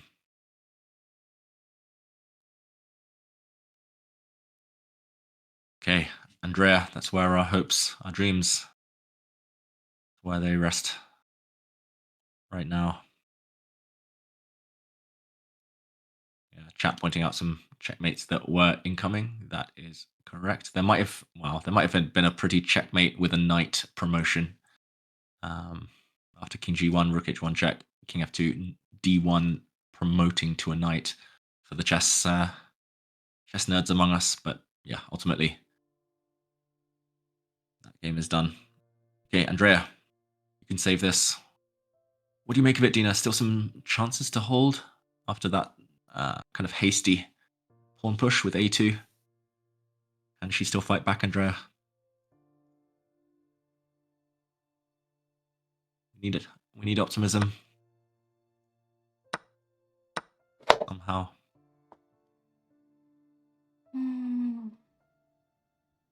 Man. Should I reply honestly or? Brutal. Honesty is your brand. No. There is no hope. Andrea's pawn disappears pride and joy of her position. She can check the white king twice, but it will run, it will hide, it will save itself, and white has an extra bishop.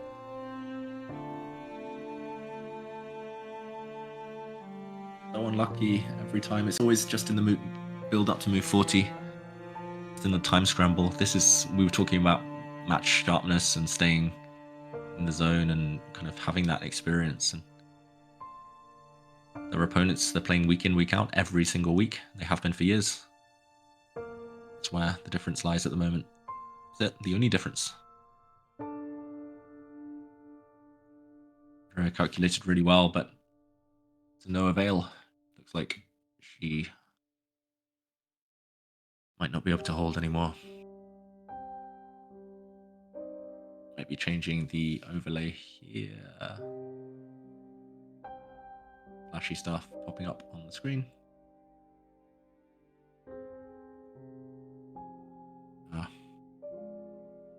That music, Dina, it's hauntingly beautiful, but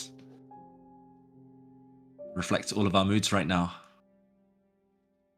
Sag. Despondent, despair. Say, you're killing us. You're killing us, Dina, with the music. Okay. All right. Life is still good. I got you, Chad. Don't worry, I got you. This is, still 3 rounds ahead. Not about how you start, it's about how you finish. 3 wins on the bounce for either of them would be much deserved, but also... Let's go, Andrea. You're a piece down. Go. But it's only a piece. Let's go, Andrea. It's only 1 piece. You can fight. 3 more games, as Uncle Dave said. It's not over. It's not over until it's over. Let's go, chat. Bring the energy. Bring the energy. Boom. Boom. B5. She's going to confuse her opponent. I mean, I have no idea what that move does, but it's a confusing one. Come on. We go again. We fight. Uncle Dave likes it. B5. Opponent's going to blunder. Feel it in my bones. Come on. Who cares about bishops? Who needs pieces? Let's go, chat. Not over. Show the support to your streamer. Yeah. Do this. Send love, send luck, send everything you've got. We need to believe. Andreas Dune remix that is now on YouTube. We're listening to Andreas Dune to bring us energy. Maybe he will blunder. Why did she just give another pawn, by the way? Does someone know? I guess she wants to win b3, maybe? All right. Maybe. All right. Makes sense. She's kicking, she's screaming, she's fighting, she's resilient, she's tenacious. She'll put a rook on b8, she'll promote her b-pawn. She lost 1 pass pawn, she's going to get another. Go. You can do this. I wish the opponent didn't have so much time. Andrea's got 2 minutes, her opponent has 13. They remove 30. Life goes on. Go again. Still tricks. Not over.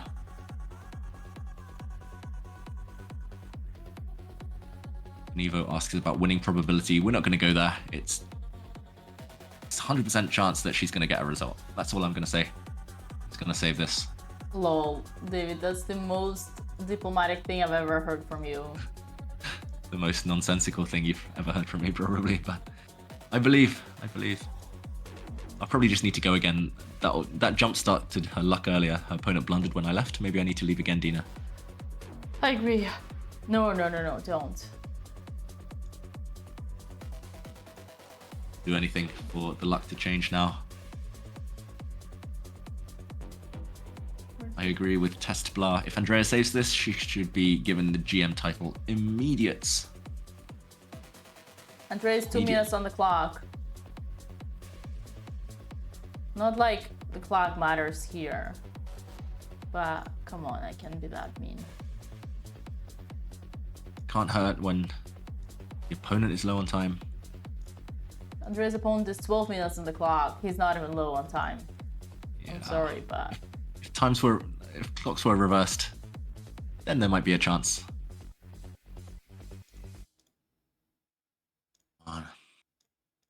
Where's the blunder? Blunder incoming. Has he moved? He hasn't reacted after b5. Nerves are kicking in. He knows there's 7,000 of us watching. Plus YouTube. He knows the fans are baying for blood. You know, we're all on her side. Where's Andrea's cam? Guess we'll get it after move 40 dinner. When we don't distract her any longer. Yeah, we will. Should we refresh the board? We get to the live position. Oh, sorry. 5. B5. Come on. Come on, Andrea. You can do it. You can do it, girl. White's going to play bishop.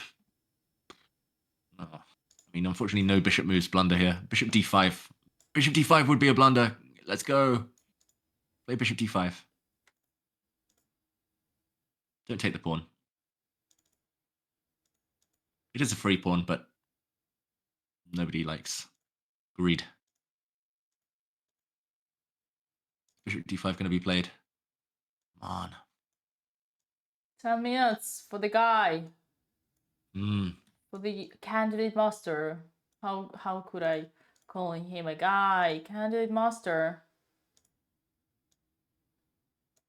Yeah, Nick Simon points out another blunder. It's possible to blunder. We can do this. Everything is possible. His head is spinning. Akshit Kumar here. There's no idea what's going on. Andrea, she's a force of nature. She's a whirlwind. She's going to trick him. She's gonna trick him. The Sunway swindler. Keep believing, chat. Keep believing in your girl. In the VODs. Keep believing. Opium. I like it. Do this. Ivanchuk. I hope he's sending all his luck too. Go on, Dina. I'm gonna put some hope. I'm gonna put some hope right here. What's the most hopeful music we know?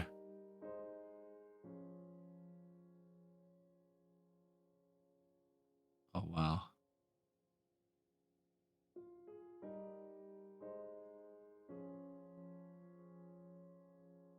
Is this hopeful music or is this? I'm trying. Is this hope? Tell us what you want, chat. What is Ivanchuk known for, chess? Question to David. Wait, what is Ivanchuk known for? Yeah. Planet Chucky, twiddling with his eyebrows. He's former world number 2, one of the best players over the last 3 decades. Ivanchuk, he's known for being quirky, playing lots of different openings, time trouble addictions. He's known for being a bit up and down when it comes to the higher stage. His nerves have stopped him from maybe becoming world champion, but legend. Super nice guy. Many interests, but chess is his one true love. He was obsessed with checkers for a while. For those who know, they know. But yeah, he's also, I think, his Wikipedia page says he's best known for being the bestie of Alexandra Botez. That's what he's known for. Right. Sad music, Dina. I agree with chat. Okay. I'm bringing more hope. Bring more hope. We gotta cope. Will White blunder? Probably nope. I'm not the Pope. Let's do this. Go. We need something. I agree with Zorn. We need something a bit epic. We need something building to a crescendo. Some power. Some twists and turns like this game. Ivanchuk drew his game apparently today. At least one of the family scored some points. Okay, destroy level. That's a 2300 player asking about tactical tips. Why are you here? Accessible courses, IM level. Message me, I'll think about it. Now is the right moment.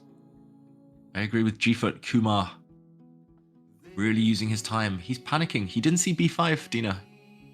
The nerves are getting to him. Down to 6 minutes. We're getting in his head, chat. It's the music. Bringing the vibes. He's getting down as well.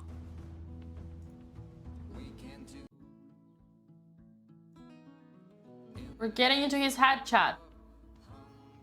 Hey, it's frozen. I mean, he's seeing ghosts here. That happens in chess, Dina. You see ghosts, you get panicky, then things spiral out of control. Next thing you know, you've blundered your extra piece and Andrea's back in it. The longer he thinks, the more optimistic we should be getting. How would you be death staring the opponent right now, Dina? I would. Absolutely. Sure, that's what Andrea's doing as well. Staring down the opponent, getting in his head. Guys, those who don't know, we have Ivanchuk right now, and Andrea just tweeted such a heartwarming tweet yesterday. Ivanchuk is my favorite chess player. He passionately analyzes any game, even at 600 elo. After analyzing my game, he asked to see the candidates, so I gave him my phone and he analyzed every single game. He found the best computer move in Nepo versus Gukesh in seconds. What a legend. He is a legend. Legend. Ivanchuk. E5 still on the board. Andrea bringing the good chess karma with that tweet. Will she get her rewards here? This pawn can be taken. There's no downside for white. The bishop can also retreat very safely. He's overthinking. Panicking. Game on. Yet again, it's going to be a time scramble. Still 10 moves to make to get to the time control. Is Kumar as good a blitz player as our Andrea? That's the big question. The big question. Can he cope with her speed, her accuracy, her trickery? She'll need some sorcery in this game to magic back the piece and stay in it, but she's capable. You know, I'm getting excited. I've been trying to talk myself. I mean, I've been spouting nonsense for the last few minutes just to try and get excited, but I'm actually starting to believe it.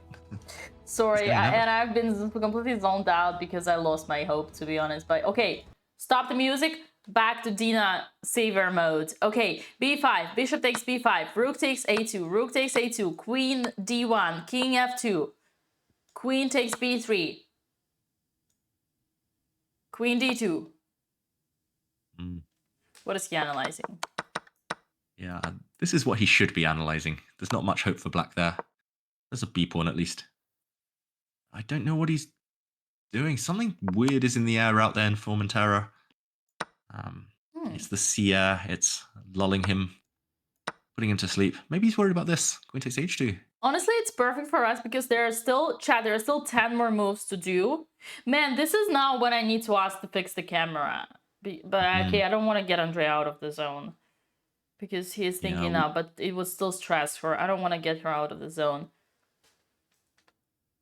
Yeah, we let her focus. We're doing this for the team, for Team Botez here. This is perfect because indeed, if Andrea starts doing some tricky checks, like someone said queen h2, which is nice. 10 more moves to do on minute on the clock. I could easily see this going wrong. You're right, David. You're right, David. No time. Ooh, rook takes a2. This is good for us. Rook takes a2. We get the file. He's still gonna take on. And he cannot take because queen d1. Whoa, what is going on? Okay, David. Will he find rook d2 though? Queen b6? I missed that one. No, it's fine. Queen b6. Queen b6, yeah. And if takes and check. He'll go bishop e2 though. Bishop e2 and he'll block. But there is hope. Andrea. Come on, Andrea, what are you thinking? Just take back the rook! Girl! Get your ass back to the board. She's also got queen d1 check, Dina. She can actually win a rook immediately, but she will lose the game if she gets greedy. Oh, that's what he wants. That's what he wants. To trick her. Check, check. The king moves. When you take back, you get mated. Sag. Yeah, I mean, good one. Good one. Let's give credit to her opponent. He actually literally tried, and Andrea falls into his trap because she's thinking, Andrea, no time. Save your time. It's a trap. Don't believe everything. I tell you. Don't trust the opponent. Don't trust me. Okay, Andrea, come on. Don't believe everything you see on the internet. Don't trust the opponent. A free rook sometimes is free, but too good to be true here. Take it. It's not true. Keep things simple. Keep things defended, Andrea. You've got this. You've got everything covered, under control. Take the rook back. I think he'll get nervous, Dina. I think he's just praying for this trap. He set like a baby trap. Surely she's not going to fall into it. Oh my god! No! No!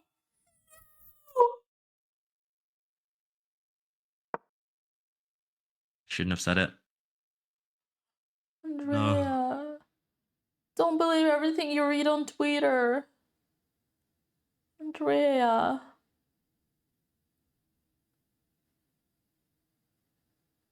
She thought he blundered. And now she's thinking.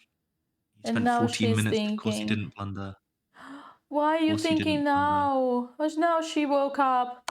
She woke up too late. Susie, come on. No. No, Susie. Susie, no. It's too late. Susie. Susie. She saw seesaw on the seashore. If only I could remove this pawn, David. You know what? If I was playing this game, I would just remove the e4 pawn from the board, just like I did against that hustler in New York City, and then got accused by the whole army of Anna Kramling's fans that I was a cheater.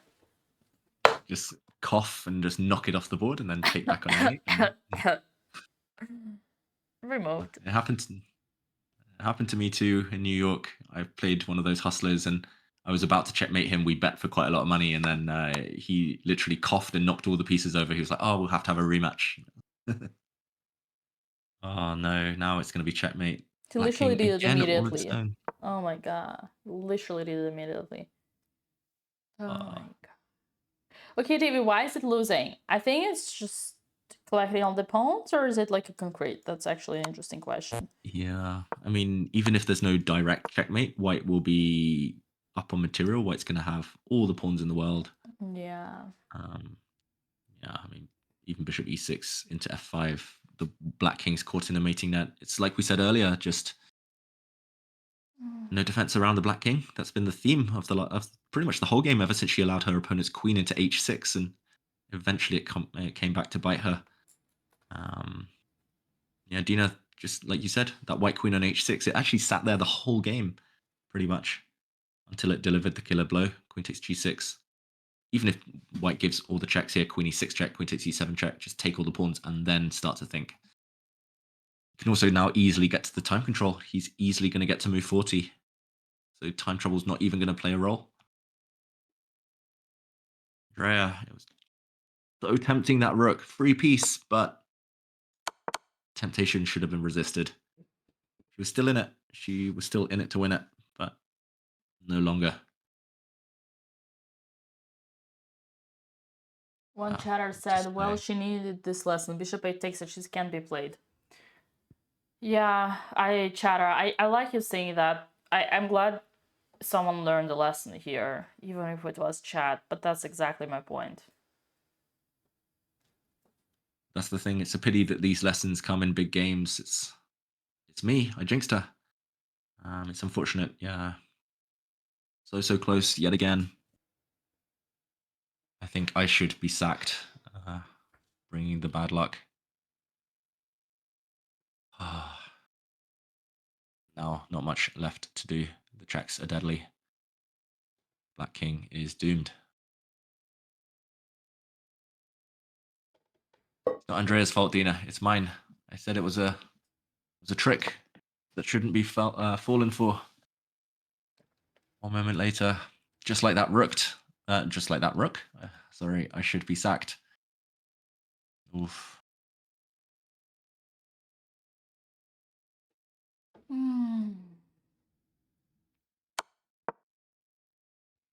It's all right, chat. It's all right. We'll come back stronger. We'll come back stronger. Better, faster, stronger. We'll be back. Yeah. The sisters. Is there a chance they play each other tomorrow? The scores. I don't think they play each other yet. Andrea, so close. She's matching these titled players like move for move, like 90% of the way. Like yesterday, she crushed this 2100. She beat him. Today, phases, she was outplaying her opponent. Just one or two moves here and there, making it an uphill struggle, making her own job harder.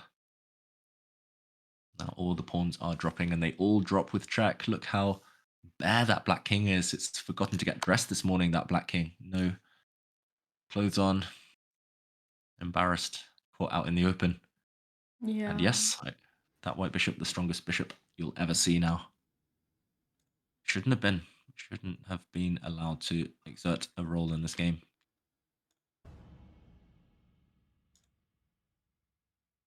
You know, this is heartbreaking. It is. Do you think Andrea will join us? No.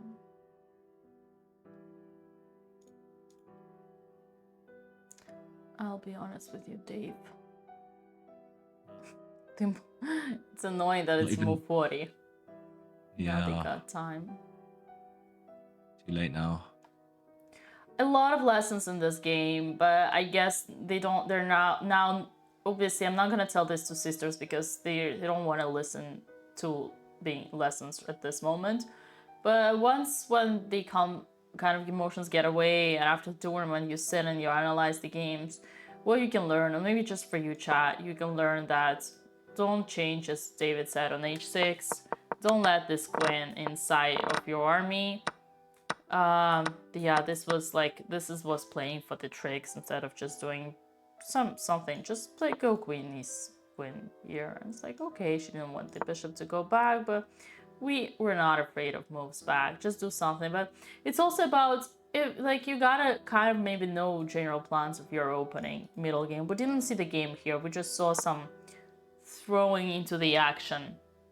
We got lucky, we got a chance, but here a tough lesson was that to be learned is that sometimes, unfortunately, there are rules and there were exceptions in this particular position because this rook is so strong, because this pawn is so protected strong. We actually trading one strongest piece, again, strategy, right? Trading strongest piece of your opponent. Even though we load down the material, but we trade the strongest piece, we got a super strong hour piece. Their bishop and there is not enough harmony here. He would have to go back, and this position would have been just as equal, which is crazy to think about. But a3 is protected possible and is so strong. This was another strategical moment. Yes. I'll say it again. Unfortunately, sometimes chess is not about calculating, and blundering chess is about strategy. Strategy could have saved here, but it's a deep strategy. That being said, it's a tough one. It's a tough one. And then the final key moment, the free rook, which wasn't a free rook. Again, it's time trouble potentially, but it's also about, kind of risk assessment, trusting the opponent. Sometimes you got to trust them, sometimes you don't. And here, she didn't trust her opponent. She thought he blundered. But ultimately, that ended resistance. Yeah, it's good one, David. It's like that repetition in the beginning that Andrea was smiling about, but this wasn't any circus. And just like here, yeah, you just taking back would have been another way to be in the game. It's still difficult, but clearly her opponent was a bit nervous here, and ideas like queen takes h2, it's not completely over. Rook d2 is hard to find, for example, keeping white on top. Yeah, I saw a question in the chat asking if I think Andrea could hang with these 2100s if she was kind of game ready day in, day out, if she was playing constantly around the year, around the circuit. I think yes. I think both sisters would be eating these opponents for dinner, would be chewing them up and crushing them if they were playing week in, week out. But obviously it's easy to say, it's tough in reality with responsibilities in life, with other stuff going on, both busy people, to have as much focus as some of their opponents are able to have. Yeah. But yeah, they're playing well. They're talented, Dina. They're so talented, both of them. Just a pity. This is a tough tournament after all, and yeah, it's a pity. It's so close. That's the story. It's so close every time.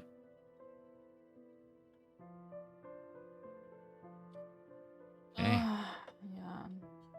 Camera being fixed, we're told. It inspired me to have yeah. This watching sisters fight inspires me to study chess, because I can see how easy it is actually to fix this small things, and then everything would be great. But yeah, in the moment it's tough. I think Alexandra is saying she fixed the cameras. If that's Alex with us. All right, let me check. See if we can catch Andrea. Last stages of this game. I actually don't see it, but I can easily see it getting updated. Yeah, and in the meantime, while you jump on that, like I totally agree. It's inspiring seeing these games. It's giving me the itch to play as well. Like you said, it's easy to say what we should be doing, but it's another thing to put it into action and get the results. That's what I find the most frustrating thing about chess. You do all the right things. You stay fit, you exercise, you prepare for your opponents, you study hard, you have a great sleeping pattern, you turn up at the board, everything game ready, good to go. And then the opponent plays great. They don't make any mistakes, and you get the draw, you lose, and it's like, why do I even try? Why do I even bother? It's humbling sport, as Ori Devarts says. Chess is the most humbling of all. But it's just about staying strong, standing up after every time we're knocked down. Ooh, worked. There we go. Well done, Dina. Good work. We're back. Well, it's Alex. It's all Alex.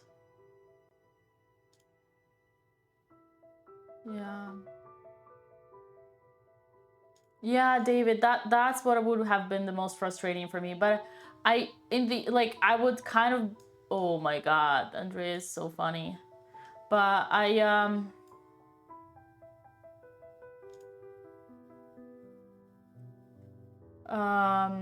fixing.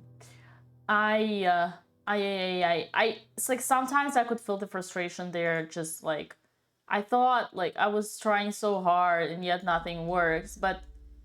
And I heard Andrea saying, I'm sitting there for 5 hours in front of this board giving my heart and soul, and yet all I get is being beaten. But let's be honest with ourselves. Me, just as sisters, it's like until we start dedicating ourselves to the game 100% to the training, not just during the game, but also to the training, for some period of time, we cannot use excuses, and we cannot think that we haven't tried hard enough, and we cannot give up because we haven't really tried. But for guys like you, David, yeah, I've also seen it from the side all my life, trying, like, look at Tanishigiri. Look at Tanishigiri. The guy has been the most serious, the most disciplined, the most professional, has the biggest talent, photographic memory. How many times did he qualify to the candidates? Question. Yeah. Is it 0 or is it 0? It's at least 1. At least Maybe 1, 2. right? Right. Yeah. So there are so many people out there who's trying real hard and get nothing, but yeah. I mean, yeah, I've had tough tournaments myself. I used to train every single day for hours and hours, study openings every day. Used to work on fitness, everything, turn up at the board, feeling sharp. And for 3 years, I lost every single last round of every single tournament. I missed out on becoming European champion, missed out on becoming British champion 3 times in a row, all these big things. Missed out on becoming a candidate. I just kept losing in the last round, and it's the most frustrating thing in the world. And it's easy to give up, turn your back on it, run away. But yeah, it's character building. I know it's a cliche. I know it's hard in the moment. There's literally nothing we can say to other chess players. I don't know about you, Dina, but like the last thing I wanted was someone to come and kind of console me and to tell me it's okay. But ultimately, it is fine, and it's they will be back. The problem is that there are so many things that we need to be aware of fixing, and sometimes if you do everything like physically, discipline-wise, chess training-wise, there are other things that you can easily overlook, such as game psychology. Like you, David, said last round. Last round is all about nerves. I've heard so many people say, like, even I remember there were sisters, Pagonina sisters, before they quit chess. They were both grandmasters, 2500 plus, and they would say, if you did not fulfill all your goals, if you didn't complete all your goals for the tournament one before the last round, so in the round 8, 1 round before last, then like it doesn't count, because they know from experience that last round everything will happen. So if you have any goals for the tournament, you gotta finish them 1 round to spare, just like Nepo would do both candidates. Yeah, psychology is hard. It's as if people should write books on this or something, but yeah, tournament practice, it's hard. No last round is the same ever. No game in chess is the same ever. You need a different mindset and literally every time, which is the toughest thing. In the meantime, okay, still Kumar has some hard work to do to finish this off. He needs to find a construction, queen and bishop checkmate, which is not always easy. The black king will dance around.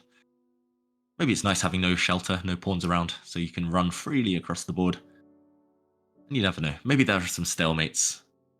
If black can somehow, if Andrea here can trap her own king on h8, for example, and give away her rook, give away her queen, she might get stalemated.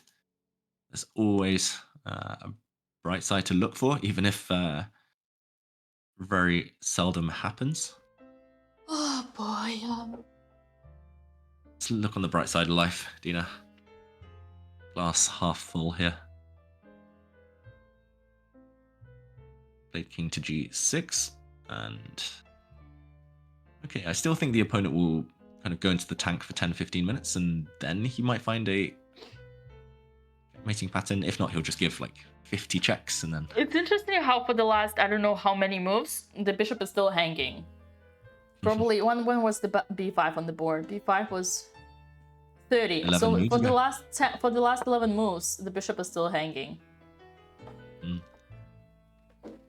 But you know, David, by the fact that Andrea's been thinking here for like 5 minutes, she probably doesn't realize that she's like that lost. She still kind of tries to disagree with the engine. She's like, bro, I got the rook. I have an extra rook. But I don't know. Lots of lessons here, David. As you said, lots of lessons. Don't trust your opponent. The fact that they repeat doesn't mean that they want to draw. Don't be naive. Don't get the queen infiltrate, like stay in your territory. must admit I nearly jumped out of my chair when you shouted bro, because I could imagine Andrea saying that exact line. A bro you know her comes so well. from her. Yeah. You know her so well. Yeah, I kind of agree. Maybe she still thinks it's not over, but that's a good mindset to have, never thinking it's over. A lot of the top players, they have that mindset. Also, I mean, maybe she's just calculating I mean, in situations like this, you just have to find the only way not to get checkmated. The longer you can postpone the checkmate, the more chances you might get later if the opponent gives the wrong check or takes his eye off the ball. I think I would try and go towards the corner just because I want to stalemate myself here, but I don't know. It's tricky. All roads lead to somewhere. Someone in Probably chat checkmate. said the women's candidates have had lots of ups and downs as well. Yeah, it's like any game. Literally, like look at Vidit and Hikaru. What is this? Vidit is like has the biggest ups and downs we can see for Vidit. Yeah. Sometimes, you know, chess is a game and there's a lot of luck, so sometimes I don't know, man. Happens at all levels. Yeah, Faruja as well. Went from winning to losing to winning, like several games. Okay, Keti's cheering on our girl. Another streamer, Keti Satsalashvili. Oh, Hopefully nice bring you some luck. Come on, Katy. Show how it's done. Check out some of the other results. Mr. Muscle, Jules Moussad, he won his game. Ooh. It's Talia Ivanchuk Drew on board 1. Okay, Jules Gambit still playing. Alexandra Chess still playing. Anna Maya won. Keti's winning against the 2200. Go on, Keti. Wow, so much action in this tournament. I might try and play there next year, Tina. I also want to, David. I'd love to try. I'd love to try. I'll commentate on your games next time. Oh, David, I have a tournament this weekend, so be careful what you say. Which tournament are you playing? I'm playing Alto, at least 21. It's a cool one. Oh yeah, you said Yeah. But you've upgraded. You found you found a different GM to commentate. I'm gutted. Right. I have like evening rounds, but you're probably not a night owl. Ooh, I'm commentating this weekend in the evenings on the women's candidates. Oh really? There you go. Last 2 rounds. Yeah. Wow. No rest for the wicked. We'll rest when we're dead, right? We'll. Right. We're busy people. You joining your born and raised countryman, your born and raised Swedish international master Joanka Huska. Am I confusing? Yeah, Is it Sweden or something else? All these Nordic countries. I mean, she lives in Norway. She's it's married to a Nordic. Yeah, so Norway. Okay, sorry. Norwegian, born and raised Norwegian international master Joanka Huska. But Actually, all roads lead to Norway. That's true. All roads lead to Oslo. I'll be commentating actually with Jennifer Shahade, which I'm excited about. I've never commentated with her before. Lucky Obviously, you. I prefer with you, but yeah, I'm a lucky guy. You didn't have to be that flattering, David. You didn't have to. That sounded so fake, but I'll take it. Yeah, Jennifer is amaze me. You're gonna love it. She's so energetic. Yeah, I've watched her commentary for years and years, so that'll be fun. Yeah, the chosen one, Jovanka, is British, but she lives in Norway. 9-time British champion, Jovanka. Okay. Yeah. 20 minutes for Andrea. Fortunately, there's no safety here. Hergo, why isn't she resigning? I agree. No, I don't agree that she should resign. I agree with Andrea that she should play on. Fight for it. Force the opponent to prove it. It's not checkmate yet. Why not? Still hope. Stalemates, maybe. I like the fact that Andrea's fighting. I don't approve of resignation. Ever. Ever, ever. Ever, ever. Hammer, no candidates commentating. I'm confused. All I know is that Hammer is streaming right now, and I've got to invite him for dinner, apparently. King H7. Yes, Andrea, I like it. Go towards the corner. There's more chance of stalemate that way. Good tip for queen endgames.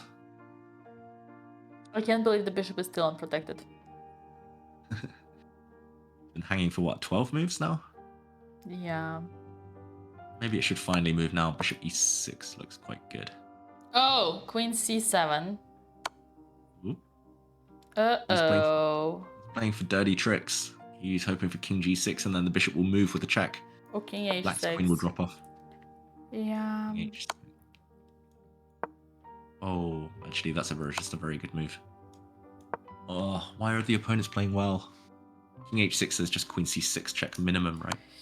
Let me think about it. Let me think about it, David. Why is the opponent playing well? Let us remind ourselves, where did this queen come from? Oh, right. It's because we took this bishop on h6 and invited the queen. Right. How could I have forgotten that?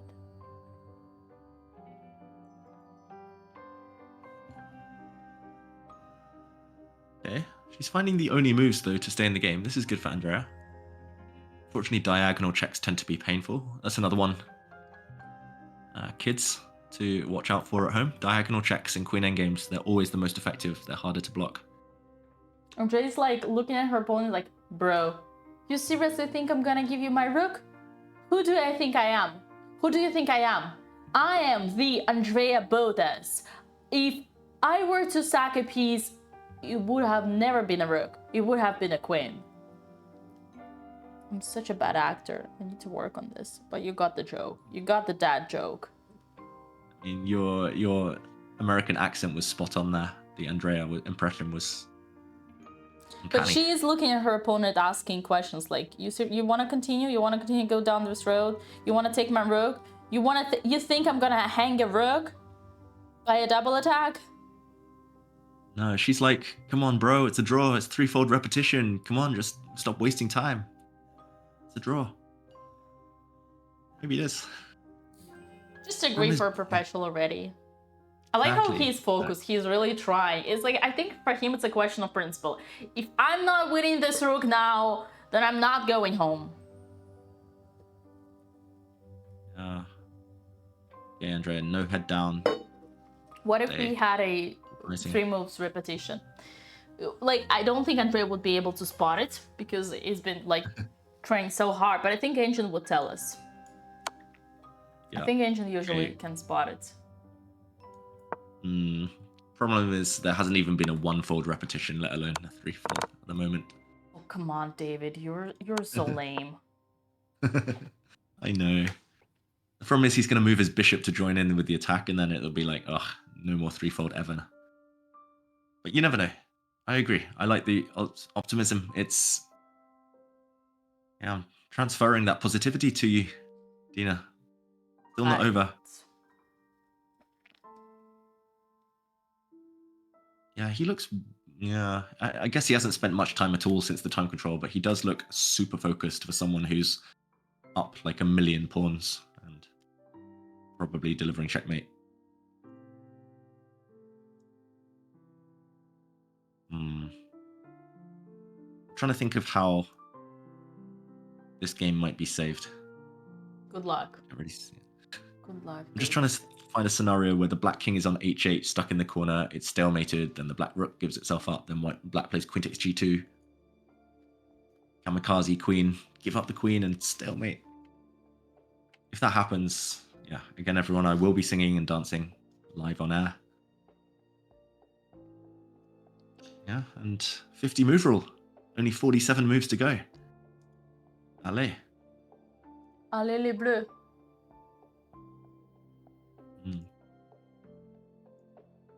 Getty in the background looks like she knows she's winning. She looks very chilled. Board. Chessboard.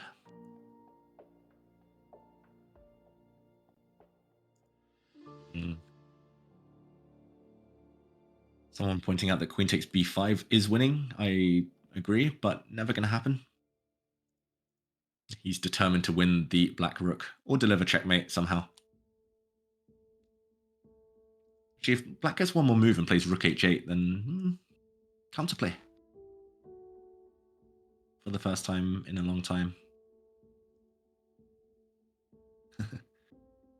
Gediminas, the 50 move rule draw is partly a joke because white just captured a pawn only 3 moves ago, and it only kicks in 50 moves after the last pawn push or capture, so long way to go.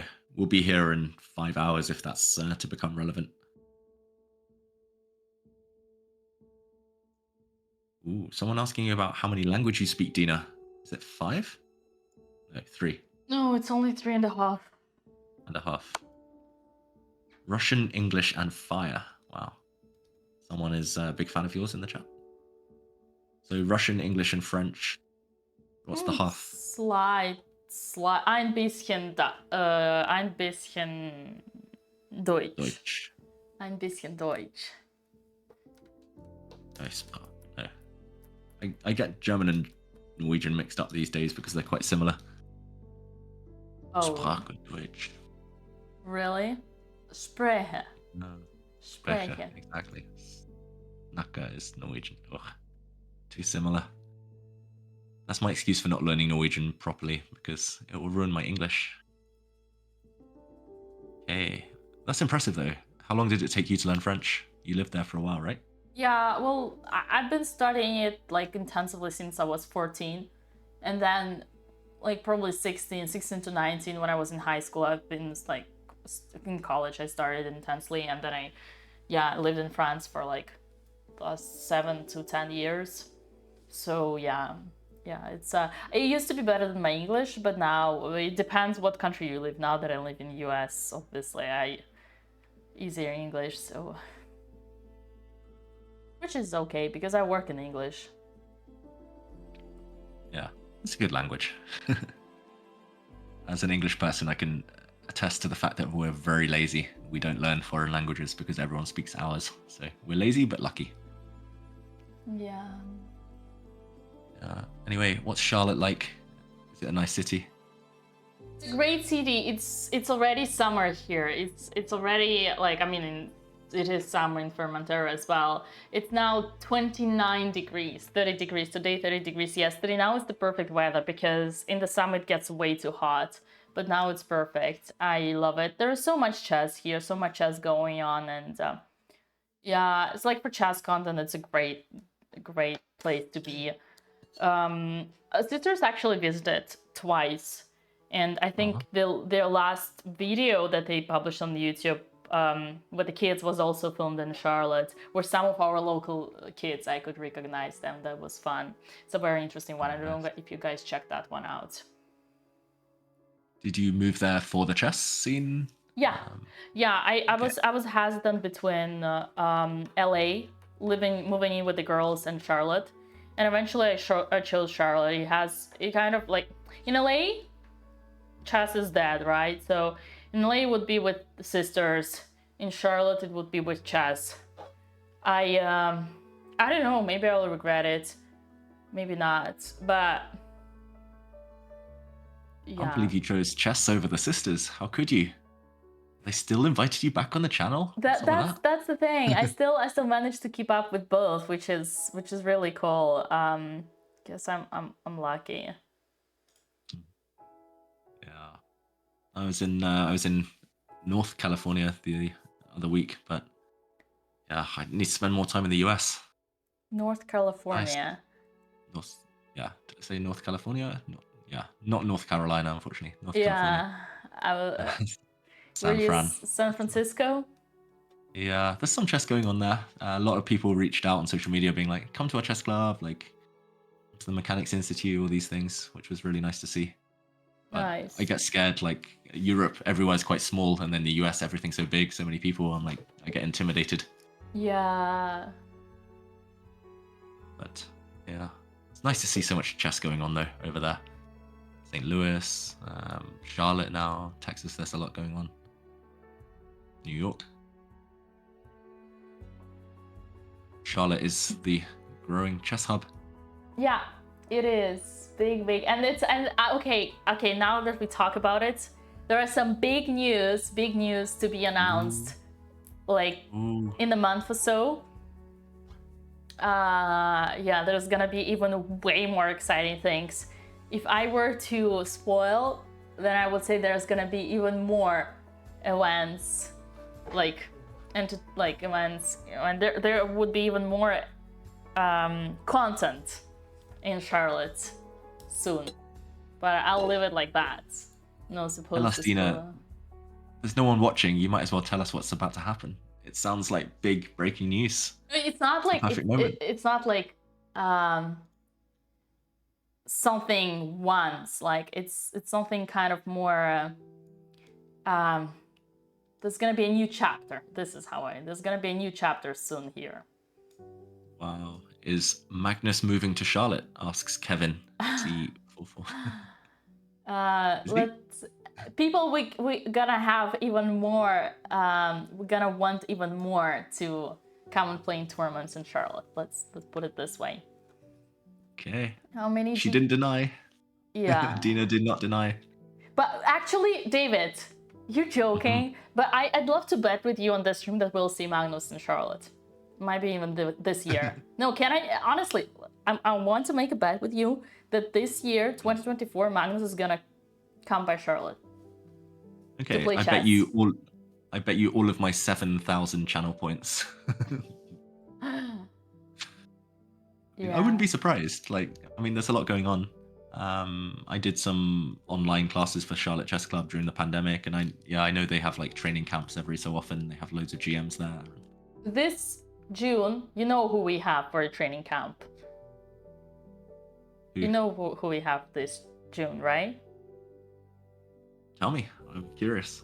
Actually, I don't know if all this stuff is okay. Obviously, I don't. It's okay if it even slips. But Judith is coming. Whoa. And okay, that's a catch. That's a score. Judith is coming, and Ramesh. Ramesh is biggest coach in India. They're coming. It's for the elite, right? It's for the elite training camp for youngsters. Yeah. That's pretty cool. Some of the best players, coaches in the world. I know last year they had Gelfand and Jakub Orgard. Yeah, that's correct. And Topalov. And Topalov, this year he's coming back as well. Ooh, nice. That's you think right. Yeah. Charlotte, will you name your first daughter Charlotte? It's a nice name, no? Nice place, nice name. I think it's actually called after Queen of England, Charlotte Mecklenburg. Okay. It was a queen in England who German origin. Queen Charlotte. Wow. It's a queen city. You didn't know that, David. I'm teaching you your own history. History, my culture. Yeah. Thanks. I do need lessons there. I'm not the rest. Yeah, I'm not even sure whether you're trolling me or not. Anytime. With you, I never know. Come on, I want to see Perpetual. Queen d4, King h7. That guy is so stubborn. He's repeated the position, so there's a glimmer of hope, everyone. If he plays Queen e7, then Queen back to e5 again, once more. Be threefold. Oh no, he took the pawn. Andrea had kept her hand on the pen on the score sheet, just assuming that threefold repetition would come, but boo, he took the pawn. Okay, rook h8 though. Counterplay. It's got better. It's got, well, still dead lost, but it's got better. It's not over. As Chris Random says, 50 move reset. Boo. 50 move rule. We're still close to stalemate though. Dina, I can see it happening. Oh wait. Oh no, I got excited for a second. I thought rook h8, if white plays queen g5 to stop the black king moving, I thought we could give up the black queen, queen takes g2, stalemate. But then I remembered white can play queen takes g2. If king takes g2, it's stalemate, but... oh, damn. King takes g2 would have been a nice trap, but something like this is what we should do. Wait, it's not stalemate, I can move my rook. What am I talking about? Yeah, David. It's okay, it's okay. You've been watching too much Botes, that's fine. Too much commentary. I hate myself. Yeah, but it was a nice I thought I'd trap my... It was a nice try. Okay, I'll try something else. There is this phenomenon, chat, it's called poisoned rook. I think I did it once. I definitely... Oh, that famous game when I cheated against a how could I, shame on me. with a street hustler in New York, where I cheated, and then Anna Kramling made a shame of me. I literally, first of all, I removed all the pawns from the board, and then I did the poison rook. The poison rook is like when you force him into stalemate. Let's try something out here. Okay, let's go back to your line. Now we can try it. King takes. No, wait. Let's say we do. How can we? We need a lot of help from the opponent here. Man, David, your line is so bad that I forgot that rooks could still move once they're stuck in the corner. Whoops. Oh, hallucination. It's that time of day, everyone. 2 weeks. Okay, let's do something. 2 weeks non-stop commentary does this to you. Here. Check. Takes. Oh yeah, kamikaze rook. Here. King h1 Rook and D2. here. Man, you know what? It still doesn't work. You know why? This is a poison rook, chat. The problem is that here they got bishop takes and the king has an extra square. But if the king were to go here, then we won't have a poison. Because anytime you take, it's a stalemate.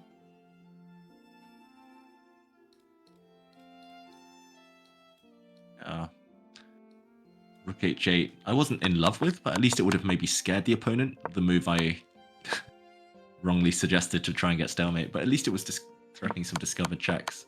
Instead, Andrea's gone rook a2. Dina, forward, always forward. Her king is literally alone. 0 friends, 0 shelter. Look at that black king in the corner. Poor guy.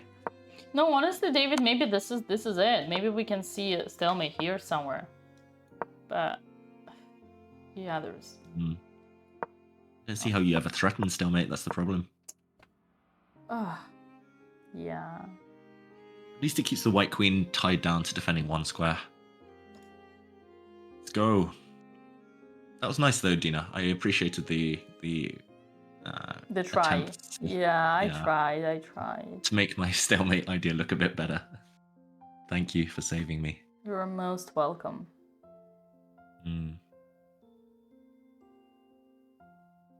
Okay. Yeah, at least her juices are now stacked up on the 7th rank, as Haru would indeed say. Dude, I am Santa. King and queen got divorced and changed countries. Yeah, the black queen is pretty far away from the defense of her king. Oh, she's just left her king alone. Okay, maybe king h8. Oh no, it's a mate. Sorry. King h8 is Even mate. Andrea doesn't blunder that. Even Andrea doesn't fall for those tricks. He might get frustrated that he's not checkmating. He's like, I've got a queen, I've got a bishop, I've got 4 pawns, but still not enough to checkmate. Well, if that happens, if that were to be the case, it will be the biggest swindler in the history of Botez. She has to go up, chat. No, sorry. King g6. That was a bit weird. He played the move and then took a bit of dust off the board. Near the black king, it made it look like he was reaching out for a handshake, but nope. He thinks the board is his, but the game is not over yet, chat. Oh, suddenly I've seen 2 or 3 checkmates, Dina. You might have to go. If you go back to h7, so in the game he's played queen f8. The only move is king g6. All other moves lead to mate right away, and Andrea will see that. Yeah, I was gonna say king h7, bishop g8 is nice. Very nice. Very nice. Okay, king g6. Come on, he's gonna play it. Yeah, she's gonna play it. Can't allow the pawns to help out. Once the pawns join, it is game over. No! Gotta stay.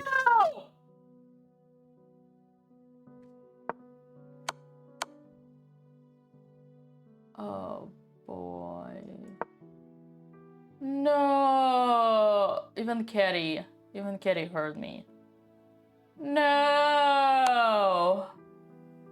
Oh gosh, she realized it.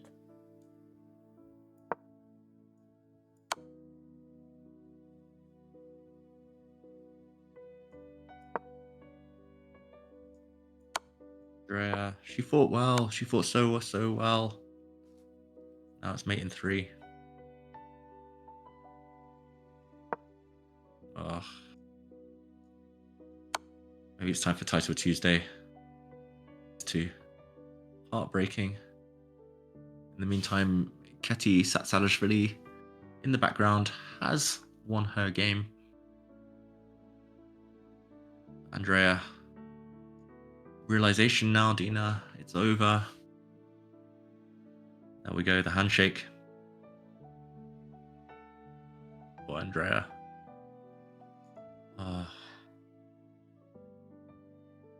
Chess is cruel. Chess is harsh. Chess is unfair.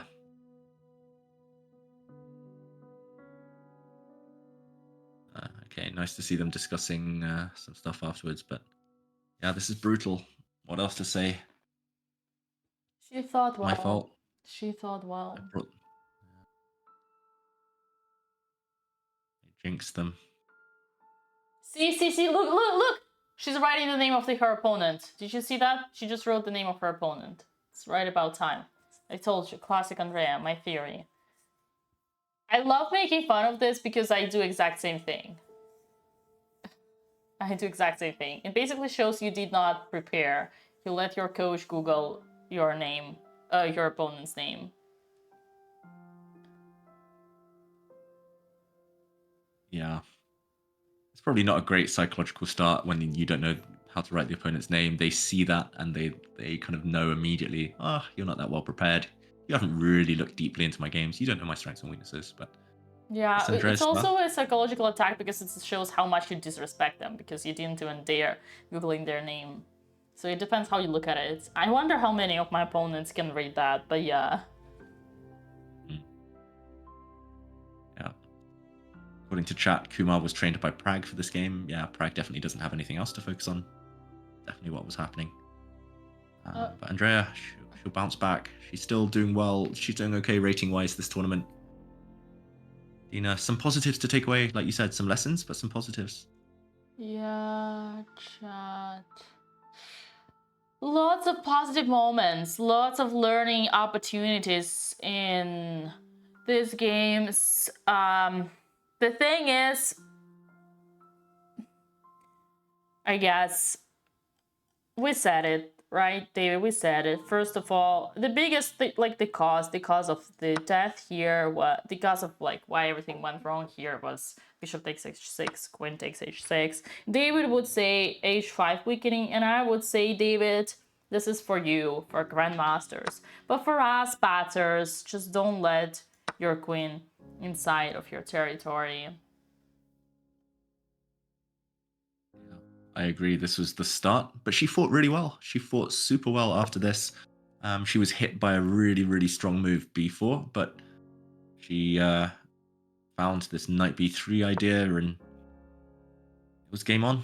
Ignore what the computer says. She was fighting and she had great chances, but ultimately, yeah, just one small slip too many and time trouble rearing its ugly head. And yeah, it was the clock actually that I feel with no time pressure, she would have realized a2 would lose this pawn, but unfortunately the clock played a role and too hasty, too rushed, no reason to push.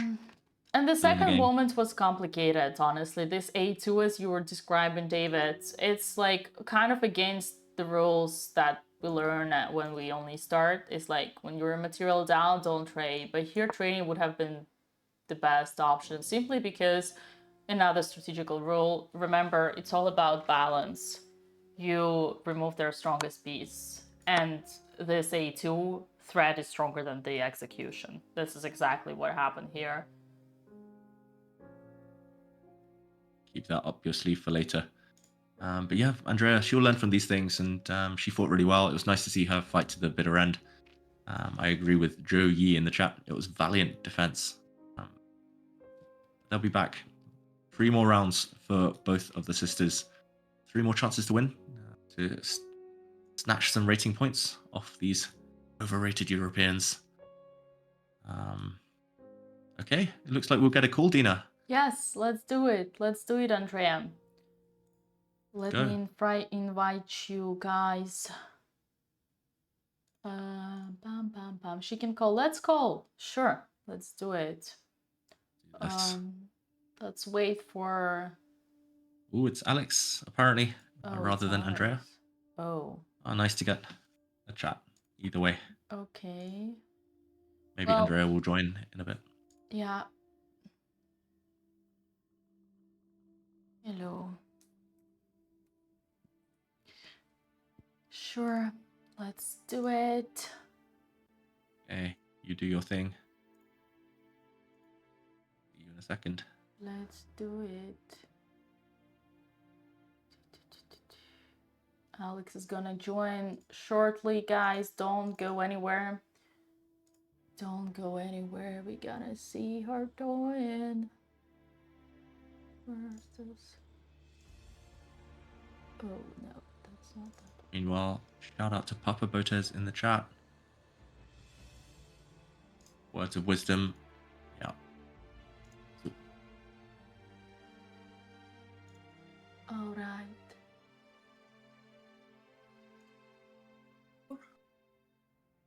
Hey Alex, how are you doing? How are you feeling? Well, I just filmed a vlog, which is what I was trying to do right after my game because I wanted the emotions to be fresh. I remember when I played Knight B1 and I was retreating, and like I almost had a moment of hysteria where I felt like both crying and laughing, and I was like, why am I here? Is it just to suffer? Is this fun for anyone? And I looked at chat for a second, and I don't know if it is fun for anyone. But it's like, losing at chess feels so bad and it's so brutal. And you have no one to blame but yourself. But at the same time, it just forces you so hard to be objective about like, how hard are you working on chess? What is your current level at? Is this a bad tournament? Because like, I don't think the tournament I played in Reykjavik, which was a tournament before where I had a much better performance, I was a different player than I am now. I think these things happen. So then basically I was just like figuring out ways to control my tilt, which I think I'm there. And I am just going to analyze my games and try to get better and accept that it doesn't matter if you want to win or play well. Like what's going to happen is decided between you and your opponent over the board, and that's fine. Yeah, Well feels said. like that's a good, Yeah. good way to think about things. Like still 3 more rounds, like you said, like you're still the same player. The results will come. It's just, unfortunate right now. Dina, we were cheering Alex on the whole time. It's either character building or my villain arc. You know how there's always like a reason why somebody turned into a villain? Like I'm not sure which one it is. I think I could go either way depending with how the dice are rolled. No, I'm joking.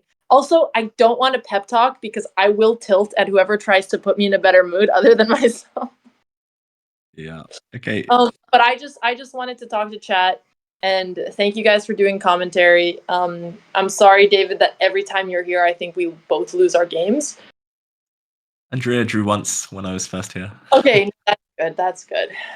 I mean, right. I should get sacked though. Like if I'm a bad luck jinx, then kick me out freely. That's your your call. Chat enjoys having you, and I think I'm grateful that both of you guys are doing commentary. Even it has to be through the good and the bad. Last tournament, I got my highest win ever, and this tournament, I have my worst tournament ever, and it's rough, but it's chess. It is what it is,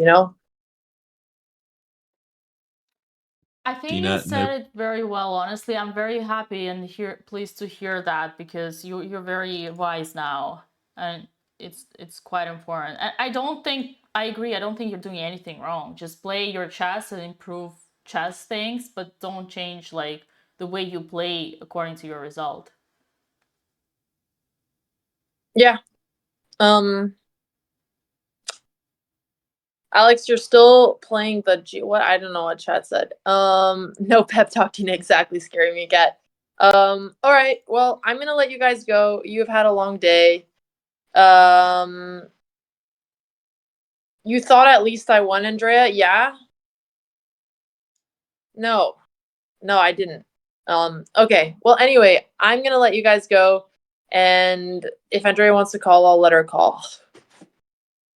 Hey. Oh, It's like my sister won. I thought if I'm losing, at least the other one will win.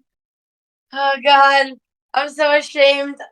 I don't even want to just end the stream, please. I don't want to see David Howell's friendly face. Just the disappointment. I'm gonna hide behind my sister's Nip slip. What? Oh my God. It's okay. I Chat have needed nothing something. to say about my game. Nothing at all. No? Just please, just end the stream. You can't hide. You can't hide from yourself, Andrea. Yes, I can. I can hide from you. I keep trying to hide behind Alex, but she won't let me. Face it, Andrea. No. All right. Okay. Well, I guess we'll let you guys have a good one, unless Andrea, you want to talk, because I just had my chat. No. I'm okay. Are you sure you don't want to sit in the seat and talk about it? I don't know. I just wanted to. Andrea, when a dog shits on the floor, you don't let it get away with it. You point to the shit. So I'd like you to sit down and talk about what I sit down. So I just did. I just recorded sit. I just No, recorded a video. I'm busy. I'm gonna go. Sit. I'm gonna You sit. I don't want to sit. I'm stronger than you. I'm at least the stronger sibling. I'm trying to wrangle her. You're not strong enough to take me down. Who do you think you are? That's it. I'm putting you. Alex embracing her villain arc already. Alex is taking revenge on her chess games right now. Tap out! You get This is very different from the candidates, I must admit. Let me go! Let me go! Oh, yeah. Someone's gonna think someone's dying. She has me in hold! Wait, tap out! Tap out! Tap out! Tap out! Mom! Mom! Mom! Okay, do you want to say bye to chat? Yes, I'll say bye. Admit I'm stronger than She you. has me in Admit I'm trouble. stronger than you. You wouldn't kill me, so I'm stronger than you. Okay, she admitted it. Oh my God, she just choked me. She just choked me. My dad taught me how to choke people out, so now she admitted I'm stronger. Oh, sorry.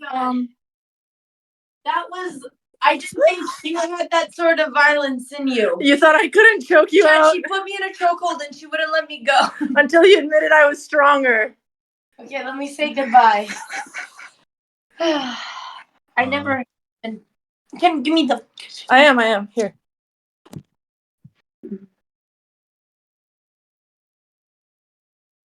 Bill, Well, I lost and I got put in a chokehold by my sister. So, what now? No, she actually. I just said I didn't think. Never mind. I'm afraid that if I speak, they'll call child arrests or child support. So I will not speak. Judo over boxing. Yeah. Well, see, I wouldn't throw punches at my sister, but she would put me in a chokehold. I hope no, not. Dad's the one who taught me how to do that. He'd be proud. Child Dad arrest. taught me how to choke people. Well, child protective services. Yes, that's what I meant. Do you know whose side are you on? Who's the villain here? Well, yeah, no, I don't think we should talk about my game. I think we leave it here. You don't want to talk about your game? No, I mean I pushed the pawn like an idiot, and okay, maybe. Okay, I'll hear. Maybe taking on h6 wasn't bad. Obviously, when I went h7, I didn't see the rook, and I'm sure I even would have been. I mean, even down a pawn, I could have fought, but I just didn't see that he had a different check. I thought there was just a perpetual, and I thought he was going for the draw. I had multiple brain farts. You know. It was a complicated game. Like, yeah.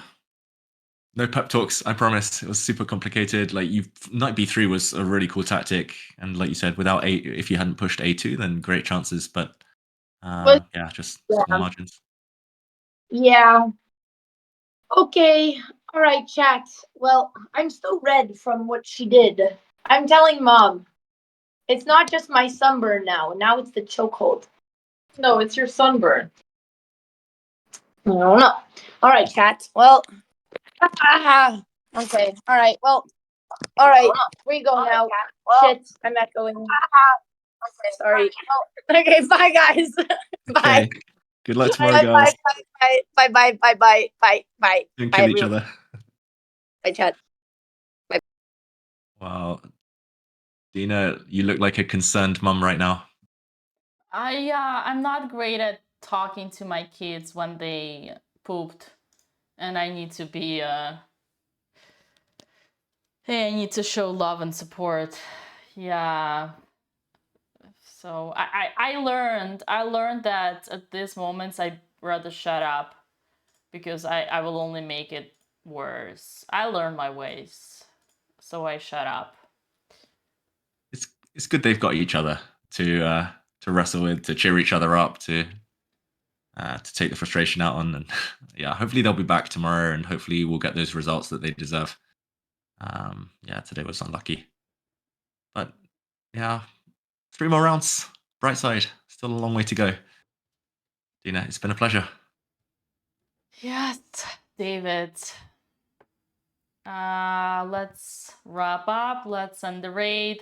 Lots of people playing. Jules is still playing, by the way. Jules Gambit is still fighting, I guess. Hammer is streaming, but he is not streaming chess. David, as you said, has been an honor and a pleasure. Yeah, I guess we're getting you ready for women's candidates. I'll be back before that moment, though. I hope, if I haven't been sacked for bringing bad luck to the sisters. No, you brought the good luck today. You disappeared, and then we saw C5 on the board. Should have disappeared for you're longer. right. They're lucky to have each other, and I'm sure they'll find ways to consolidate. I'm sure they will do, and sisters love. And everything that goes. Plus, they have their buddy Ivanchuk. I'm sure Ivanchuk will analyze their games with them. Exactly. He'll drop some words of wisdom. He'll take their minds off the chess, and yeah, hopefully, maybe going for a swim or something, get the mind off the game for a while will help. But in the meantime, yeah, tomorrow's a new day. Thanks, Dina. Thanks everyone for keeping us company. Yeah, I know it's been a long day, but tomorrow we go again. Sounds good, David. Thank you, and thank you, chat. Thank you, everybody, and see you tomorrow. Same time, same place. Bye-bye, guys. Bye, everyone.